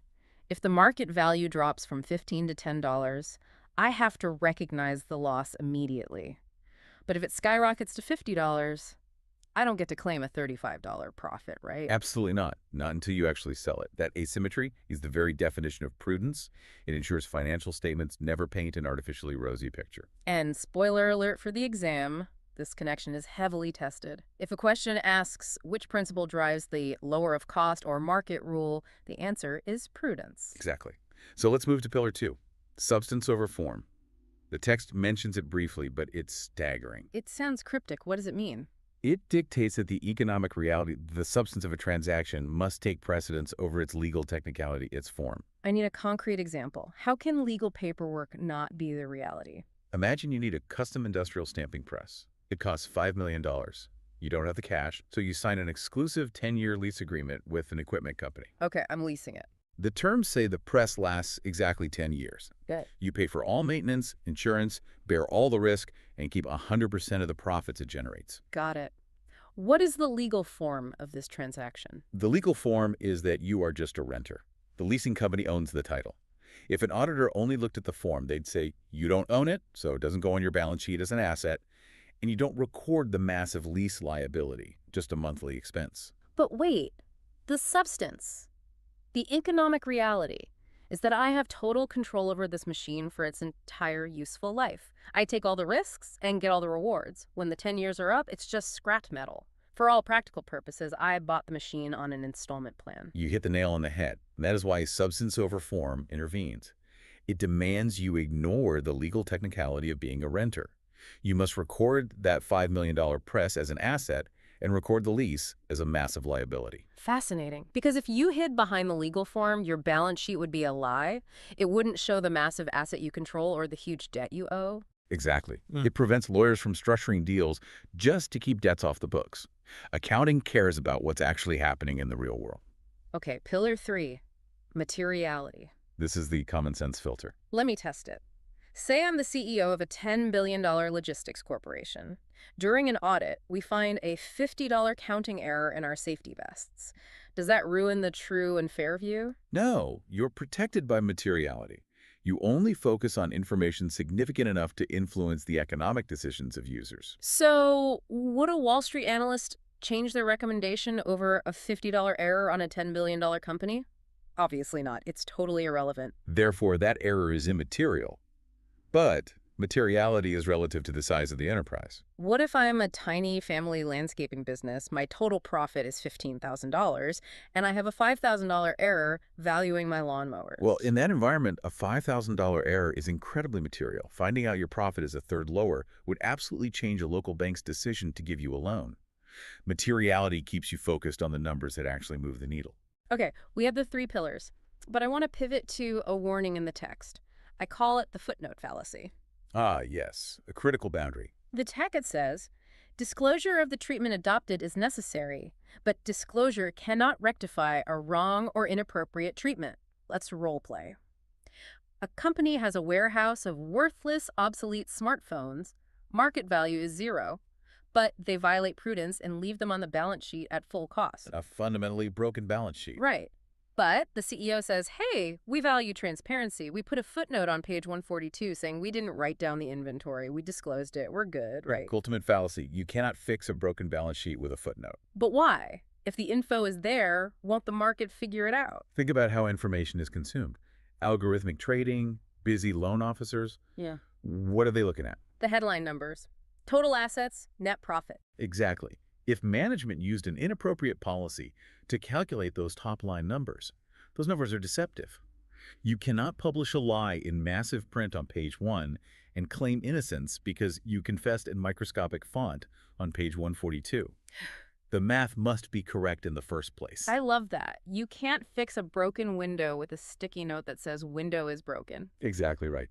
Which brings us to changing the rules. We know businesses have choices. But once they pick a policy, are they locked in forever? Can they just switch from FIFO to average whenever they want? They aren't locked in forever, but changing is heavily guarded because of consistency. Financial statements are only useful if they can be compared over time. Right. If the CEO is having a bad year, they just switch policies to magically boost profits. Exactly. So the source material outlines 3 and only 3 strict conditions for changing a policy. Condition 1. Required by statute, the law. If the government passes a new tax law that mandates a new policy, you have to change. Makes sense. Condition 2. Required for compliance with an accounting standard. If the ICAI outlaws an aggressive revenue method, you must comply. Both of those are external forces. What about voluntary changes? Condition 3. A company can change voluntarily if they can prove it results in a more appropriate presentation of the financial statements. That sounds like a loophole. More appropriate. That's where auditors come in. Management has to prove the new policy paints a truer picture. The text gives a great case study, Omega Enterprises. Yes. The text says, Omega Enterprises revised its accounting policy relating to valuation of inventories to include applicable production overheads, as it believes such change would result in a more appropriate presentation. What were they doing and why change? Let's say Omega makes custom bicycles. Under their old policy, the cost of a bike in inventory only included direct materials, titanium tires, and direct labor, the mechanic's wage. What were they missing? The applicable production overheads, the massive electricity bill for the factory, depreciation on the building, the supervisor's salary. Oh, and under the old policy, those were just immediate expenses on the P&L. Right. But logically, you can't build the bike without the factory roof and the electricity. Those costs are undeniably tied to the physical asset. Exactly. Omega realized their old policy mathematically understated the true cost of producing the bikes. So they changed it.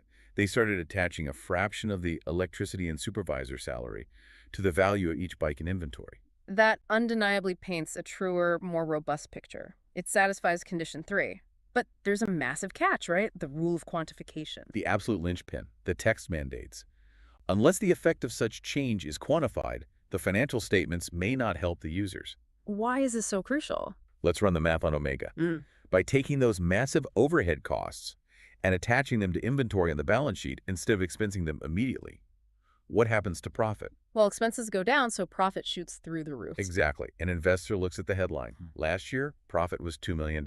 This year, under the new policy, it's $3 million. I'm thinking, wow, they had an incredible year. The business is booming. But physical sales might be completely flat. That entire $1 million jump could just be the accounting mechanics of moving overhead costs. That's terrifying. It's a mirage. And that's why quantification is sacred. Regulators say, fine, change your policy, but you must publicly quantify the exact mathematical effect. Omega had to put a note saying, our reported profit is exactly $1 million higher purely because of this policy change. Oh, so it gives the investor the key to reverse engineer the illusion. They can see the true operational profit is still just $2 million. Precisely. It restores comparability. All right, this is a brilliant framework. Let's do a rapid-fire review using the exact true-false questions from the text to test exam readiness. Let's do it. First one. There is a single list of accounting policies which are applicable to all enterprises in all circumstances. What do you think? Based on the steel mill versus startup discussion, that's undeniably false. The environments are too diverse for one list. Spot on. False. Next. True or false?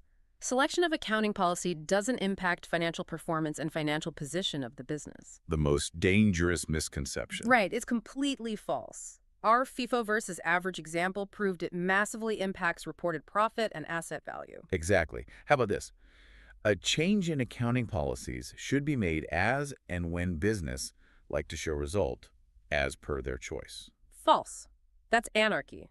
You can only change based on the 3 strict conditions: statute, standard, or more appropriate presentation. Correct. What about choosing FIFO or weighted average method for inventory valuation is selection of accounting policy? True, because the policy is the combination of the principle, valuing inventory, and the specific method chosen, FIFO or average. Perfect. Last tricky one.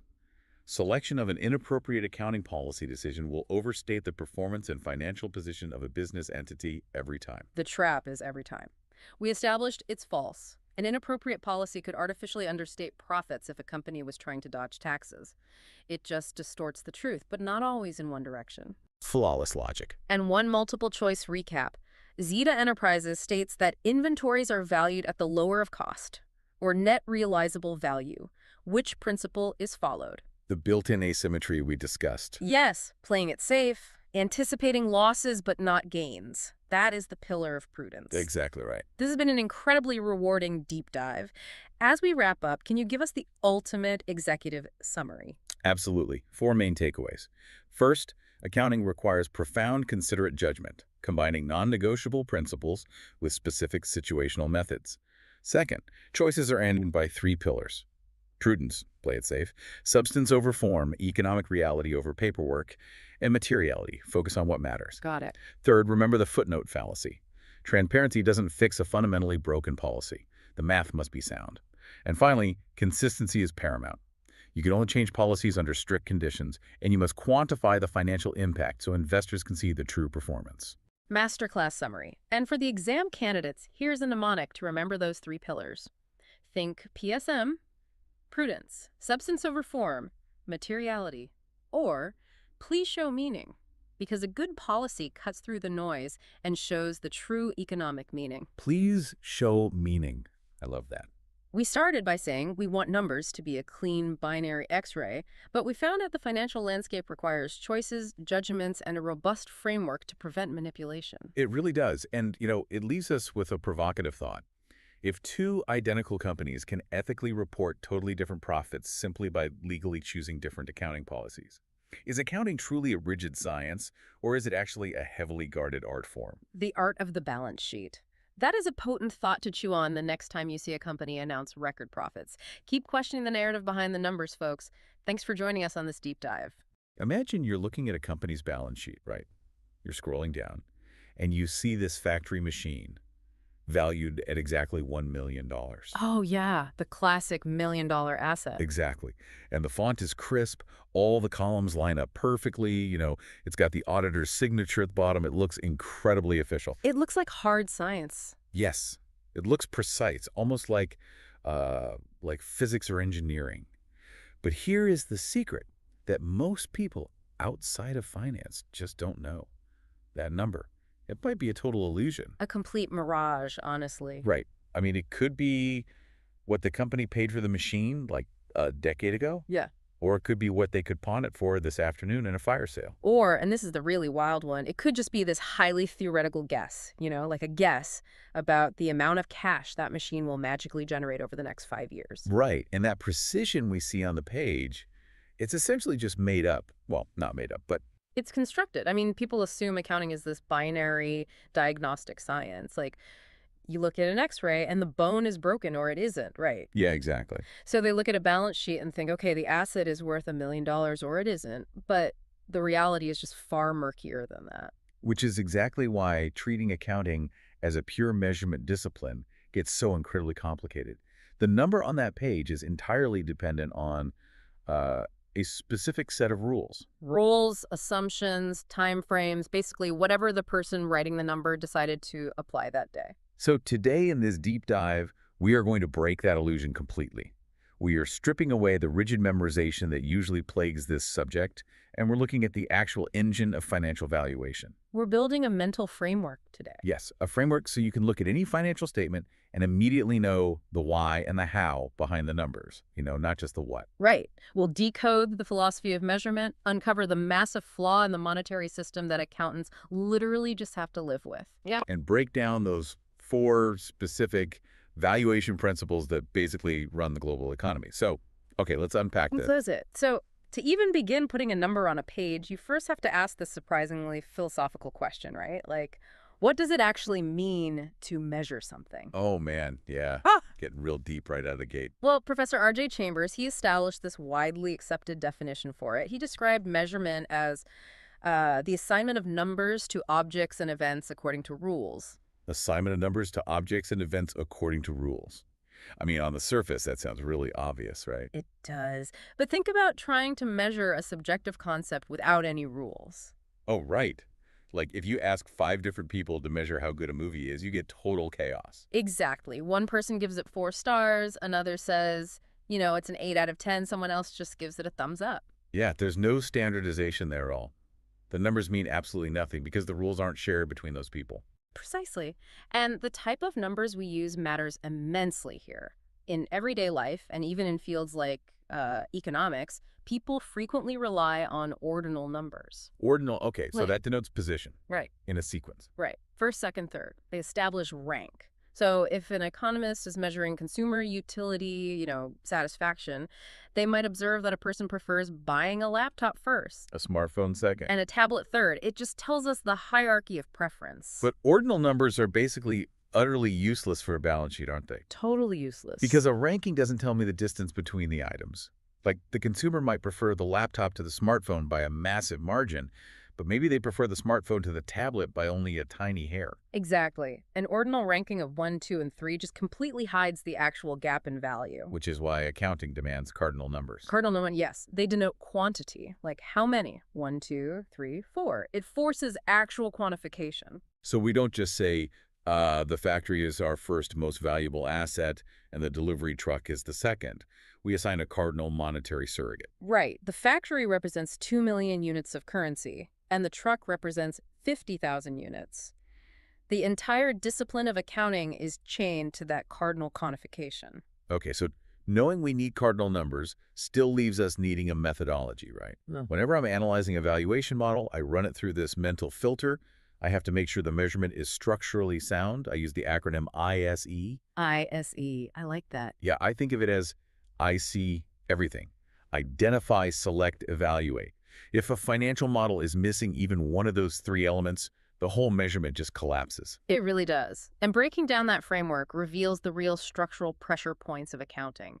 Let's start with the I. The identification of objects and events to be measured. Right. You have to clearly define the perimeter of what you're observing. In accounting, the objects and events are basically economic information. Which means what, practically? It encompasses past transactions, present states of affairs, and predicted future events. Okay, wait, let me challenge that definition of events for a second. If I'm running a local bakery and I buy a new industrial oven, that is clearly an event, right? I have a receipt, I can identify it. Sure, that's a straightforward transaction. But what if my master baker, like the person who holds all the secret recipes in their head, suddenly quits? Oh, that's a huge blow. Right. That is a massive economic event for my business. My future revenue is in serious jeopardy, but I can't easily assign a cardinal number to the departure of an employee. No, you can't. And that limitation is a very well-known boundary of the discipline. Accounting really struggles to measure qualitative human capital, despite its, profound economic impact. It just doesn't fit neatly on the spreadsheet. Exactly. The identification phase restricts us primarily to events that can be reliably linked to financial transactions or contractual obligations. Which feels a bit narrow sometimes. It is. Furthermore, the identification of future events like predictions of what that oven will produce or the revenue the bakery will generate, that really pushes the boundaries of strict measurement. Because you can't measure something that hasn't happened yet. Exactly. Predictions aren't measured, they're estimated. They're based on logic and probability. Yet, they are fundamentally necessary because the end users of financial statements, like banks or investors, they mostly care about future cash flows, right? Not just historical trivia. Yeah, they want to know if they're going to get their money back tomorrow. Not what you did yesterday. Okay, so once we've identified the event, say, buying that industrial oven, we move to the S in our filter. Selection of the standard or scale. The standard or scale, yeah. Like if a carpenter is measuring a piece of wood, the scale is a tape measure using inches or centimeters. The scale for accounting is just money, right? It's a universal yardstick. It is. The money measurement concept is basically the bedrock of the entire system. But what about other details, like the number of ovens or employees? Right, quantitative information, the physical number of ovens purchased or the head count of the bakery staff that's often provided in supplementary notes. But the primary scale through which all economic events are synthesized and communicated, that's currency. Okay, which brings us to the E in the framework, and frankly, what I think is the most fragile part of the entire global financial system. The evaluation of the dimension. Yes, evaluation of the measurement scale. Basically, we have to evaluate our ruler, and the moment you evaluate money as a ruler, you realize it is fundamentally defective. It really is. Money is a wobbly ruler. A wobbly ruler, that's the perfect way to put it. Think about the carpenter's tape measure again. It's stable. A centimeter in Tokyo is a centimeter in London, right? If physics doesn't change. Exactly. A centimeter today is the exact same length it will be 50 years from now. The physical dimension is absolute, but money lacks both geographical universality and temporal stability. And that lack of geographic universality is just a massive headache for international business. Let's look at a supply chain scenario for a second. Sure. Imagine a local manufacturer in India, right? They sign a contract to buy specialized raw materials from a supplier in the United States. Okay, pretty common. Right. And the deal is structured as a short-term liability. The Indian manufacturer agrees to pay $5,000 upon delivery. On the day the contract is signed, let's say the exchange rate is exactly 50 rupees to $1. So the manufacturer records a liability of 250,000 rupees. Exactly. The transaction is locked in. Yeah. The physical quantity of the raw material hasn't changed. The $5,000 obligation hasn't changed. But let's say 3 months later, when the payment is actually due, macroeconomic forces shift the exchange rate. As they always do. Right. And now $1 equals 55 rupees. Oh, wow. So the manufacturer's liability just ballooned to 275,000 rupees. Exactly. They didn't borrow more money. The supplier didn't ship more material. The underlying economic reality of the transaction remained completely static. But the measurement on the balance sheet grew by 25,000 rupees purely because the measuring stick warped in transit. It's crazy when you really think about it. It is. And, the problem of exchange rates is difficult, but the temporal instability of a single currency, I'm talking about inflation, is far more insidious. Right, because that affects everyone even if you never cross a border. Exactly. This is the core issue with the evaluation of dimension. The purchasing power of money changes constantly due to shifting input and output prices. The amount of money required to buy a specific basket of identical goods varies dramatically depending on the date of purchase.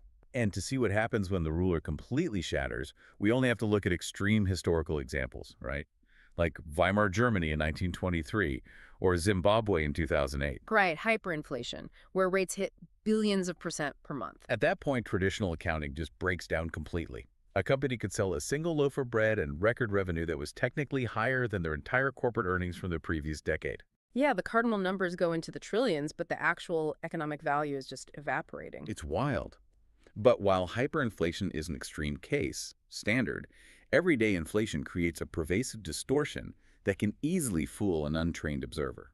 It creates what we call the illusion of growth. Let's walk through a visceral example of this illusion, because understanding this dynamic is just non-negotiable for true financial literacy. Let's look at a boutique custom furniture builder. Okay, let's lay out the numbers. So in year one, this builder completes and sells 5,000 handcrafted wooden chairs. They sell them for a total top-line revenue of $500,000. Got it. 5,000 shares, 500,000 revenue. Right, and the cost of the timber, the labor, and the workshop rent to produce those 5,000 chairs comes to $400,000. So revenue of 500,000 minus costs of 400,000 leaves a gross profit of 100,000. Exactly, a solid, successful year one.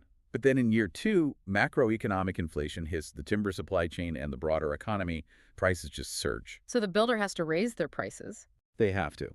But the higher prices cool off demand slightly. So in year two, they only managed to build and sell 4,500 chairs. That's a drop in volume. Yes, but due to their higher price tags, their total top-line revenue comes in at $540,000. Ah, okay. And what about their costs? Well, their costs to produce those 4,500 chairs, keeping in mind more expensive timber and rent, come out to $450,000. So let's do the math there. Revenue of 540,000 minus costs of 450,000. That leaves a gross profit of 90,000. And here's the trap. If an amateur investor or, a distracted bank manager just glances at the income statement, their eyes are drawn to the biggest cardinal number, top-line revenue. Of course. They see year one at 500,000 and year two at 540,000. Right, that's an 8% increase in sales revenue. They start popping champagne, assuming the furniture business is expanding and capturing more market share. But the underlying physical reality tells a completely different story. A story of contraction, not expansion. Exactly. The actual volume of production, the physical number of chairs leaving the workshop, dropped from 5,000 down to 4,500. That is a 10% decline in operational output. And the gross profit confirms the bleed. It dropped from 100,000 down to 90,000. A true 10% decline in the money the business actually gets to keep. So that 8% top-line growth was a complete phantom. A total phantom. It was just an artifact of the wobbly ruler expanding due to inflation, masking the operational shrinkage of the company. This is the definitive proof that accounting cannot be classified as an exact, pure measurement discipline. It relies on a scale that lacks a constant dimension. The numbers are always subject to environmental distortion. But here's the thing.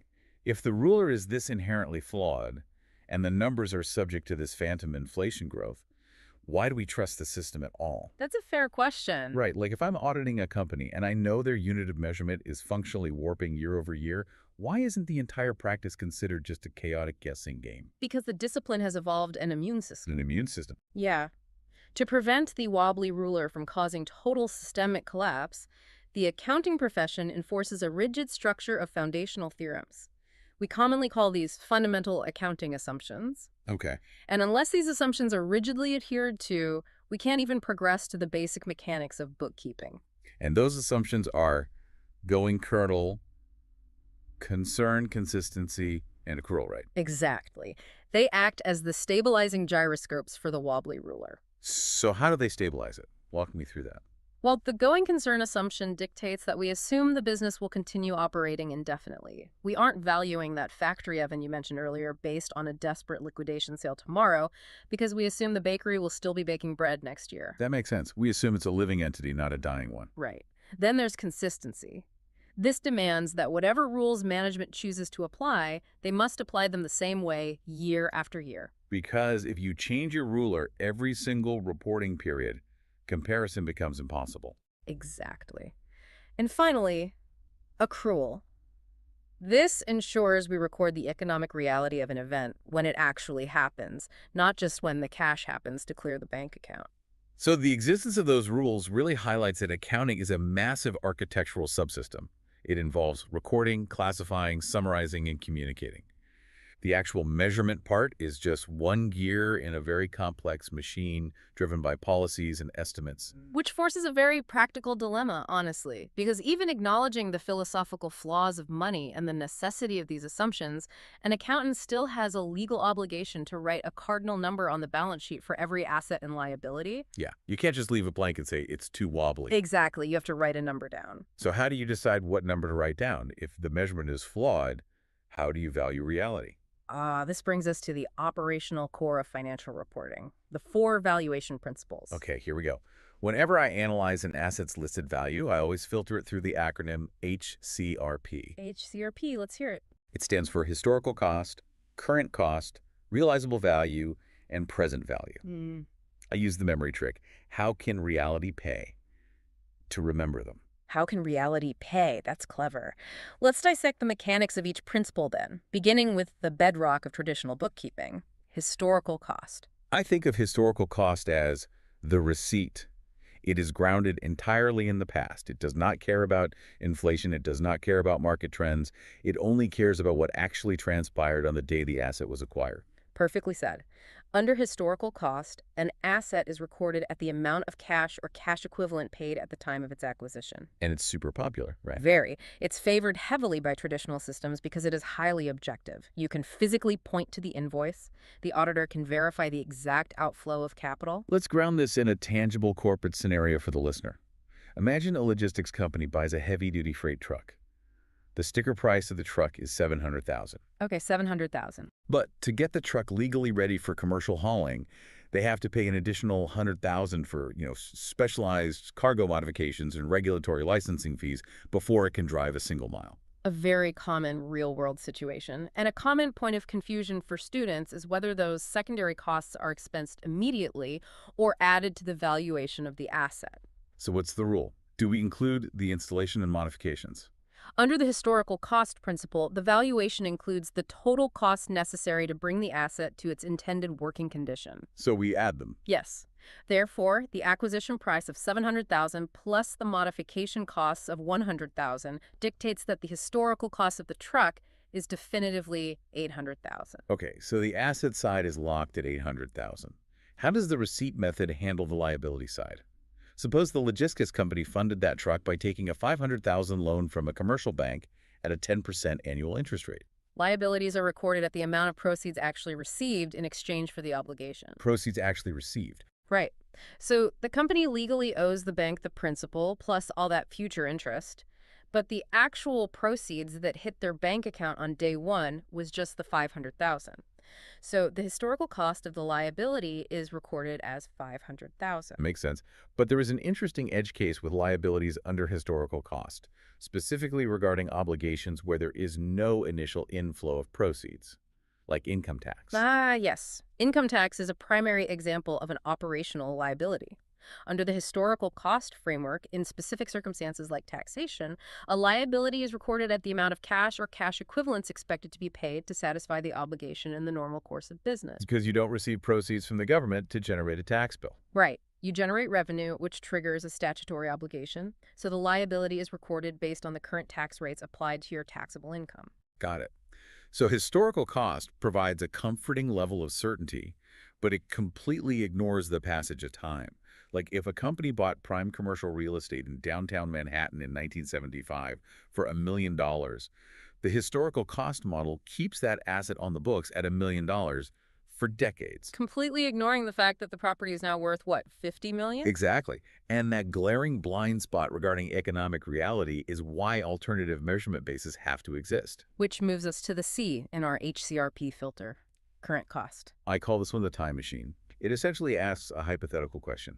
If our entire logistics fleet was vaporized by a meteor tonight, what size check would we have to write tomorrow morning to replace it? That's a vivid way to put it, but accurate. Current cost shifts the temporal focus from the past to the present.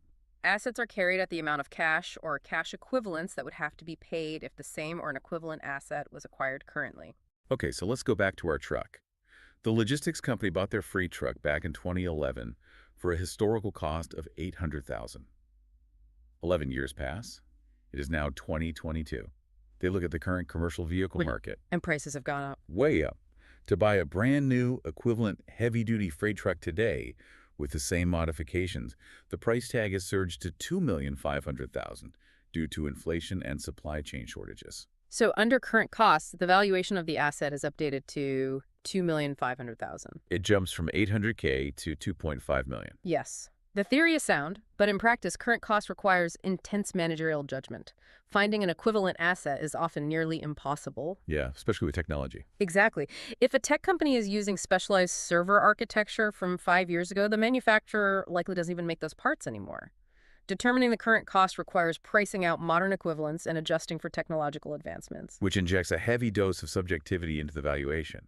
It's not an exact science anymore. Not at all. And if the asset side is tricky, the liability side of current cost is equally aggressive. How so? Let's return to our $500,000 commercial loan taken out in 2011. How does the current cost principle revalue a past obligation?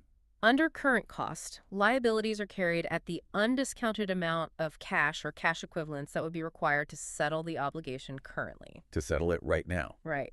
Let's assume the original loan agreement included a 1% prepayment penalty if the borrower decides to clear the debt early. Okay, 1% of the $500,000 principal is $5,000. Therefore, if the logistics company wanted to erase that liability from the universe today, they would have to write a check for $505,000. That is the current cost of the liability. Fascinating. So, historical cost looks backward at what we actually paid. Current cost looks sideways at what we would have to pay to replace it. Yeah. Now we move to the R, realizable value. I think of this as the garage sale. The garage sale. Okay, I see where you're going. It shifts the perspective entirely from buying an asset to selling it. Right. Realizable value dictates that assets are carried at the amount of cash or cash equivalents that could currently be obtained by selling the asset. So if the logistics company decides to pivot their business model and sell off their aging 2011 freight truck today on the secondary market, they do some research and determine they could get $2 million for it. That $2 million becomes the realizable value. Exactly. But there is a massive caveat attached to this principle, and this is crucial for exams. It prevents companies from artificially deflating their balance sheets during a crisis. The valuation assumes an orderly disposal. An orderly disposal, meaning what exactly? It assumes the company has sufficient time to market the asset to find a willing and informed buyer in a normal market environment. So not a fire sale. Exactly. If a company is facing imminent bankruptcy and is forced into a haphazard or distressed fire sale, like liquidating a $2 million truck for $500,000 in cash overnight just to make payroll, that distressed price does not represent the true realizable value of the asset under normal accounting principles. Got it. And on the liability side, realizable value is commonly referred to as settlement value. Right. Correct. The settlement value is the undiscounted amount of cash expected to be paid to satisfy the liabilities in the normal course of business. For the commercial loan, if the company plans to just pay it off according to the normal schedule without triggering prepayment penalties, the settlement value of the principal remains $500,000. In the real world, though, where do we see realizable value actually utilized? Because you don't usually see companies marking up their factories to what they could sell them for every quarter. No, you don't. It is predominantly used in the valuation of inventory. There is a universal, very conservative accounting convention. Inventory is always measured at the lower of its historical cost or its net realizable value. Oh, lower of cost or market. Okay, give me an example of that. Sure. If a clothing retailer spends $50 manufacturing a winter coat, the historical cost is $50. But if a mild winter causes demand to crash and they can only sell that coat for $30 in an orderly clearance sale, they must write down the value of their inventory to the $30 realizable value. So they're forced to recognize the economic loss before the cash transaction even occurs. Exactly. It's a fundamental principle of prudence. Prudence, right.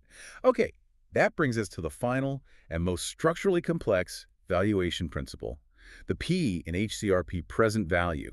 I refer to this as the reverse interest account. Reverse interest. I like that. Yeah, because we are no longer looking at the asset as a physical object to be bought or sold. We are looking at the asset entirely as a vehicle for generating future cash. Present value really is the beating heart of modern corporate finance. Under this base, an asset is carried at the present discounted value of the future net cash inflows that the item is expected to generate in the normal course of business. And liabilities. Liabilities are carried at the present discounted value of future net cash outflows required to settle them. Okay, to understand the mechanism of present value, we really have to unpack the concept of discounting. Because why do we intentionally shrink the value of future money? Let me pose the classic economic dilemma to you. All right, lay it on me. If I offer you $100,000 in cash today, or the exact same sum of $100,000 in cash exactly 10 years from now, which do you take? I take the money today. Any rational economic actor takes the money today. Right, but the physical currency might be identical. So why is the economic utility vastly different? It's because of the time value of money. And what forces drive that time value? Like, why is waiting a sacrifice? There are three primary forces. First, opportunity cost. If I take the $100,000 real estate, a new business, and generate a return over the next 10 years. So if you wait, you forfeit a decade of compound growth. Exactly. Second, inflation. As we discussed with the wobbly ruler, the purchasing power of that $100,000 will almost certainly be lower in a decade. It will buy fewer goods. Your 100 grand in 10 years might only buy what 60 grand buys today. Right. And third, risk. The future is inherently uncertain. The entity promising me the money in 10 years might go bankrupt. Taking the money today eliminates the risk of default. So, because waiting involves sacrificing opportunity, suffering inflation, and absorbing risk, a rational investor demands compensation. If you want me to wait 10 years, you have to offer me a premium. Maybe $150,000 instead of $100,000. Precisely. Therefore, to equate future money to present money, we must deflate or discount the future cash flows by a specific interest rate that represents those three forces. Okay, let's apply this mechanism back to the logistics company's 2011 freight truck. Let's say it is currently January 1st, 2022. The company conducts an operational analysis and determines the truck can reliably haul freight for exactly 10 more years. Okay, 10-year remaining lifespan. Right. Based on current freight rates, minus fuel and maintenance, they project the truck will generate a net cash inflow of $100,000 every single year for the next decade. So over 10 years, that truck will physically deposit $1 million in raw cash into the company's bank account. $1 million. But we can't value the truck at $1 million today because that cash is trapped in the future. Right. We must discount each future payment back to the present day. Assume management determines the appropriate discount rate reflecting their cost of capital, and the risk of the logistics market is 20% per annum. 20%, okay. We have to treat this stream of cash flows as an annuity. We don't need to get bogged down in the algebra, but the mechanism is crucial. Yeah. Let's just look at the high-level math. So the $100,000 they receive at the end of year one is only slightly delayed. Discounting it back 1 year at 20% means the present value of that first payment is roughly $83,333. Okay, so it shrank a bit. But as we move further into the future, the discounting effect compounds, right? It compounds and severely degrades the present value. The $100,000 payment expected in year 5, when discounted back 5 years at 20%, is only worth about $40,188 today. Wow. More than half of its value is gone. And that final $100,000 payment they expect to receive in year 10, they have to wait a full decade for that cash, absorbing 10 years of opportunity cost and inflation risk. Today, the present value of that distant year 10 payment is a minuscule $16,150. Wait, really? Just $16,000? Just over $16,000, yeah. That is wild. So when you sum the present value of all 10 of those discounted cash inflows, what's the total? The total comes to $419,246. So despite the fact that the truck will eventually yield $1 million in raw cash over the decade, the economic value of that asset sitting on the tarmac today is mathematically quantified as just $419,246. Exactly. And the reverse interest account works identically for liabilities. Okay, so applying this to our commercial loan. Right. The logistics company has a commercial loan that requires annual interest payments of $90,000 plus the repayment of the $500,000 principal at maturity. If you project all those future cash outflows and discount them back to today at the same 20% rate, the present value of the liability calculates out to $470,094. Okay, let's just pause and look at the entire HCRP spectrum for this single truck because it really reveals the true subjectivity of measurement. Go for it. Let's compare them. Historical cost was $800,000. Current cost was $2,500,000. Realizable value was $2 million, and present value is $419,246. 4 distinct, legally defensible, mathematically accurate numbers describing the exact same physical asset. Which completely proves the opening point of this deep dive. $1 million asset on a balance sheet is an illusion until you read the footnotes and uncover which specific measurement base management decided to use. Exactly. And modern accounting frameworks generally utilize a hybrid approach. Oh, they mix and match. All the time. Hmm. They might use historical costs for the land the warehouse sits on, realizable value for the spare parts inventory, and present value for long-term equipment leases. It's a mosaic. Okay, so up until this point, we have primarily discussed measuring events with somewhat defined parameters, right? A truck you bought, a loan you signed, an inventory you hold. Things that have some concrete anchor. Right. But the final layer of financial measurement involves quantifying pure uncertainty. We are entering the realm of accounting estimates. The art of educated guessing. Yeah, because you can use a historical receipt to measure the cost of a desk, but you cannot use a receipt to measure whether a client is actually going to pay their invoice next month. You can't. Business operations are continuously shattered by inherent uncertainties. Not every financial transaction resolves neatly within a single accounting period. But management still has to put numbers on the page regarding these unresolved items, right? To provide a faithful representation of the company's financial health. Exactly.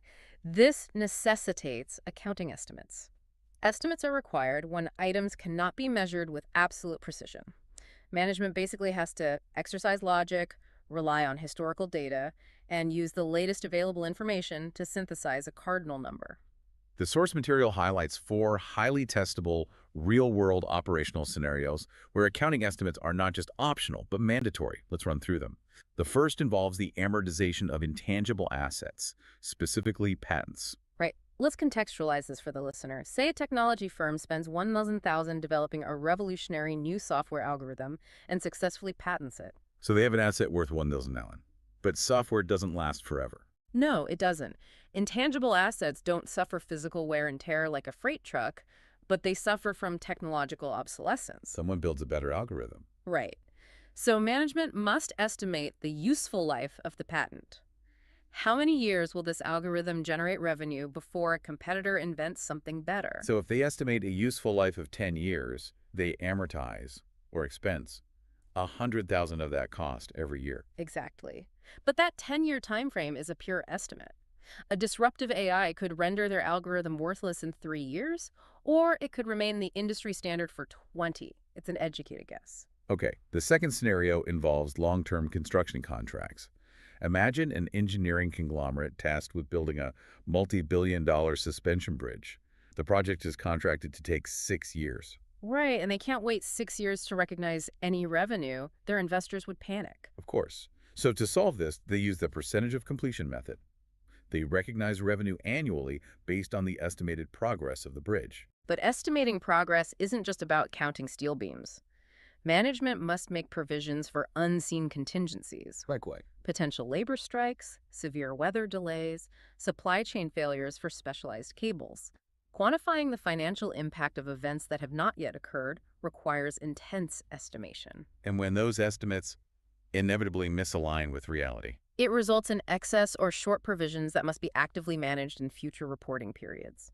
All right, the third scenario feels a bit counterintuitive at first. Taxes.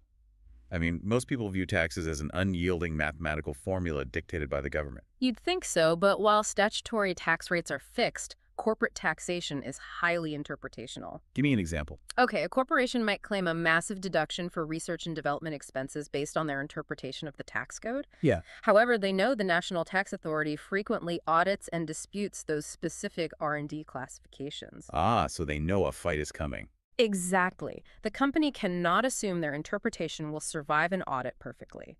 They must estimate the probability of the tax authority rejecting the deduction and create a provision, a liability for the additional taxes and penalties they estimate they will eventually have to pay to settle the dispute. Wow, so they are actively estimating their own future legal losses. Exactly. Okay, the fourth scenario is a classic operational pivot. Equipment obsolescence.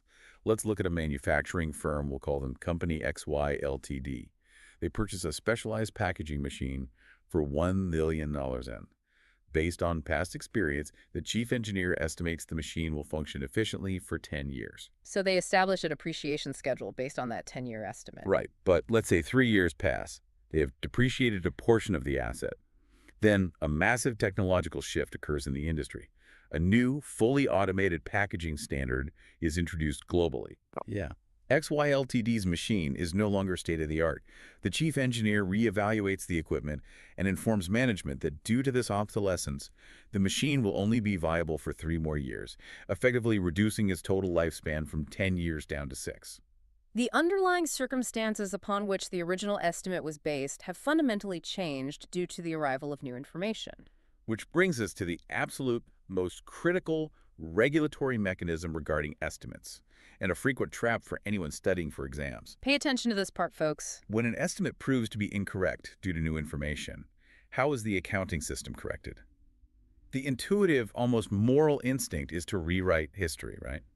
Like, if we told investors the machine would last 10 years and we were wrong, shouldn't we go back, open up the financial statements for the last 3 years, correct the depreciation schedules, and issue restated accurate historical documents? Absolutely not. The governing rule is absolute. A change in an accounting estimate does not have a retrospective effect. We do not rewrite history. Never. The logic behind this prohibition is market stability. Think about it. If companies were allowed or forced to constantly restate historical financial statements every time a future estimate shifted, And capital markets would descend into chaos. total chaos. Investors could never trust a reported earnings figure if it was subject to endless historical revision. So if the effect isn't retrospective, how do we actually handle the math? The adjustment is strictly prospective. It applies only to the current period and future periods. So for XYLTD, You take the remaining undepreciated book value of the packaging machine as it stands today, and you simply spread that remaining cost over the newly estimated 3-year remaining lifespan. You look forward, you absorb the new reality into your current operations, and you never alter the past. prospective, not retrospective. That distinction is basically the linchpin of accounting estimates. It forces companies to live with their historical judgments while adapting their future trajectories. Perfectly summarized. All right, we have deconstructed the entire architecture of financial measurement today. Let's pull all these threads together to really solidify the mental framework for you. Let's do the recap.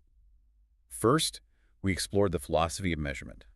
We require cardinal numbers, not just ordinal rankings, to quantify economic reality.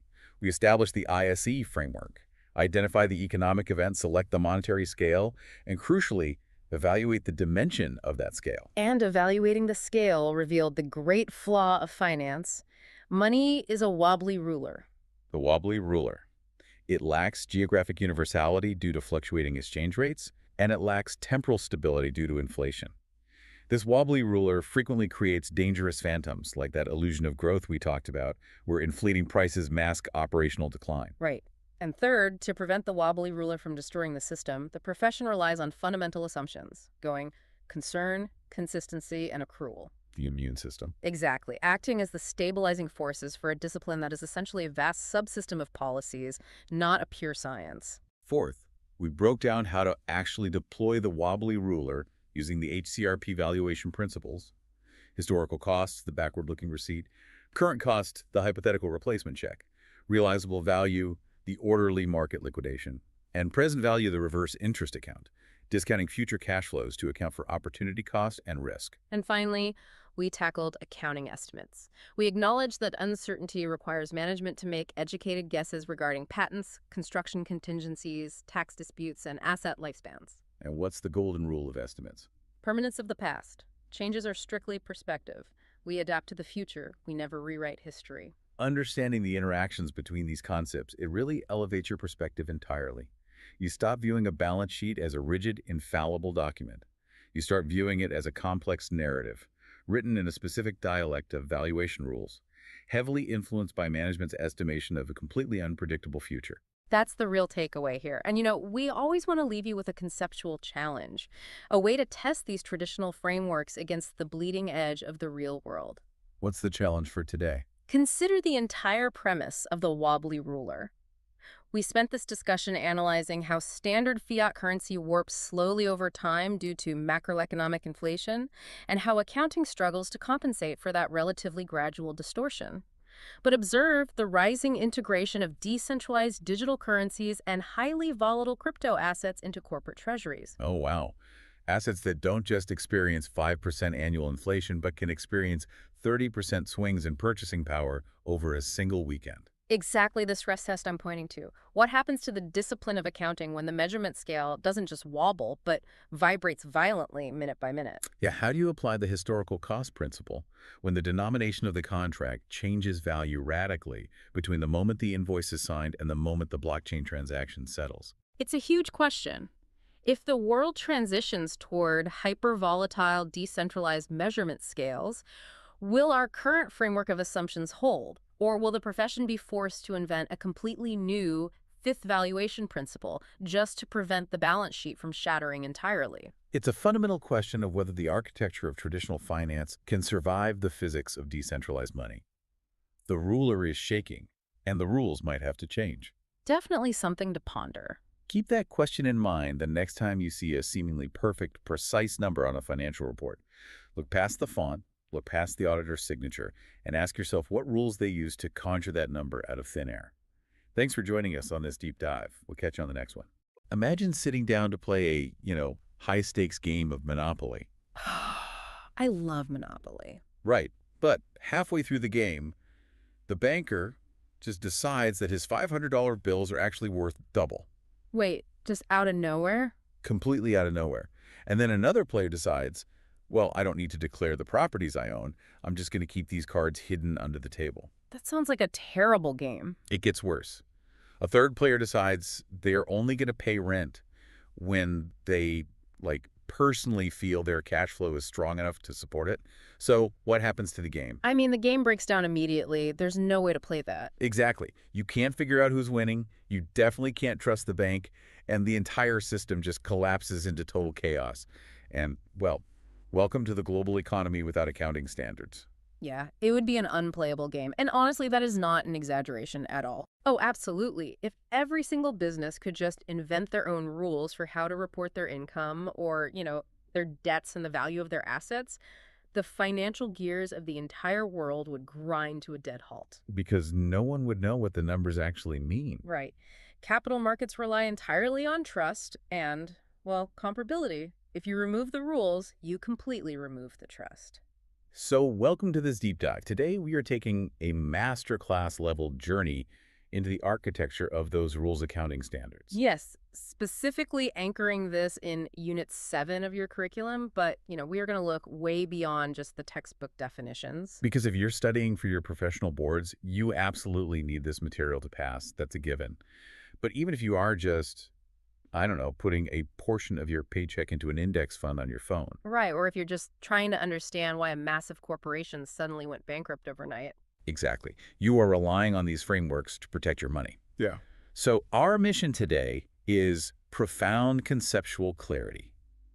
We want to understand the why and the how behind the financial language of the world. I really love that concept of a language. That's the perfect starting point, actually. How so? Well, accounting isn't just about crunching numbers in a vacuum. It really is the language of business. I mean, its entire underlying purpose is to communicate the economic reality of an enterprise to the outside world. So communicating to investors, creditors, employees, the government, everyone. Exactly. And they do this by publishing financial statements. But if that communication process isn't strictly regulated, you open the door to a very, very dangerous scenario where those statements become misleading. Okay, misleading how? Well, the source material uses a really specific critical word here. It says financial statements can become tendentious. Tendentious. Okay, so they're legally lying, basically. Pretty much. Like they're following the math, maybe, but they're manipulating the narrative to express a biased or unfair point of view. That is the perfect way to phrase it. It's not necessarily that a company is, printing counterfeit money in the basement. Right.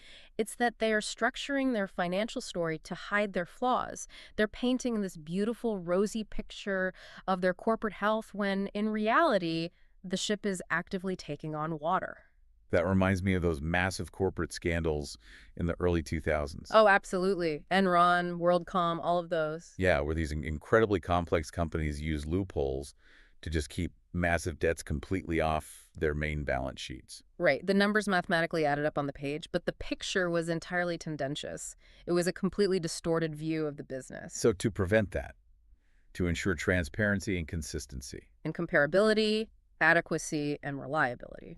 We need standardized accounting principles. We need a shared rule book. Okay, so if I'm looking at a textbook definition, What actually constitutes an accounting standard? Is it like a law passed by the government? It's a distinct mechanism. They are written policy documents. Written by who, though? They are issued by an expert accounting body or by the government or sometimes another recognized regulatory body.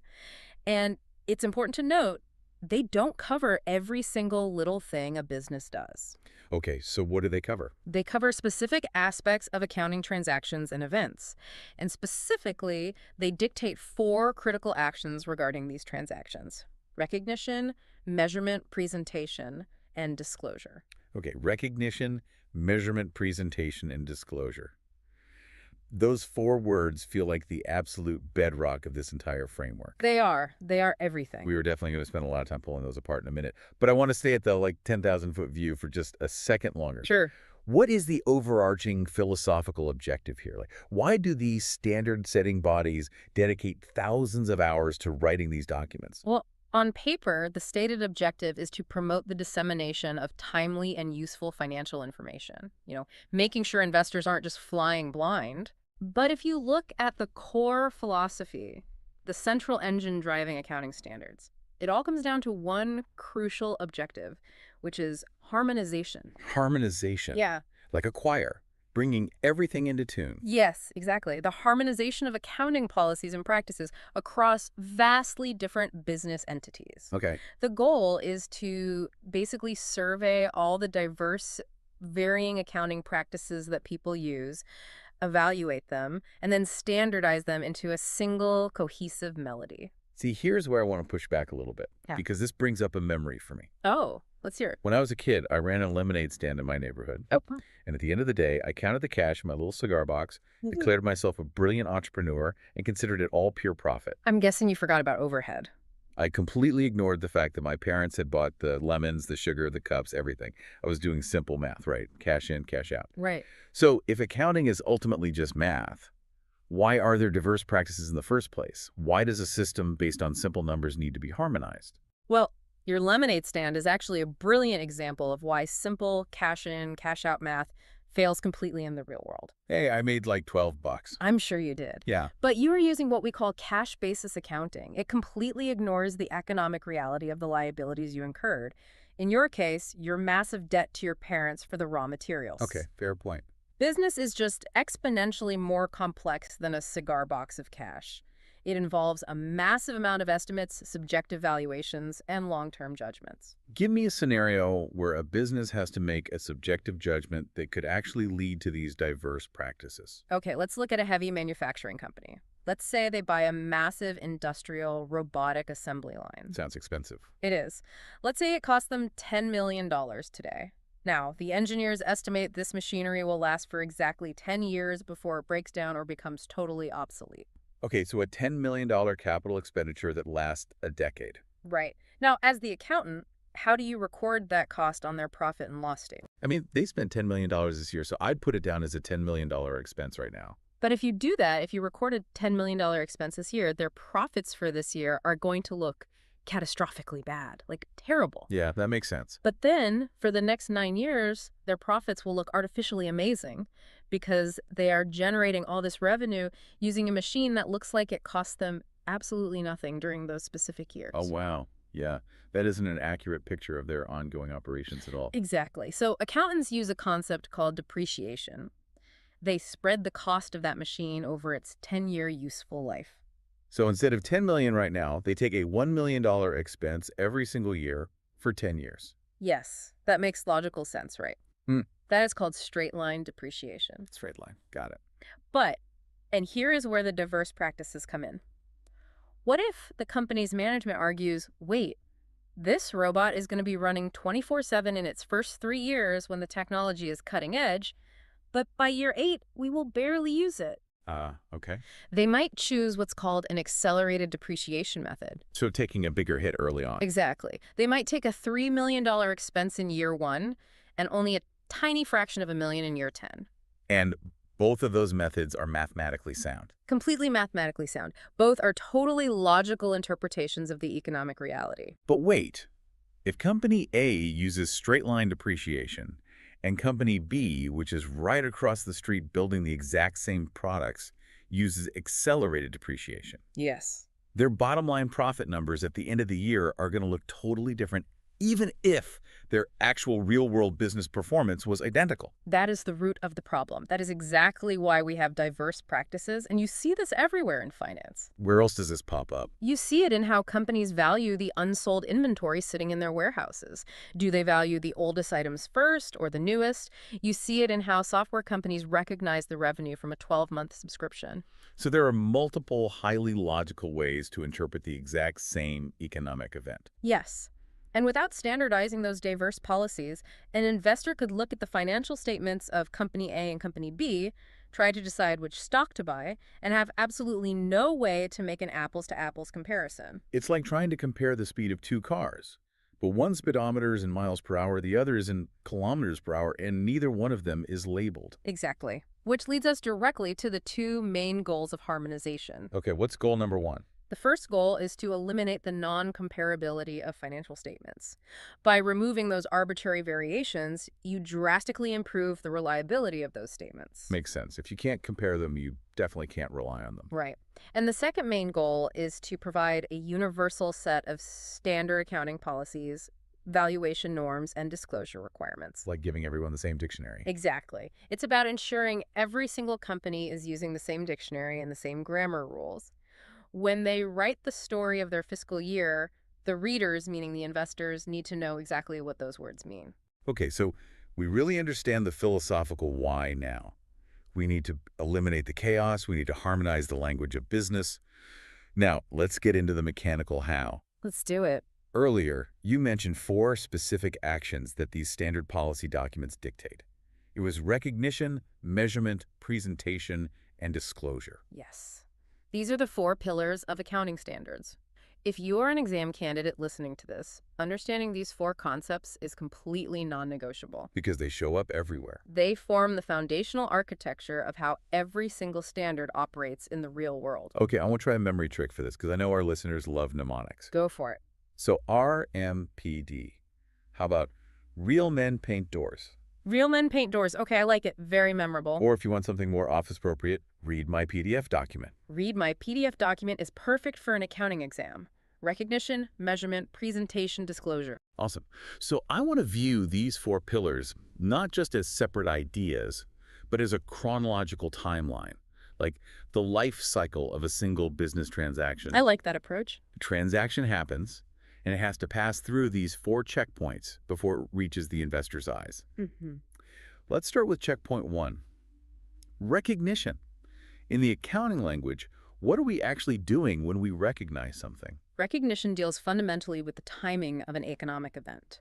It answers the critical question, when do we officially record an event or a transaction in the financial statements? Okay, but again, that sounds deceptively simple. If I buy a coffee, the transaction happens when I hand the barista my credit card, right? Why does a business need a complex rule book to figure out when something happens? Because in corporate finance, a single transaction often stretches out over months or even years. Let's use a modern example to really ground this. Okay, what kind of business? Let's imagine a cloud software company. They sell this highly customized data management platform to a massive hospital network. Big money. Very big money. The hospital signs a 3-year, $3 million contract on January 1st, and they wire the entire $3 million in cash to the software company on that very same day. Whoa. Okay, so the software company has $3 million sitting in their bank account on January 1st.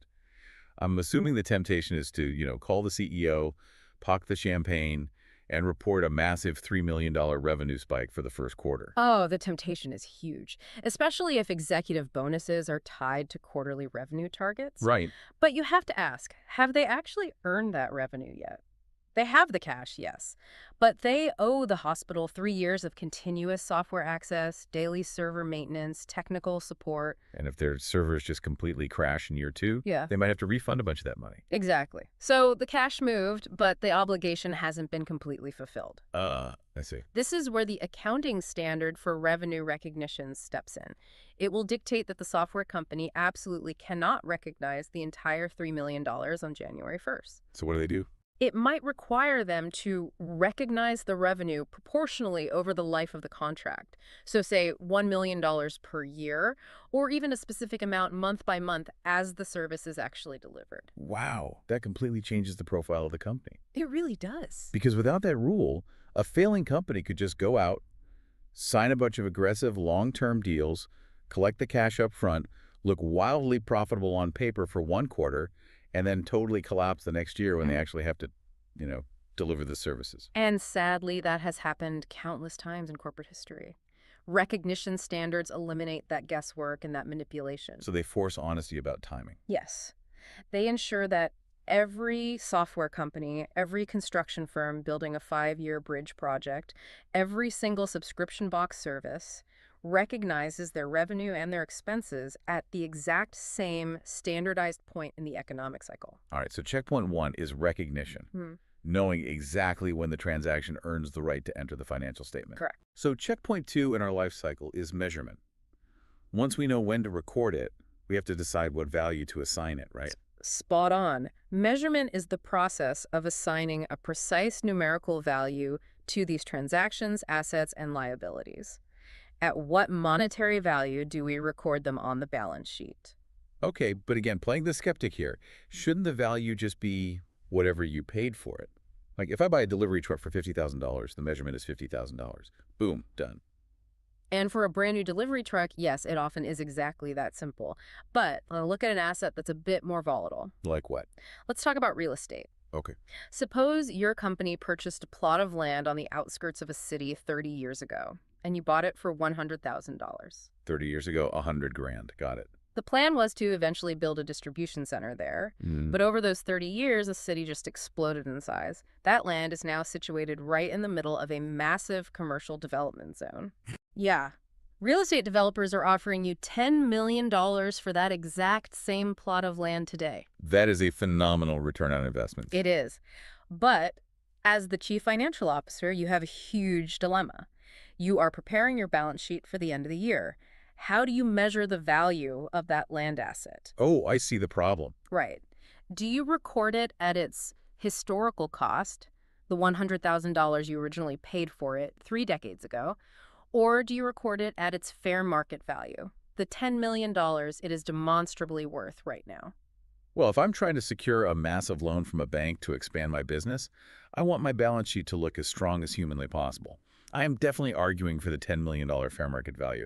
It makes my company look infinitely more solvent. Sure, that's what management would want. But if you measure it at $10 million, you are essentially claiming a massive $9.9 million profit on paper that you haven't actually realized yet. Because I haven't actually sold the land. Exactly. What if the real estate market completely crashes next month?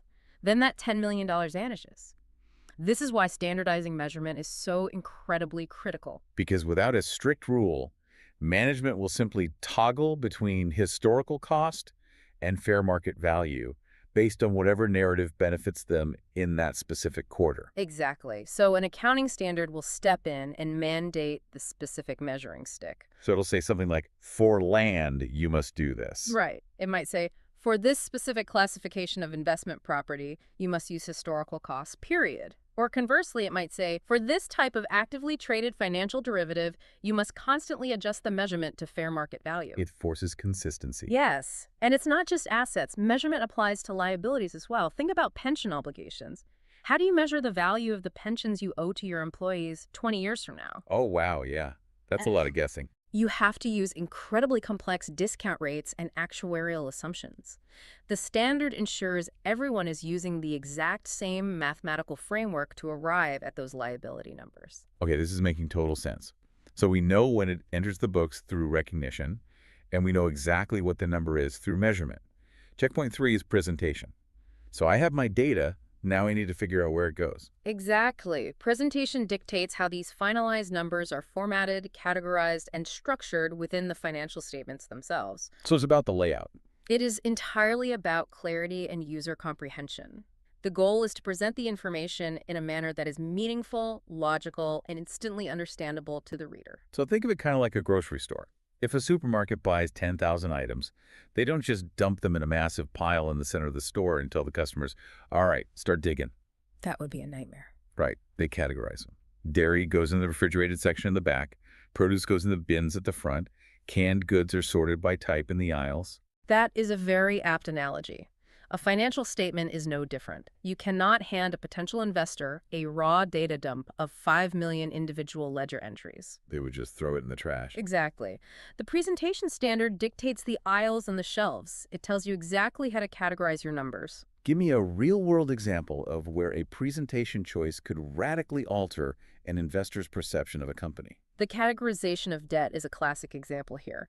Let's say your company took out a $50 million loan to build a new factory. Okay, $50 million in debt. The presentation standard will dictate whether you must classify that loan as a current liability or a non-current liability. And the distinction there is just the timeline, right? Yes. A current liability means you are legally obligated to pay that debt back within the next 12 months. A non-current or long-term liability means the payment isn't due for years. Oh, wow. That distinction is literally life or death for an investor. Absolutely. Think about it. If I look at your balance sheet and see you only have $10 million in cash, but your presentation shows a $50 million current liability. I know you're facing an immediate liquidity crisis. You're going to default. Yeah, You owe $50 million this year and only have 10. precisely. I'd sell your stock immediately. But if that exact same $50 million is presented as a non-current liability that's due in 10 years, And I might not panic at all. You have a whole decade to generate the cash to pay it off. which is exactly why companies in financial distress will often try to creatively restructure their contracts, just so they can present short-term debt as long-term debt. They want to hide the immediate danger. Sneaky. So proper presentation standards prevent that. They do. They ensure that the reader can quickly, accurately, and confidently assess the liquidity, solvency, and operational health of the enterprise without having to reverse engineer all the math. Okay, that brings us to the fourth and final checkpoint in the transaction life cycle. Disclosure. Now, if presentation is about organizing the numbers on the main pages of the financial statements, disclosure feels like it goes beyond the math entirely. It does. It goes way beyond. Disclosure is about the narrative context. It encompasses all the footnotes, the supplementary schedules, and the explanatory paragraphs that are attached to the financial statements. So it's all the fine print at the end. Yes. The source material emphasizes that disclosures must enable the public, stakeholders, and potential investors to get a true insight into what the numbers are reflecting. The ultimate goal is to facilitate prudent and informed business decisions. So it's the story behind the spreadsheet. If the numbers are the what, the disclosures are the why and the what if. That's the right way to put it. What is a scenario where the main numbers are perfectly accurate, but a lack of disclosure would make the statements entirely misleading? Contingent liabilities are the most glaring example of this. Let's imagine your pharmaceutical company is currently facing a massive class action lawsuit regarding the side effects of one of your legacy drugs. Okay, never a good thing. No. And let's say the plaintiffs are suing for $2 billion. The trial is ongoing right now and no verdict has been reached. So because there is no verdict, and you honestly don't know if you will actually lose, the event hasn't fully finalized. Which means, based on our earlier rules recognition, you might not strictly recognize or measure a $2 billion loss on your balance sheet today. Exactly. The strict math of your balance sheet might show a perfectly healthy, highly profitable pharmaceutical company. But if I am an investor thinking about buying the stock, or a bank considering extending a line of credit, the fact that a $2 billion wrecking ball might swing through the company next year is arguably the most important piece of information in the world. It is the only thing that matters. Right. If I buy the stock today and find out about the lawsuit the next day, I am going to feel completely defrauded. Yeah. Even if the balance sheet math was technically correct. And that is exactly where the disclosure standard is paramount. It will mandate that even if you don't record the $2 billion as an immediate loss in the presentation, you absolutely must include a highly detailed note in the financial statements. Spilling all the details. You must explain the nature of the lawsuit, the legal opinions on the likelihood of a loss, and the potential financial impact. It brings the off-balance sheet risks out of the shadows. Yes. And it's not just lawsuits. Disclosures cover an immense amount of ground. Remember earlier when we talked about a company changing its depreciation method? From straight line to accelerated. Right. If they do that, they must disclose that change and explicitly explain the financial impact so investors know exactly why the profit suddenly dropped. So you can't just quietly change the rules on the math. No. They also mandate the disclosure of related party transactions. Wait, related party transactions? Like Yeah. doing business with your own family? Precisely. If the CEO of a publicly traded company directs all of the company's supply chain contracts to a private logistics firm owned entirely by his brother, that creates a massive conflict of interest. Wow, yeah. The map on the balance sheet might look totally fine. The prices might even be fair. But the investors have a fundamental right to know that corporate funds are flowing directly to a related party. Disclosures force that information into the light. Let's do a rapid recap of the 4 pillars, the life cycle of a transaction, Yeah. because this is just the beating heart of the framework. And let's remember our mnemonic. Read my PDF document. Perfect. Let's recap. 1, recognition, the timing. Mm. When does the transaction earn the right to be recorded? Right. 2, measurement, the value. What specific numerical value do we assign to it based on standardized rules? Correct. 3, presentation, the categorization. How Yeah. do we organize those numbers so the reader can actually understand the company's health? And 4, disclosure, the context. What vital narrative information must we provide to ensure the numbers aren't misleading? If you can internalize that life cycle, you understand exactly how accounting standards operate as the grammatical rules of the business language. Okay, so if this architecture, recognition, measurement, presentation, and disclosure is so robust, doesn't mean the system is perfect, Whoa. because we know the goals. Eliminate chaos, harmonize practices, and force transparency. It sounds like an infallible, bulletproof system. But any system created by humans to govern humans has flaws, right? Absolutely. Let's transition into evaluating the double-edged sword of accounting standards. Let's look at the pros and the cons. The source material explicitly outlines both the benefits and the limitations, and evaluating them objectively is crucial, especially for an exam setting. Let's solidify the benefits first. Yeah. We've woven them through our discussion, but let's formalize them. Benefit number 1. Standardization of alternative accounting treatments. We explored this deeply with the depreciation and inventory examples. By mandating a standard, you drastically reduce or entirely eliminate the confusing variations in how similar economic events are treated by different companies. Right, getting everyone on the same page. Benefit number 2 flows directly from that first one. Yes, comparability of financial statements. This is the ultimate payoff. When every entity adopts and applies the same standards, it ensures uniformity, comparability, and a qualitative improvement in the preparation of financial statements. It unlocks the ability for an analyst to line up the financials of, say, 3 competing telecom companies Yeah. and accurately diagnose which one is actually the most efficient operator. Exactly. And benefit number 3 centers on the context we just discussed. Disclosures. Requirements for additional disclosures. Standards mandate a level of transparency that goes far beyond what is merely required by baseline corporate law. Because the basic legal statute might only require a company to file its taxes and state its net profit, right? Exactly. The accounting standards step in and demand the disclosure of contingent liabilities, segment reporting, related party transactions. It empowers the investor. Okay, those are undeniable benefits. Standardization, comparability, and deep disclosure. So where does the sword cut the other way? If I'm an exam candidate, I need to understand the limitations just as thoroughly. What is the first major limitation of this system? The first limitation is characterized in the text as difficulties in making choice between different treatments. Wait, I have to stop you there, Yeah. because that sounds like a total contradiction. How so? We just spent 20 minutes establishing that the entire point of a standard is to eliminate choices so that everything's harmonized. How can making a choice be a limitation? Doesn't that mean the standard setting process is failing? It's not a failure of the process, it's a reflection of the messy reality of the global economy. It is a limitation from the perspective of the standard setters and the businesses themselves. Let me illustrate. The business landscape is incredibly diverse. You have massive multinational investment banks dealing in hyper-complex derivatives, right? Right. And then you have mid-sized agricultural cooperatives dealing in perishable crops. Completely different universes of commerce. Exactly. Yeah. Now imagine a standard-setting body trying to write one single rigid rule for how to measure the value of an asset that applies perfectly to both the investment bank and the farming co-op. Oh, wow. Yeah. When you force one standardized treatment onto vastly diverse business business models, it can become incredibly rigid.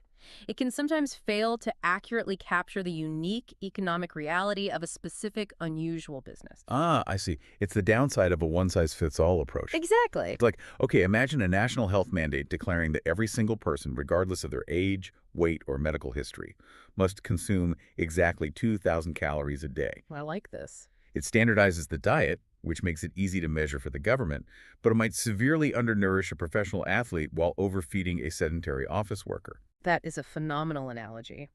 In the pursuit of uniformity, the standard might force a square peg into a round hole. The process of making that single choice, of picking the quote-unquote best treatment while knowing it will disadvantage or misrepresent certain niche industries, is a profound difficulty. It's a recognized limitation of the framework. That makes perfect sense. The rigidity is the price we pay for comparability. Exactly. But there is a second limitation listed, and from what I understand, this is an absolute massive trap for students on exams. It is the most frequently tested limitation, and it trips up students constantly because it feels counterintuitive. What is it? The limitation is called restricted scope, and the golden rule you must commit to memory is this: accounting standards cannot override the statute. They cannot override the law of the land. Let's unpack this hierarchy. When we say the statute, we mean the actual laws passed by the government legislature, the parliament, Congress, whatever it is in that country. Yes. The accounting standards are required to be framed strictly within the ambit of prevailing statutes. If there is ever a direct, irreconcilable conflict between what a prevailing government law says a company must do and what the accounting standard says a company should do to ensure good financial reporting, The law wins. the law wins every single time. Let's build a corporate analogy to drive this home. Let's say the accounting standards are like the employee handbook created by the Human Resources Department of a large corporation. Okay. The HR department creates a rule that says, to ensure maximum productivity, every salaried employee must work 60 hours a week without overtime pay. That's their standard for the company. Terrible standard, but okay. Right. But the federal government has a labor law, a statute, that dictates anyone working over 40 hours absolutely must be paid time and a half. In that scenario, the HR department's rule cannot override the federal labor law. It doesn't matter if the HR rule makes the company more productive or if every other company in the industry is doing it. The scope of the HR department's power is restricted by the prevailing federal law. The law always wins. This is such a critical point for exam readiness. If you are sitting in a testing center and you see a scenario that asks, can an accounting standard override a local tax statute if doing so provides a much more transparent and accurate picture to the investors? The answer is always unequivocally no. No, restricted scope. The standard-setting bodies do not possess legislative power. They exist to harmonize the financial language within the boundaries of the law, not to rewrite the law itself. Precisely. Okay, this discussion of restricted scope and power naturally begs a massive question. Which is? Who exactly are these standard-setting bodies? If they aren't the government passing laws, who is actually writing these rules? That is a great question. Do they just magically appear from a smoky back room full of elite accountants making decisions for the rest of us? We need to trace the origin story here. How does a standard actually get made? To understand the mechanics, we will focus on the formulation process in India, as detailed extensively in the source material. It is a rigorous, deeply consultative process. Okay. It begins with the premier accounting body in the country, the Institute of Chartered Accountants of India, universally known as the ICAI. The ICAI, they're the apex body. Yes. Recognizing the need for harmonization back in 1977, the ICAI took upon itself the leadership role by constituting a specialized dedicated body called the Accounting Standards Board, or the ASB. So the ICAI is the parent organization, Yep. and they gave birth to the ASB to handle this specific task of writing standards. Correct. But the ICAI understood that if these standards were going to be accepted by the entire economy, the process couldn't just be accountants talking to other accountants in an echo chamber. But that never works well. Exactly. They designed the standard-setting procedure of the ASB to be immensely transparent and broadly consultative. The composition of the ASB really reflects this. Who actually gets a seat at the table when the ASB meets? It includes representatives from the major national industry bodies. The text specifically highlights Asocham, Sipuyai, and Fis Sipurkiai. For our listeners who might not be immersed in the Indian corporate ecosystem, what are those organizations? They are essentially massive chambers of commerce. ASSOCHAM is the Associated Chambers of Commerce and Industry of India. CFI is the Confederation of Indian Industry. And FASUCI is the Federation of Indian Chambers of Commerce and Industry. Okay, so they represent the collective voice of thousands of businesses, from manufacturing to tech to agriculture. Yes. So the actual businesses that have to implement these rules get a direct voice in creating them. That is vital for practical application. It definitely is. Who else is there? The ASB also includes regulators, academicians from universities, and representatives from various government departments. It's a true cross-section of the entire economic ecosystem. Wow, so it's a very diverse group. Now, there is a fundamental governance rule regarding the relationship between the ICI and the ASB, and examiners love to test this. Ooh. Okay, let's hear it. Although the ASB is a body constituted by the Council of the ICII, the ASB operates with distinct independence in the actual formulation of the standards. What does that independence look like in practice? Like, how does it actually play out? It means the Council of the ICII, the overarching governing body, is not empowered to unilaterally make any modifications to the draft accounting standards formulated by the ASB. Really? Yes. If the Council wants to change something, they are mandated to consult with the ASB first. Wow. So the parent organization creates the committee, but then grants them real, actual autonomy? The parent can't just cross out the committee's final homework without engaging in a dialogue about it. Exactly. It protects the integrity of the consultative process. It prevents top-down dictation. So how does that consultative process actually work, like step by step? The source material outlines a rigorous 6-step journey from an initial idea to a finalized binding standard. Let's build this sequence step by step. And let's imagine a hypothetical scenario to ground it, so it's not just theory. Okay, I like that. Let's say the business world is suddenly obsessed with trading carbon credits. Companies are buying and selling the right to emit carbon, and it's just total chaos on the balance sheets. Nobody knows how to account for them. How does the ASB step in? Step 1. Step 1 is the identification of broad areas by the ASB for the formulation of an accounting standard. The ASB constantly surveys the economic landscape. They recognize the chaos surrounding carbon credits and formally identify it as an area requiring harmonization. Okay, the target is locked. Step 2. Step 2 is the constitution of a study group by the ASB. The board doesn't write it themselves. They assemble a specialized team of experts, in this case maybe environmental economists and specific industry accountants, to consider the project and prepare a preliminary draft. What actually goes into that preliminary draft? I'm assuming our 4 pillars, RMPD, make an appearance. Absolutely. Read My PDF document is back. The preliminary draft will define the objective and scope of the standard. It will provide strict definitions for what exactly constitutes a carbon credit. And crucially, it will lay out the proposed recognition and measurement principles, as well as the presentation and disclosure requirements. So the study group basically writes the very first draft to the rulebook. Up to step 3. Step 3 is the preparation of the draft and its circulation. The ASB takes that preliminary draft and holds meetings with representatives of specified outside bodies. So those industry chambers we talked about, like CII and FICCI and government regulators. Exactly. They circulate it to ascertain their views. They are essentially stress testing the draft behind closed doors. They go to the heavy manufacturing industry and say, hey, if we force you to measure carbon credits this way, does it bankrupt your operations? That's exactly what they do. They gather that initial feedback, they debate the implications, and they modify the draft. Which leads directly to step 4, and this introduces one of the most important terms in standard setting, the exposure draft. The exposure draft. Why is that specific term so heavily emphasized? I feel like I see it everywhere in this curriculum. Because it marks the critical transition from private consultation to public accountability. Step 4 is the finalization of the exposure draft, or ED, of the proposed standard, and its formal issuance inviting public comments. Ah, I see. So it's no longer just the massive industry bodies who get a say. It is exposed to the entire public. Yes.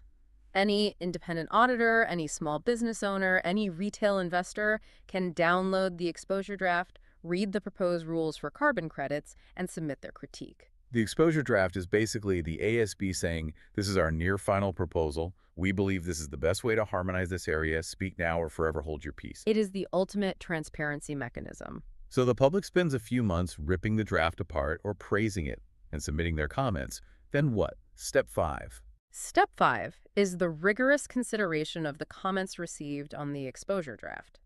The ASB reviews all that public feedback. Perhaps a tiny tech startup points out a flaw in the measurement principle that no one else saw. Right. The ASB modifies the draft to address these valid concerns.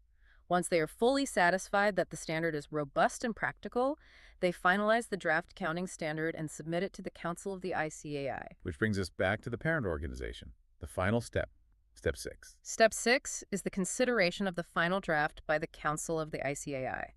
The Council reviews the entire package for final approval and issuance. And, linking back to our earlier point on independence, if the Council feels modifications are necessary at this late stage, they must consult with the ASB before making them. You've got it. Once approved, the accounting standard is officially published and becomes part of the binding language of business. That is a phenomenal democratic process. Let's recap that 6-step sequence really quickly, because examiners love asking students to order these steps logically. Good idea. 1. Identify the area of chaos. Constitute a study group to write a preliminary draft. Circulate the draft and ascertain views from major outside bodies. Finalize and issue the exposure draft for wide public comment. Consider the public comments, modify, and finalize the draft. The ICI Council considers the final draft, consults the ASB if needed, and officially issues it. Beautiful. If you can visualize that journey from identification all the way to issuance, you have absolutely mastered the formulation process. Now, everything we just discussed with the ICII and the ASB is highly localized to India. But, business isn't local anymore. It hasn't been for decades. No, it's a global web. We operate in a massively interconnected global web. An institutional investor sitting in an office in New York or London might be evaluating the financial statements of a rapidly growing tech firm based in Mumbai. How do India's domestic standards interact with the rest of the world? Do we just ignore international practices? Ignoring the world would be economic suicide. The ASB does not operate in a vacuum. The source material emphasizes that as part of their formulation process, the ASB explicitly considers international financial reporting standards. Okay, another acronym. Yes, they are known globally as IFRSs. Okay, acronym check. We know that ASB is the Accounting Standards Board in India. What is the body that issues these international IFRSs? That is the International Accounting Standards Board, or the IASB, and they are based in London. They are essentially the global equivalent of the ASB. So the Indian ASB keeps a close eye on what the international IASB is doing. It's a lot more than just keeping an eye on them. There was a monumental strategic shift in the Indian regulatory landscape regarding this. Really? When? The text points out that in 2006, the ICAI initiated a formal, concerted process of moving towards these international financial reporting standards. 2006. Why make that massive shift right then? What was the driving force? The driving force was the globalization of capital. The explicit goal was to enhance the global acceptability and transparency of the financial information communicated by Indian corporates. Makes sense. Think about it. If a rapidly expanding Indian infrastructure company wants to raise billions of dollars from international pension funds to build highways, those foreign investors need to be able to read and trust the company's financial statements. If the Indian company hands them a balance sheet governed by a totally unique set of domestic accounting rules that the foreign investor has literally never seen, the investor won't put their money in. The risk of the unknown is just too high. it's like trying to negotiate a highly complex global trade deal, but every country refuses to use translators and insists on speaking their own regional dialect. The deal just falls apart. Precisely. To attract foreign direct investment, you have to speak a common, globally recognized financial language. Moving towards IFRS provided that global passport. But wait, we just spent a long time discussing the limitation of restricted scope. We established that accounting standards cannot override the local laws of a country. The international standards written in London might directly conflict with the domestic tax laws or corporate statutes written in New Delhi. How did India solve that conflict? Did they just copy and paste the IFRS rulebook? You have hit the exact crux of the issue. Oh. No, they could not just copy and paste, precisely because of restricted scope. The move towards IFRS, which was subsequently accepted by the government of India, was not a blind adoption. It was a process of convergence. Convergence. They adapted rather than adopted. Yes. The ASB integrated the core principles of the international standards, but they were legally mandated to do so in the light of the applicable laws, customs, usages, and specific business environment within India. So they took the global framework and tailored it to fit the domestic legal reality. Exactly. And what was the result of that tailoring process? What do we call this customized rulebook? This framing process led to the creation of a new, distinct set of standards known as Indian accounting standards, universally referred to as IND-AS. IND-AS. Okay, so it's basically the DNA of the international IFRS, modified to survive and function within the specific legal ecosystem of India. That is a brilliant way to conceptualize it. IND-AS provides the global comparability that international investors demand, while strictly respecting the domestic legal framework that Indian corporations must operate within. I noticed the source material provides a long list of specific standards like AS-24 for discontinuing operations or AS-26 for intangible assets, along with the full list of IND-AS. It does, yes. Yeah. But it explicitly notes that the detailed provisions of those specific standards do not form part of the syllabus for this introductory unit. They are provided just for general awareness. So for the listener preparing for an exam, don't panic and try to memorize the intricacies of AS-26 today. The key takeaway for this unit is understanding the process of moving towards IFRS to create IND-AS and the fundamental reason why it was done. Which is to achieve global acceptability and transparency in a borderless economy. Exactly. Master the why and the how of the framework first. The specific rules of each individual standard will come later in your studies. All right, we have covered an immense amount of conceptual ground here. You really have. We started with the chaos of the broken monopoly game, explored the overarching objective of harmonization, broke down the transaction lifecycle of RMPD, debated the rigidity and restricted scope of the rules, walked through the six-step ASB formulation process, and explored the global convergence into IND-AS. It's a lot to take in. It is. Now, it is time to consolidate this knowledge. It is time for the interactive exam review. Oh, this is my favorite part. This is where we ensure you aren't just passively listening, but actually integrating the concepts. We want to expose the common traps examiners use to test your true understanding. Okay, I am going to step into the shoes of a highly stressed student staring down a complex multiple choice exam. I am going to throw scenario-based questions at you, drawn directly from the concepts in the source material, and I want you to give me the definitive, expert breakdown of why an answer is right or wrong. Are you ready? I'm so ready. Let's dissect them. Question 1. True or false? If an accounting standard formulated by the ASB presents a significantly more transparent and accurate method for reporting revenue than a decades-old government statute, the standard can override the statute to ensure better financial reporting for investors. False. Absolute, unequivocal false. This is the ultimate test of the restricted scope limitation we talked about. It's a trap. A huge trap. It does not matter how outdated the law is or how brilliant and transparent the accounting standard is. The statute always wins. Standards must be framed within the ambit of prevailing statutes. Examiners will always try to trick you by adding phrases like, to ensure better financial reporting, to make breaking the law sound like the morally correct accounting choice. Exactly. Do not fall for it. Phenomenal breakdown. The law is the ceiling. All right, question 2. True or false? Because the overarching goal of accounting standards is harmonization, the difficulties in making choice between different treatments is actually considered one of the major benefits of the system, as it forces companies to streamline their operations. False. Again, this is a complete misinterpretation of the text. Really? Because it sounds kind of plausible. That's why it's a good trap. The source explicitly lists difficulties in making choice as a limitation. Standardizing alternative treatments is the benefit. But the process of making that choice, of forcing a massive tech firm and a local farm to use the same rigid rule, creates immense difficulty and friction. Well, one-size-fits-all problem. Yes, it is a recognized flaw in the approach, not a benefit. Okay, here is a question designed to test memory of the formulation bodies. Question 3.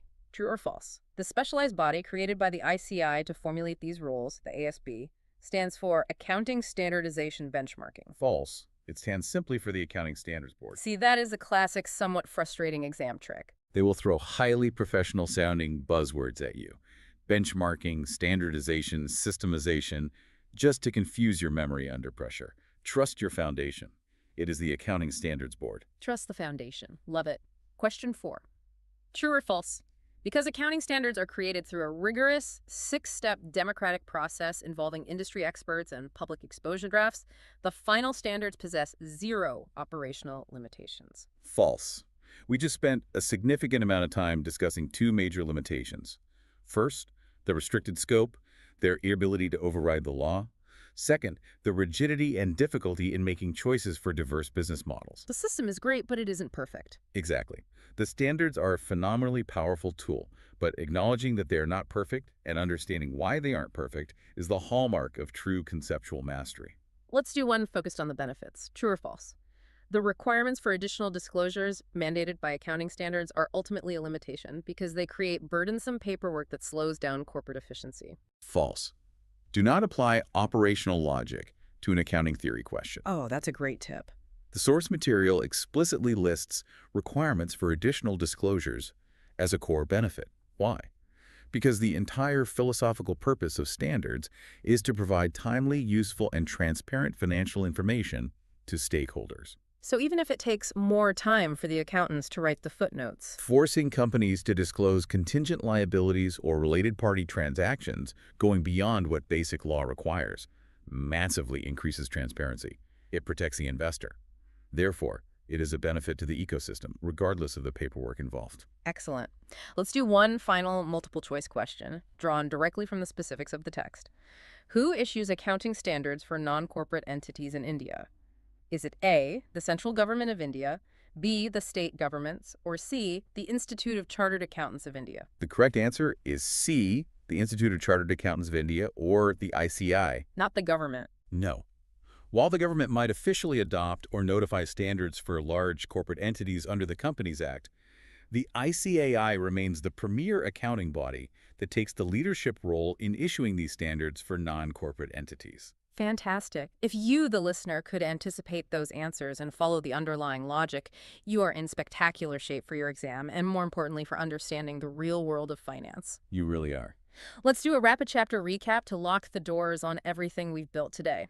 We started by identifying the core mission, the absolute necessity of standards to eliminate the tendentious reporting and chaos of diverse accounting practices.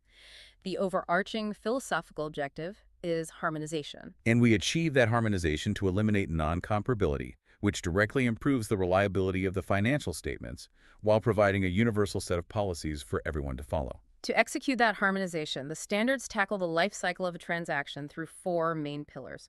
Remember our chronological flow, RMPD, or Read My PDF document. When does the event officially enter the books? At what numerical value do we record it? How do we categorize and format it on the balance sheet so it's meaningful? What extra narrative context must we provide to prevent the numbers from being misleading? We then evaluated the reality of the system, the double-edged sword. The benefits are clear. Standardization of treatments, comparability across industries, and vital additional disclosures. But the limitations are equally real. The rigidity of choosing a single treatment for diverse businesses and the golden rule of restricted scope standards can never override the prevailing statute. We traced the rigorous origin story of a standard. The parent ICAI formed the ASB, an independent body with representatives from industry giants like CII and FICCI. They identify a problem area, a study group drafts the rules, they consult privately, they issue an exposure draft for public scrutiny, they modify the draft based on that feedback, and finally the ICI Council officially issues it. And lastly, we zoomed out to the global picture. We discussed the pivotal 2006 shift towards international IFRS to ensure Indian companies had the global acceptability required to attract foreign capital, resulting in the localized, law-compliant Indian version known as IND-AS. It is a brilliant, highly logical system. We have journeyed from the utter chaos of a broken board game to a highly structured, globally integrated language of commerce. And if we connect all of this back to the bigger picture, I want to leave you with a final thought to ponder long after this deep dive ends. It's here. We talked about how the ASB is constantly identifying new broad areas that require formulation. The business environment is not static, it is evolving at lightning speed. That's true. Think about the rise of massive technology companies whose primary assets aren't factories or delivery trucks, but user data and algorithms. Think about the explosion of cryptocurrency, decentralized finance, and digital tokens. Think about how you measure the brand value of a viral meme that drives millions in sales. Right. Those are entirely unprecedented types of economic transactions and assets that simply did not exist 20 years ago. Exactly. So the profound question is, how will the language of business need to adapt its vocabulary next? How do you reliably recognize, measure, present, and disclose the fair market value of a proprietary artificial intelligence model. Wow, that's a wild thought. The rulebook of accounting standards is never truly finished. It is a living document, constantly being written and rewritten to capture the ever-changing reality of human economics. That is a fascinating perspective. The board game is constantly getting new, invisible pieces, and the rule makers have to stay awake to keep the game fair.